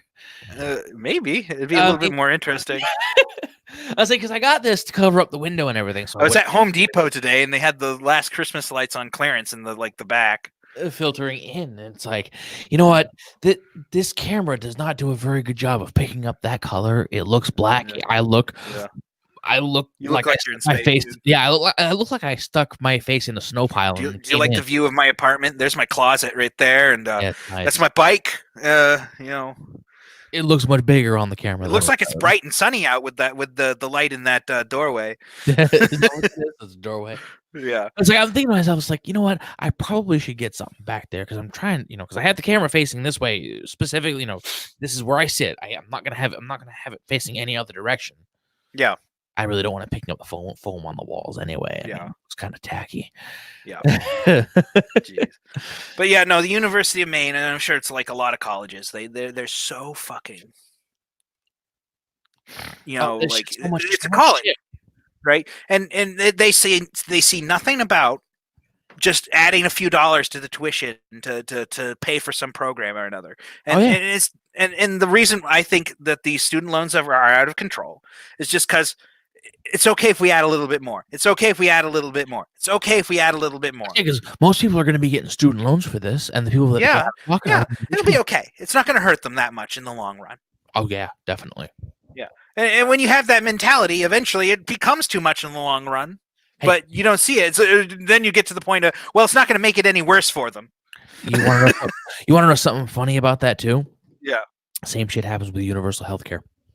Mm-hmm. a lot of people don't think about it. It's like, oh, we have universal healthcare. People be able to afford it until you realize, not everybody is paying for that. Look at the costs of. I don't want to get into healthcare too much. It's a topic that pisses Yeah. people off. I don't want to talk about. Well, But just like most everything else, it's multifaceted. Well, I don't no, want yeah, people dying on the streets, but I also don't want to be paying for somebody to take drugs that Well, that are like literally narcotics. right, and like with the work thing, how a lot of it is mostly one or two things. Most of the cost for hospitals is administrative. Yeah. Hospital staff, not even the doctors, just the Yeah. fucking, not the Yeah. not the doctors, not the lights, not the medicine, the administration, just to keep Mhm. the hospital running. Hmm. If you look at other countries that have, if you look at our neighbor, our Canadian friends up there, Mhm. hello Terrence, hello Philip, lad, hello, man. Yeah. Uh, Yeah. I mean, they have the the clinics that accept the subsidized stuff, and then they Yeah. have clinics that are private that you pay out of pocket to get. But a trend among the subsidized ones, the free places, the ones on the universal healthcare up there, a lot of those places look severely understaffed. Hence, Yeah. the wait times, are so fucking, Yeah. and that's all I'm really gonna say on them. I'm not gonna talk at length about, the Yeah. the healthcare shit or anything So like that. when I was working at Batteries Plus years ago, I was sick for a week. years My ago. boss, How long ago was that? quite a while ago. Quite a Batteries while ago. Plus. Yeah. Anyway, I was working there and I was sick. My boss was an older man and he's like, I don't want you here if you're going to be sick. And I'm like, okay, fine. So I was out for an entire week. That cost me $300 worth of pay. I was Jesus. coughing so much, I was starting to cough up trace amounts of blood. When you're doing that, it's time to see the doctor. So I go ahead and I see the doctor. The doctor brings me in. I go to the not the urgent care, but just the Walk-in clinic. walk-in clinic for EMMC. And the doctor says, no, your throat's just bleeding a little bit. It's because you've been coughing too much. Here's some penicillin, which at the time, this was like 2009, right? And like at the time, it was just like, you throw some fucking penicillin at them. Well, just to make you shut up, just to make you think like they did something, really. They don't do that anymore because the antibiotic thing is actually like starting to possibly kill humanity, but by creating super bugs. But Yeah. so we don't prescribe antibiotics like that anymore, thank God. But they threw these antibiotics at me, said, take these. You just got the flu, you're okay. And then I get the bill and it's $300. So I was sick for a week and lost $300. And I went in there and I paid $300 for an appointment and got some penicillin thrown at me. The penicillin only cost me $14. Small blessings. But it's like, I think I paid them $50 and then stopped paying.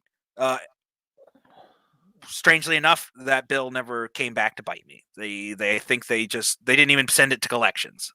But here's the thing. I don't think that appointment should have cost more than $50. It lasted 10 minutes, right? I could have told you beforehand that that's all they were going to do.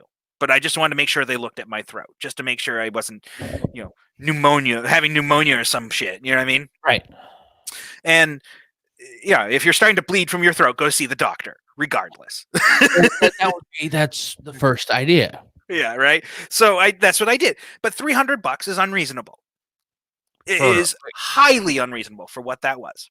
Yeah, in my opinion. Maybe someone there might have a better opinion and say, no, that's completely reasonable. But I would like to see the PowerPoint presentation that explains how this is reasonable. I think it boiled down to a pie chart saying this is the percentage of people we have to hire, and it's going to have like 75, like 80% of the circle just be blue saying administration. Yeah. And the people who checked you in, we have to pay all of those people. Yeah, the fact that that's an acceptable number is bullshit. No, it's not a good number. No, $50. $50 is reasonable. I went in there. I used somebody else's time who's a highly trained professional. Okay, $50, maybe 100, 300, right here. It's like 100. If they did more than just looked at you with a fucking tonsillitis scope in your throat. That's all they did. $100. $100 is still a bit much. 75. Okay, fine. You know what? It's a small price to pay for hey, make sure my throat is not gonna just split open and let Yeah. my fucking trachea fall out. Yeah. Thank you. Yeah, so $300. Like I said, I think what happened is that they saw I paid 50 and then didn't pursue it any further because Right. in reality they might have said, well, he did pay something and it is what we consider cost. But the bill they throw out is really out there for people with insurance. At the time, I didn't have insurance. My boss was never going to give me insurance. So it's just like, yeah, I don't know. Lord, like affording. Oh man, that reminds me of the time I tried to apply to Obamacare. I'm like, oh, Obamacare, that sounds great. I bet I can afford insurance. They keep telling me I should go do it. I go to the Obamacare website and I type in all my information. I'm like, okay, click get offers, and it goes, we're sorry, we can't help you out. We know your monthly income is less than $1,000, but if you would like to sign up for this $500 a month plan anyway, it's like, whoa. You didn't put a formula into that website to go, wow, this is half this guy's monthly income. Maybe we shouldn't suggest this at all. No, then they'd offer the subsidized shit. No, I didn't. I didn't qualify for the subsidized. You didn't? Because I didn't make enough. I can't remember what the reason was. You weren't poor enough. Yeah, I don't think I was poor enough for the subsidized, and I didn't have kids, and I don't have any. It's like I just didn't fit into any categories, and Paula Page didn't sign the Medicare expansion bill that everybody wanted him to sign, which I understand his reasoning for not wanting to sign it. But because I was one of the few people that needed him to sign it, I was pissed. And it's not like I wanted it. Annoyed, but yeah, well, it's not like I wanted to abuse it. I just needed it so I wasn't getting fucked over whenever I went to the doctor. Right.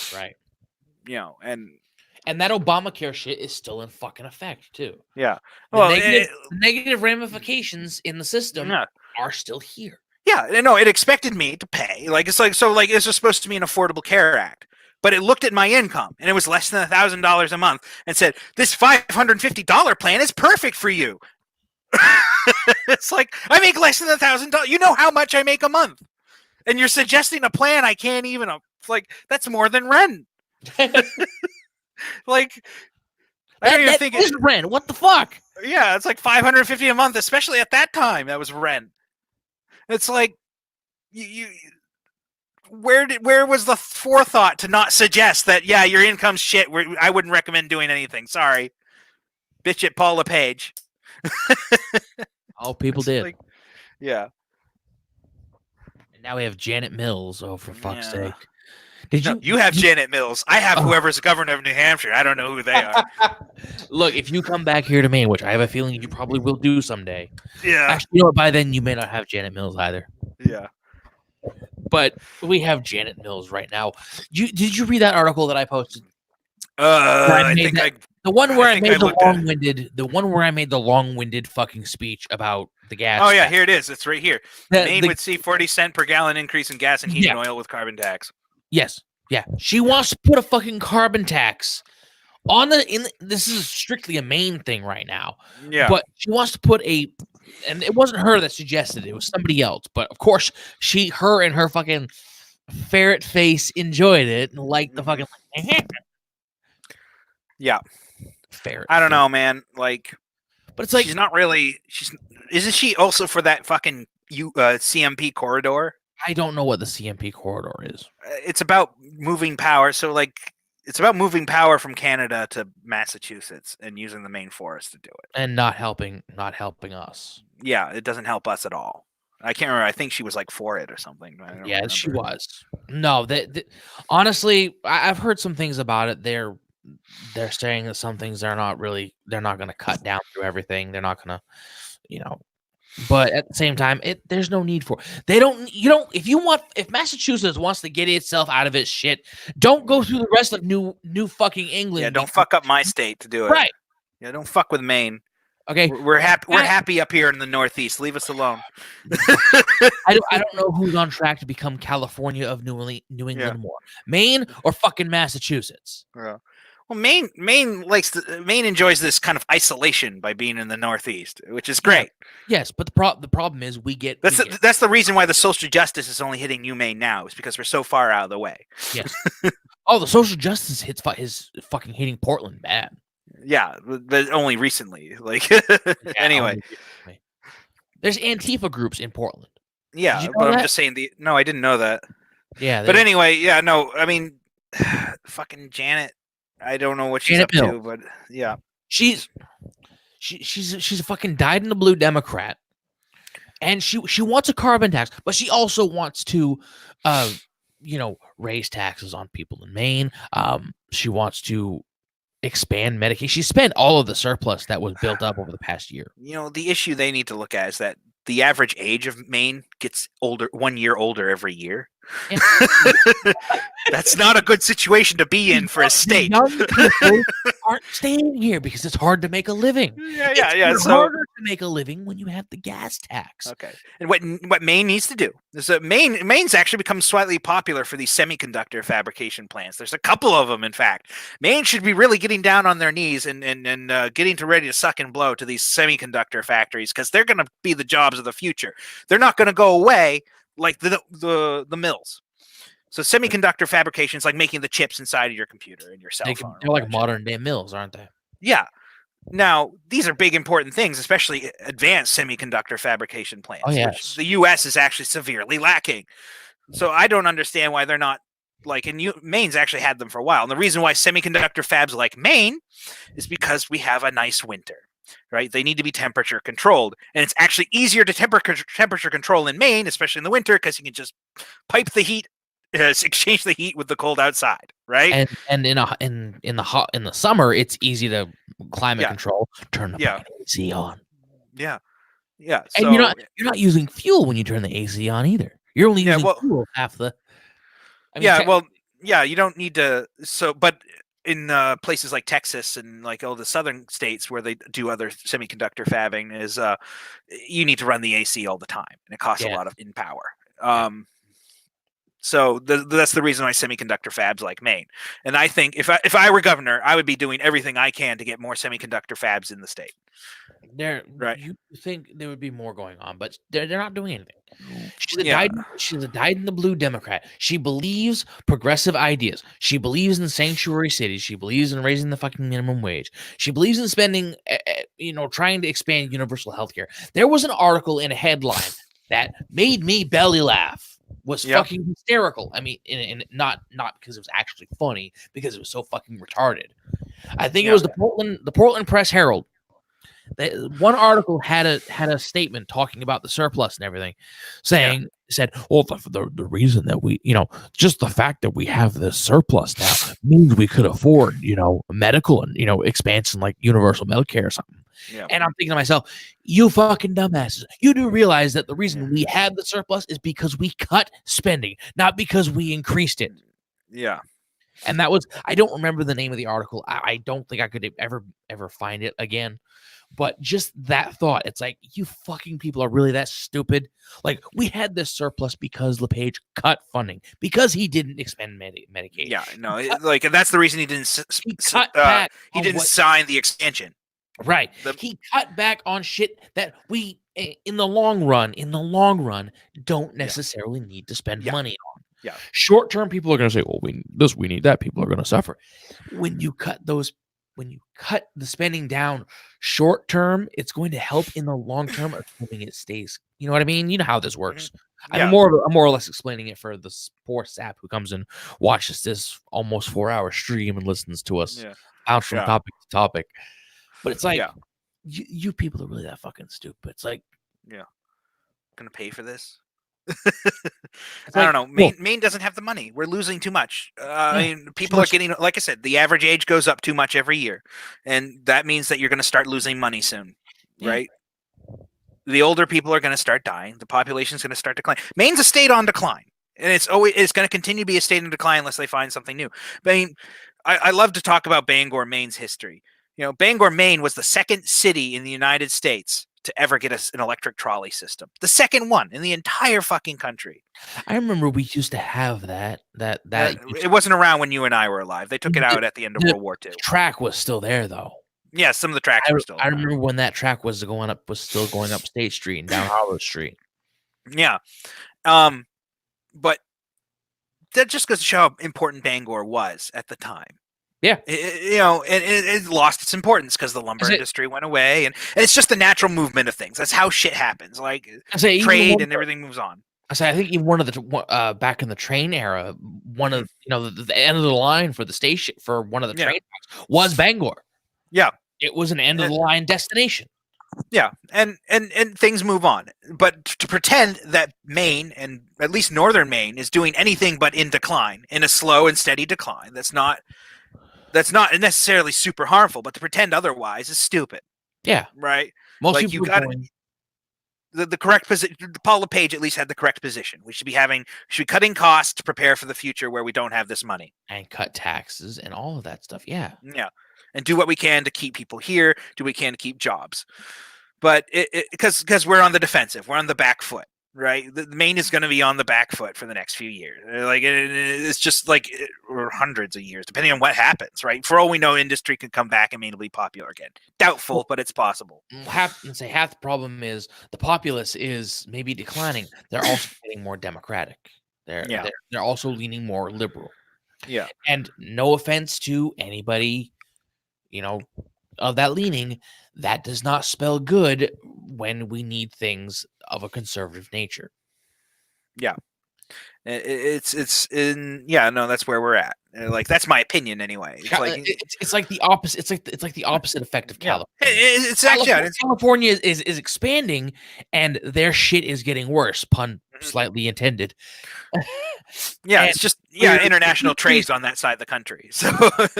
Well, I mean, when I say California is expanding, I mean like the population has been in a boom, but everything is getting progressively shittier. Again, pardon the pun.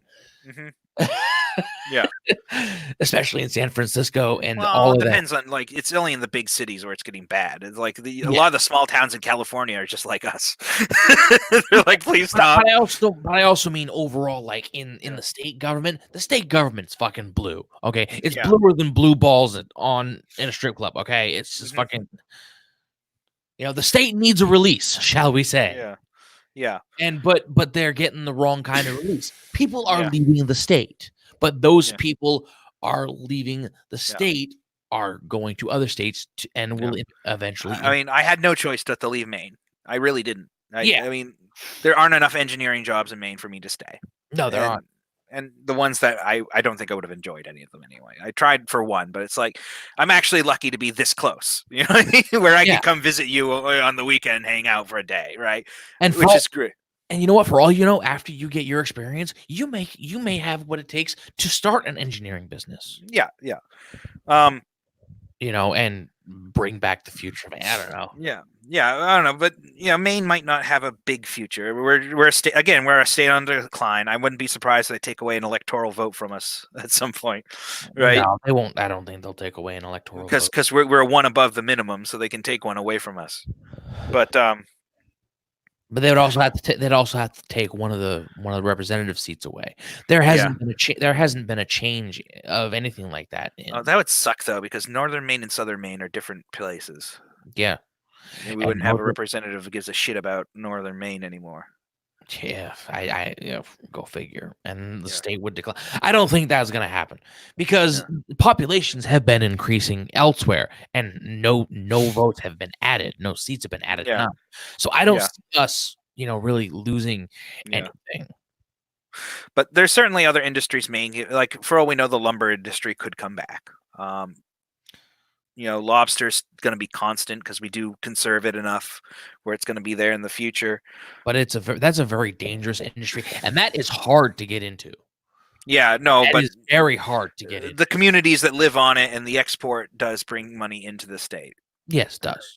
So that's what I'm trying to say. It's like Maine lobster sold all over the world. It's viable for the state, for the community, but it's hard for something like that to be viable. Yeah, that money's definitely concentrated more towards the coast. So well, yes, but I'm also saying it really is hard. Like I have family members who want to get in, but unless you have certain privileges and everything, you're not going to get in. You basically got to be born into it. Yeah, but I'm just saying, like that money still makes it into the state. That's still net income. Right, because the list is so goddamn long to get into, you know what I mean? To apply for licensing. Yeah. It's hard just because of that. It's a finite, it's low, what am I thinking? low supply of jobs, shall we say? Yeah, yeah. No, that's not going to sustain the state. I'm just saying, like those industries are always going to be around Right. I know. I was. for the foreseeable future, anyway. Oh, yeah. Tourism's on the up. I mean, hell, fucking Bar Harbor is like more popular every year. It seems. I can tell because it's hard to get to my house because I have to go through all kinds of traffic jams. That didn't happen 10 years ago. I have a feeling some things are probably going to we might be on a decline, but we might also end up being on a rise here sooner or later. I have a feeling that this is going to be the turning point for this state. Like I said, Janet Mills is fucking terrible. Okay, she's just. Well, here's the thing. Despite everything that Paul LePage did, the paper mill's still left. Right? The paper mill's still left, yes, because there was and even though he was governor. So like the things he didn't necessarily work. Doesn't mean Janet Mills is going to make it work either, but it's like, well, I mean, there's only so much you can do in trying to keep and that's true. Around. That's true. You know what I mean? I'm just saying, like he did fail to keep the paper mills here, right? Like, and that should have been something I don't remember what he did to try, but like I'm sure he did, and it could have been impossible anyway. It really could have been done to keep the paper mills. But it's like there was no reason to shut them down. Like I still like Northern Maine. It's my home, but it's who knows what the future. A good way to do it is, I mean, whatever tax burden and everything, lower the taxes, lower the spending. Yeah. Part of the problem is most of the spending is going up, probably because most of the older generation needs that. You know what I mean? And especially when it comes to the healthcare. Like that's why generation gets older. They're gonna. The most popular jobs in Maine are fucking medical, and that's because everybody's getting older. Yeah, and it's going to be more and more in demand. Which is an ironic twist because most of the people who need the medical are going to be the ones who work medical. Yeah. So, we'll see what happens. I mean, it's to me, it could be. I mean, things change slow. One of the things I think that's wrong with a lot of the progressives is that they don't understand the society changes slow, and the progressives are trying to change it fast. Yes, society changes immensely slow. Right. There's a reason people die because old opinions need to die. And if you have and I hate to say it, the reason we die is because the old, your version 1.0 and the version 2.0 is coming someday, and it's gonna supersede you, buddy. It's like we have to cash but like I see these progressives and this progressive movement is trying to like, oh, well, you're doing this to society. It's like, look, if you just shut the hell up and you change, right? And you can preach and you can try to change people, but the opinion might disseminate. If people genuinely like your idea, society will adopt it. Likely, yes. Right. What? Usually the way it works. Yeah. Like the ideas against slavery took a couple hundred years to or maybe not even that. It was when did Britain go against slavery? 1840s or something like that. I don't know. The great the British Empire was the first one to go against slavery, right? And then it was just a knock-on effect. Once the British Empire went against slavery, eventually the U.S. did after the Civil War. And then finally, eventually, the Spanish Empire caught on to not being douchebags and being the worst slave owners. Whatever people say about slaves elsewhere in the world, the Spanish were the worst. Not keeping Irish people as slaves as well, right? Yeah. So but I'm just saying the idea wore off over time because we kind of realized it was a shitty idea. Slavery's kind of bad. Let's not do that. I agree. Putting a for sale sign on your photo negative person is not a good idea. Yeah. No, let's not do that. What I'm saying is it didn't happen overnight. It took 100 years. I really love even then, it took even longer to get to not everybody to not be douchebags to the former these people, and it's like it's still hard. Don't be douchebags to the former to the photo negative. Yeah. It just took a long time, and people, please just be patient. Yeah, it might not happen in your lifetime, but that's because it takes time, and people are. I'm going to backtrack a little bit. I am really happy with the way I said that. Yeah. Slavery bad. Yeah. Putting a sign on your photo. Yeah. Don't sell people. It's like I just love the way I said it. It's just Because there was no other way to say it, you know. Yeah. But no, that's I don't get. Like I see progressives as trying to change society too fast, right? Oh, yeah. And sometimes conservatives don't want society to change, and unfortunately, it does. So you can't stop society from changing, but you shouldn't force it to change too fast either, because you might actually get the opposite effect. Oh yeah, kind of like what's going on. Yeah. Like from what I hear, Let's generation.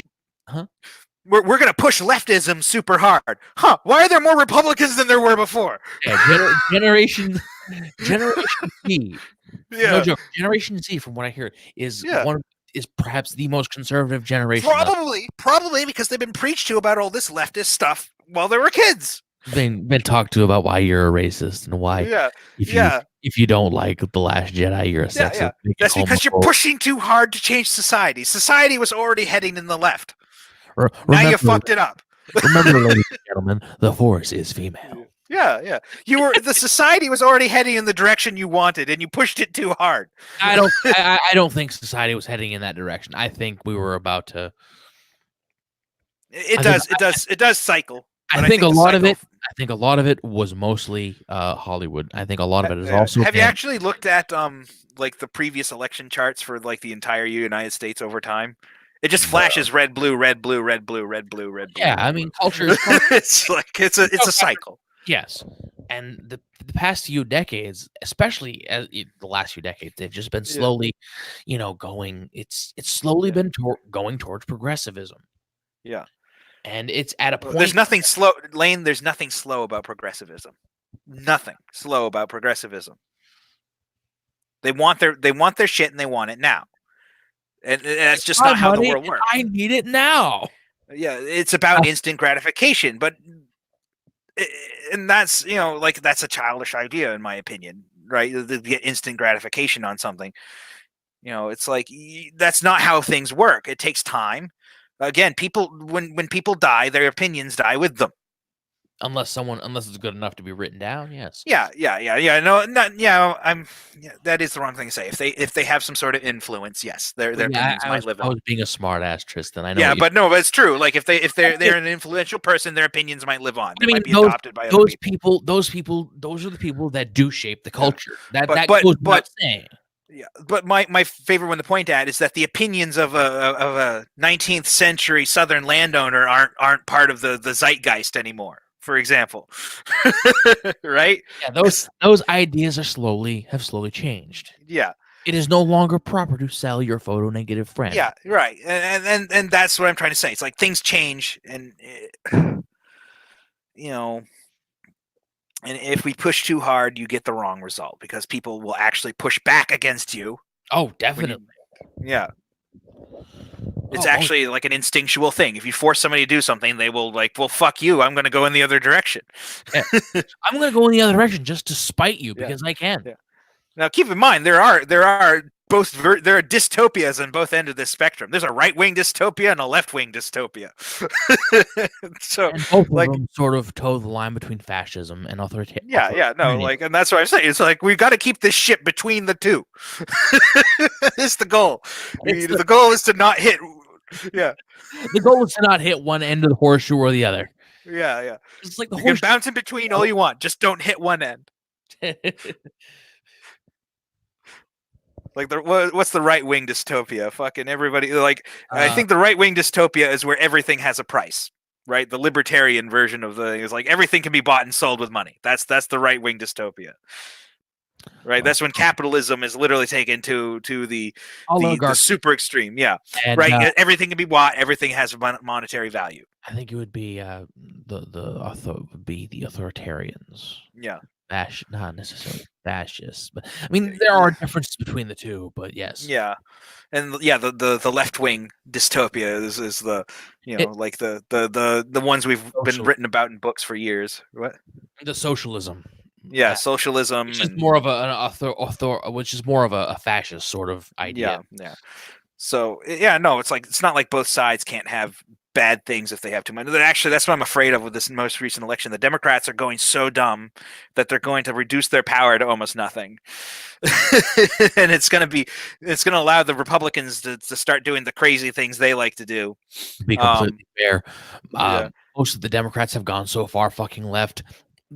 There's nothing they can do to Yeah, keep but that it's, like I said, the end result, it's got the Democratic Party is going to be destroyed. because keeping their power would mean the Republicans actually giving in to their ludicrous demands. And we've seen what they've done. There's a reason they've gone so far to the left. Because every time they've been given an inch, they try to take the proverbial mile. They've been doing that recently. I'm not gonna say they've always done it, but that's the way it's been going lately. They've gone so far off the lunatic fringe, they're not even on the same fucking horseshoe anymore. They're on a different fucking horse entirely. But so what's gonna happen is that they're gonna lose so much power in this coming election if things continue on this course. The only thing that could dethrone Trump now is some sort of depression or economic recession that's awful. Here, it has to be a radical event to dethrone Trump. At this point. There's nothing going to be more radical than what the Dems have already done. They filed. Yeah. Did you hear? Nancy actually officially signed the impeachment. Yeah, I heard about that. And they didn't vote on it and hold them. They actually officially sent it to the Senate chambers. Trump has now officially been impeached. There is going to be an impeachment trial. Yeah. There is, and the Senate is pretty much red. It's Republican led. Now, not every R believes in Trump or likes him or whatever, but a majority of them. Well, even then, like they know it's a sham, right? Odds are extremely, extremely likely. Let's put it this way: you could win the lottery 5 times over before anyone actually believes the Dems are telling the truth about this shit. Yeah, well, they've got nothing else. Well, yeah, but the chances of this impeachment not destroying them is so incredibly slim. An anti-vax child could live to 80 before that happens. Yeah. But no, so what I'm saying though is that when Republicans when one party gets too much control, they start doing the more stupid things that they like. Right? Oh yeah. What was that name of that British Prime Minister, the woman that was recently before Boris? Can't remember her name. She basically had a majority, right? Well, this is the Brexit woman. That's right. Yeah, and she basically had the majority, and she was about to win. So they threw another election out there, and then she released this. She released this manifesto, and it had some of the most retarded shit in it. Sargon of Akkad did a video on it, and it was like she talked about reinstating fox hunting. It's like, what the hell are you doing? Who cares about fox hunting when you got Brexit to be doing? Don't you have other things to be concerned with about fox hunting? And of course, this conservative manifesto lost them votes because it was stupid. It's like they basically ruined their own chances. And I'm trying to say is that they were trying to do these fringe things because they had too much power. And it's like, and it was just silly because they kind of overdid it because they thought they had more power than they actually had. Right, and people just voted them away, and she lost her majority. Theresa May. She lost her majority, and that's why she wasn't able to do Brexit like Boris is able to do because he has a good majority and he hasn't done anything stupid. Right. You know, whether he does later or not is to be seen. There's plenty of time for people to screw up. Yeah. It's like, and so what I worry about that happening. Right, if Trump wins the election and the Republicans gain control of the House, might have a bit too much power. Yeah. Yeah, and well, they probably won't abuse it immediately. And power is never abused immediately, right? That I know of. It's never like, oh, I have power now. It's like it's usually I have power. That's cool. And it's like I'm bored. I want to do this. Oh, let's do this. And then you just start getting used to doing weird shit, and then all of a sudden. You're just kind of crazy. It's like you don't see any. Yeah, it's a slow burn, but then eventually you hit crazy town. So that I worry about that. I really do. But it's the Democrats' fault that it's going to happen. It's not going to be the Republicans' fault. It'll be their fault when they make the bad decisions. But like ultimately, like the people who could have prevented it are these Democrats. It's like you could have prevented this by not being dumb. All you had to do was rub 2 brain cells together, and this wouldn't have happened. Rub 2 brain cells together, get a little spark, maybe have one balloon on the wall. Maybe I should just try to be I don't know. Try to be positive. Yeah, try to not Actually, that is a thing that the Democrats are doing that doesn't work. Is just being overall negative about shit. Yeah, I mean, that. If you listen to Trump's messaging, it's mostly positive, right? Make America great again. Let's make America great again. Let's do something great. Let's make America great. It's gonna be great. What are Democrats talking about? Things are bad right now. It's all bad. It's all bad. Trump's bad. Can we make another pivot for a minute? I want to get something like, can we agree that people who wear MAGA hats usually aren't doing so unironically? They're just doing it to get a reaction. Can I just get that out of the way? Can we agree on this? It's shit stirring. It's like, I'm like, how many people are really gonna? Oh yeah. Oh, like there was what was it, Alabama? I can't remember what state it was that just outright banned abortion. I'm like, why are you fucking doing that shit stirring? You're just doing it to be a troll. Because they want to overturn Roe v. Wade. Yeah, it's like, and you want to know something? That's not the button to be pushing right now, in my opinion. Well, actually, for a Republican thing, the Roe v. Wade, the idea, I think it's. What they want to do is try to poke at the fact that the entire basis of Roe v. Wade was technically unconstitutional anyway. Yeah, not the fact that they decided. No, my problem with that whole thing is that you're just poking. They were just poking the bee's nest for the fuck of it, in my opinion. It's like, come on, don't do that. Don't do that. Stop. It got a reaction though. Yeah, it's like at this point you don't need to be just unreasonably pissing people off. You do realize that the people who don't like the Republicans are going to be unreasonably pissed off anyway. Yeah, that's true. But why give them ammo?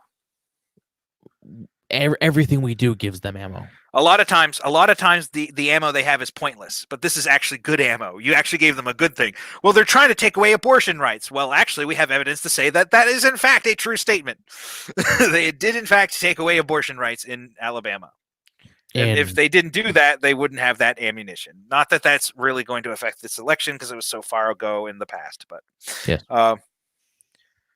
might affect some elections in Alabama. But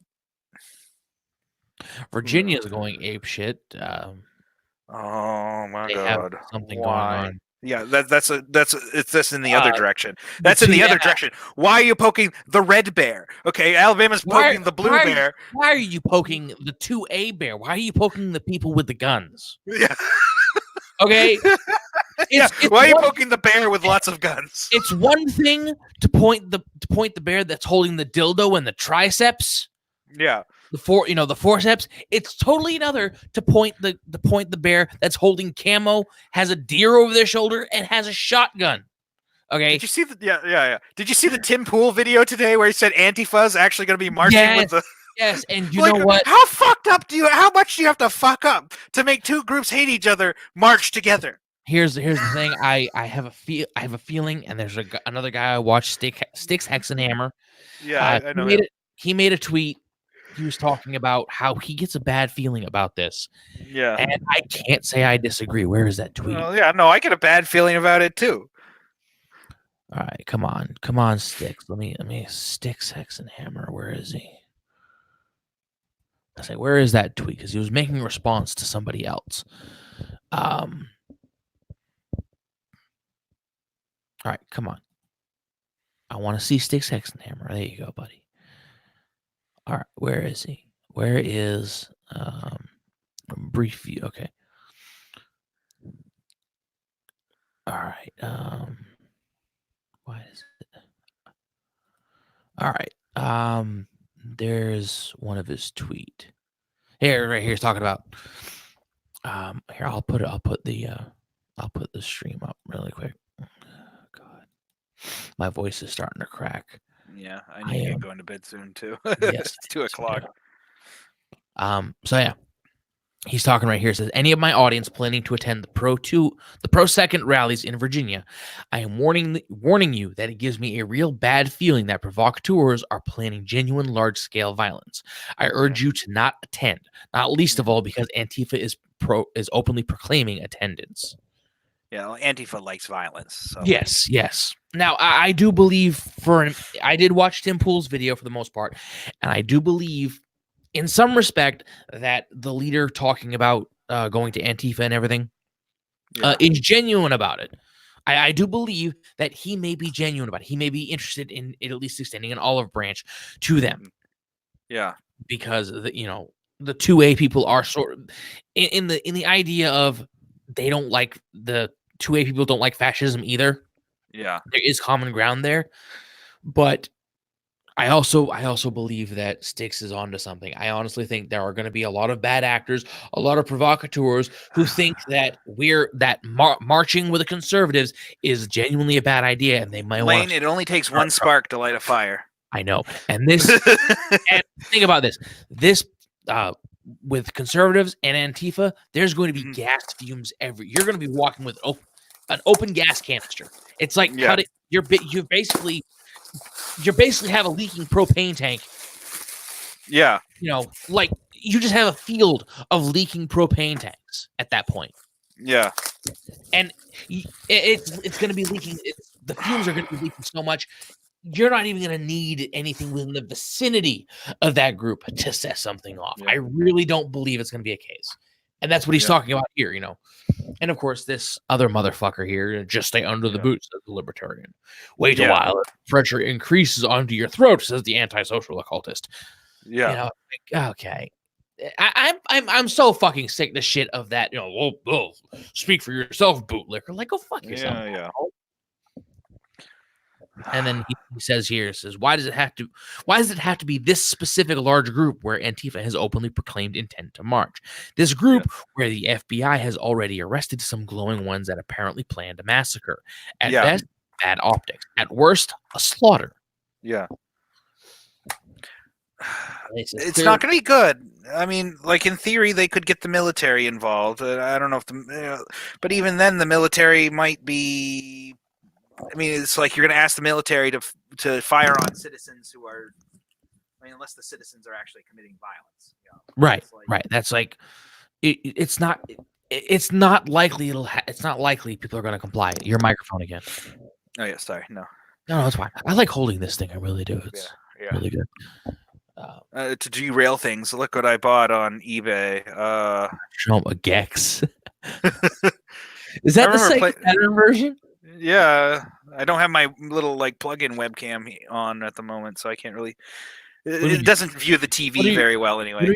You don't have the plug-in camera on? What am I on then? You're on my laptop camera. Oh, I have a Logitech Quick Cam for other things. Oh yeah, those things are. I want to get one of those little widescreen. I just wish I could plug in a better camera, like my video camera for something else, so I could actually get better light adjustment. But I don't have it, so I have a tube TV right here that I play my Saturn games on, and so I don't know. I got Gex because I remember playing it as a kid, and I just thought, I might as well get it. It's like $20. The other one I'm looking for is what? What was the other one you're looking for? Daytona USA. I have one. For Saturn? Yep. It's not in great condition. It's a bit scratchy, but yeah, I have it. Oh, so did I. That's why I bought it. It's a good game. It's fun. Okay, you know what? Hold on a second. Can you put the pony on the racetrack? I remember putting a pony on the racetrack. I actually did that a long time ago. Yeah. Yeah, all I've got right now is Manx TT. Oh, I got it for no bucks at a local store, but it's a bike racing game. It's okay. It looks nice. What is it? It's a bike racing game. It's not just like 90 other million titles on the Saturn. It's an arcade racer, but this one's bikes. It is, yes. Motorcycles rather. You know what? I have an arcade shooter on my Saturn. Okay. Mm-hmm. No, seriously. This one. Oh, I love this one. This is the not for resale version too. Oh, nice. I was also bummed out. We were talking about Tomb Raider, and I'm like, I should go play that. I don't know where it is. Is it in the Saturn? No, I don't know where the disc is. Couldn't tell you. It's probably somewhere scratched to shit. Probably. Okay. Finding Nemo. Why the fuck do I have Finding Nemo? I think the only option is to burn it. It's a fucking PlayStation 2 Yeah. video game. The ones you get in the grab bag from Bull Moose. Remember those? Yeah. Well, at least it wasn't a sports game. This one. I'm gonna do it. I want to do a video on this one someday. I heard that was bad. A lot of people say it's bad. Okay, it's not bad. It was in Midway's like, we can't make a good game years. And then they went out of business. They went out of business well after that. It wasn't. Yeah, It wasn't I know. out of business. Oh, shit. That's not. Yeah, it's no. not bad. Virginia's going to be a shit show. I'm not certain. I'm certainly don't want to be involved in that. I mean, I but don't. why they see the need to literally provoke their citizens? It's like, yeah, virtual cop. So what? You get a Democratic governor, and all of a sudden he's going to go on a rampage against guns. It's like, Hey, good luck. yeah, well, it's ignorant. It's like you're these people that you're going to now oppress because you're taking their possessions. You're threatening to take. I don't actually know what the law is, so maybe they're not. Maybe the law is an overreaction. I haven't actually looked at what the law is supposed to do. That they're up against. Neither have I. But supposedly they're going to like take their guns away. So it's like maybe they're not. Who knows? Maybe I should look at the law before I say something. How about this? I'm not going to say anything because I don't know actually what the law is. I'm not going to be one of those people making assumptions based on something I don't know. I'm just talking about the Pro 2A and everything. Oh God, what time is it? It's 2:11. Yeah, All I'm right. getting tired, man. I need to go sleep. Yeah. And I have to go to the bathroom. So hold on a second. So for anybody who's not watching this, it's okay. We're gonna have a good night. I will catch you all later. Give me a second. End the broadcast.